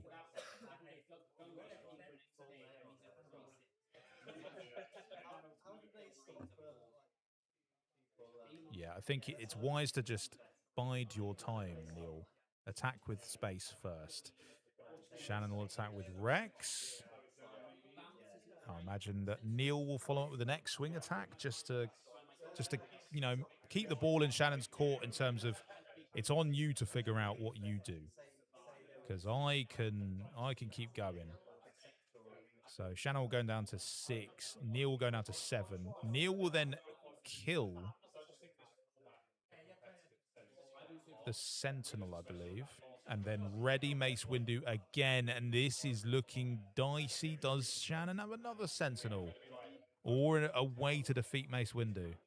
And even then, you still need to deal with Baze Malbus. I don't think she does. It looks like, yeah, she's revealed she's got a Benthic 2 tubes and something else there. And Neil with a complete wipeout of every other player on table 1. I mean, that is a championship display if I ever saw one. Big congrats to Neil piloting the Han 2 and Leia Organa 6 Data Vault deck to victory here today at Spellbound. What an exciting matchup. I honestly didn't expect it to be a 3-way knockout at the end, but there we go. That was amazing. We'll be sure to get Neil on for a little interview as well so we can talk through his deck and how he was feeling during that last phase. But of course, we now have our champion, and we'll reflect all of the standings as well just to check out how the rest of everyone was doing. But we will go to a quick break, but not before I tell you about another giveaway. Yeah, we're not done with them just yet. We will be giving away a box of the new set 7, A Lawless Time, which will come out upon release, of course. So stay tuned for details on how to enter that giveaway, and we'll see you after this quick break.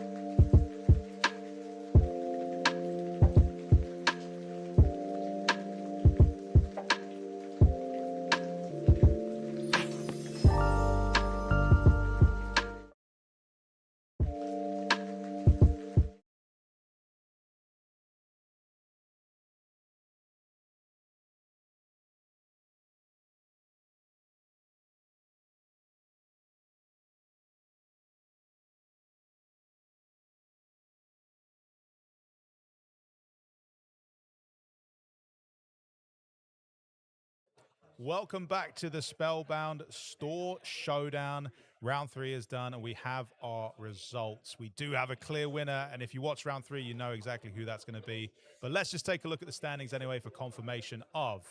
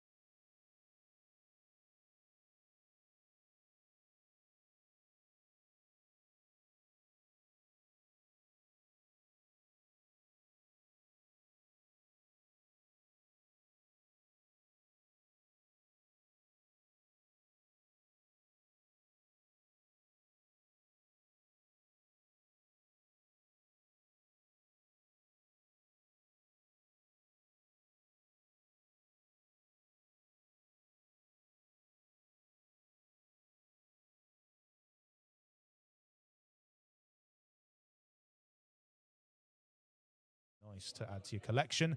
But of course, before we go, while we don't have Neil here to talk about his win, because he had to jet off, as champions do. How you doing? How was your game? Really fun, yeah. So Yeah. my second time playing Twin Suns. First time was with you, I think. Yeah, it was. Yeah. So A bit of a trial by fire, maybe, but you've piloted yourself to some pretty convincing games in today's showdown. How would you rate the experience of going from not too long ago just playing some casual Twin Suns to how it feels to be competing for something? Do you think? I think so. I'm not big into the competition side of Sure. Star Wars personally, and I think this is a really nice format. If you're not super into the cutthroat feeling of Premiere and certain meta decks, having a system that brings out totally random cards, has that kind of social side, has just the sort of crapshoot you have of a slightly random deck system, really fun. Yeah, amazing. I totally agree. I mean, seeing those lesser known cards that Premier players are like, they sort of look over it a bit, but find sort of renewed value in the format is always really fun. Yeah. And of course, your deck today, why don't you talk us about the deck that you built? Yes, so I was red hand with Luke, so trying to bring sort of expensive units out for cheap and then shield them. Well, it was just wildly different games each time. So the last time was like a Sentinel fest where I was able to put them up for me. And the first time I got no Sentinel, so it was very random each time. So first time I managed to creep it on a surprise strike, which I think is a great card for this. You just sort of sneak it and everyone's like, oh, damn. So that was a bit of luck. Punches a lot of damage out of nowhere, doesn't it? It's so good. It's a really lucky one to draw. And it's just actually definitely in games 1 and 3, just draw cards like the right card at the right time is very fortunate. Have you seen any of the newer cards already revealed from set 7 that you think might slot in quite well into that deck yet? I haven't obsessively looked. I quite like not to look at the leaks. Yeah, that that's much fair. because it takes away a bit of the Christmas present opening. So Yeah. actually, I look occasionally, but I sometimes deliberately put that down because I want to find things out when I draw them. Yeah, I like that approach. Yeah, I'm honestly, I'm too much of a fiend. I just want to eat up all the new Yeah. previews and see You what's want to open happening the with them. presents before Christmas. Exactly, I know, yeah. But I mean, it's been a lot of fun. I'm glad that you had a great time, and obviously coming second, considering you haven't played as much Twin Suns as maybe some of our teammates who didn't do too great, but you never know. It's still an amazing performance to get second place and get that nice promo as well. So huge congrats on that. I think Spellbound are great for supporting Twin Suns as a format as well. They run it every Sunday, so people that want to come and play more of it, come down here, check us out. Sundays you can play some Twin Suns casuals with everybody. It's a lot of good fun. Have you got any tips that you'd like to share to newer players maybe that are entering Star Wars Unlimited and also Twin Suns? Definitely no strategic tips. I'm not the person to offer that. I'm not very good at the game. To your point on Twin Suns, though, I know a lot of really dedicated Star Wars players who have never played it and actually never thought of playing it. Like, if you've played Twin Suns, you're going on Sunday and they will say, no, that's never checked it out. So, but yeah, I think everyone should check out. It's a really good casual. I think people are slightly burned on some of the hardcoreness of Magic Commander. Oh, for sure. Yeah. And then don't do it. So yeah, everyone should give it a go. Is my short answer. You're right. I think it offers a different dynamic to Magic. It's not, it's not that you just sit there and you're kind of sometimes waiting a long time for a turn to finish because one player has a deck that can just do everything. I really love the interactivity and the response that you can have in Twin Suns. Well, because of Star Wars Unlimited's base rules of you do one thing and then someone else gets to do one thing. And so there's always that chance for someone to respond in kind with a way to balance the table, keep it all fair. So I think Twin Suns is so approachable. And considering we're getting pre-cons pretty soon as well, which is very exciting. I think hopefully we're about to see a big influx of players, which will just make the format even more exciting. So, yeah, that'd be great. Awesome. Well, we do have that giveaway that we are running, and I believe we might have a winner. Yeah, Billy's picking out a winner now. Oh, we've got a winner. So, the name I'm about to read out in chat, you have won yourself a box of A Lawless Time that you can either collect from Spellbound or you could have shipped to you for release, of course. So big congrats. And thank you to everyone that entered all the giveaways. Thank you to everyone that supported the stream today, came out to watch the games, and all of our participants as well. And of course, especially big shout out to Spellbound and Hung here for hosting an amazing tournament. It's been a lot of fun. There's much more to come from Spellbound in 2026. So make sure you come down to the store, check out their website, get some singles, get some product from them. They've got big plans for the future, not just for card games, but for everything as well as content. So big congrats to them as well for running a successful event. And a big congrats to our final winner of the day, Markef. You have won the Lawless Time box set. Let's go, mate. So, yeah, you could join the Spellbound Discord, get in touch with a staff member, and they can DM you on the details on how to claim your prize, wherever you'd like to pick it up or have it shipped. So, congrats to you. There's not much else really to say. That is all we've got time for. It's been a lot of fun, though. Thank you again for joining for the interview. We will see you, hopefully, down here at Spellbound for some Twin Suns on a Sunday. But in the meantime, check out the rest of the Take the Blast channel. Also, check out the Nexus as well for more Star Wars Unlimited content across other formats like Limited and Premiere. And we will see you pretty soon, hopefully, for another Twin Suns event in the future. Bye!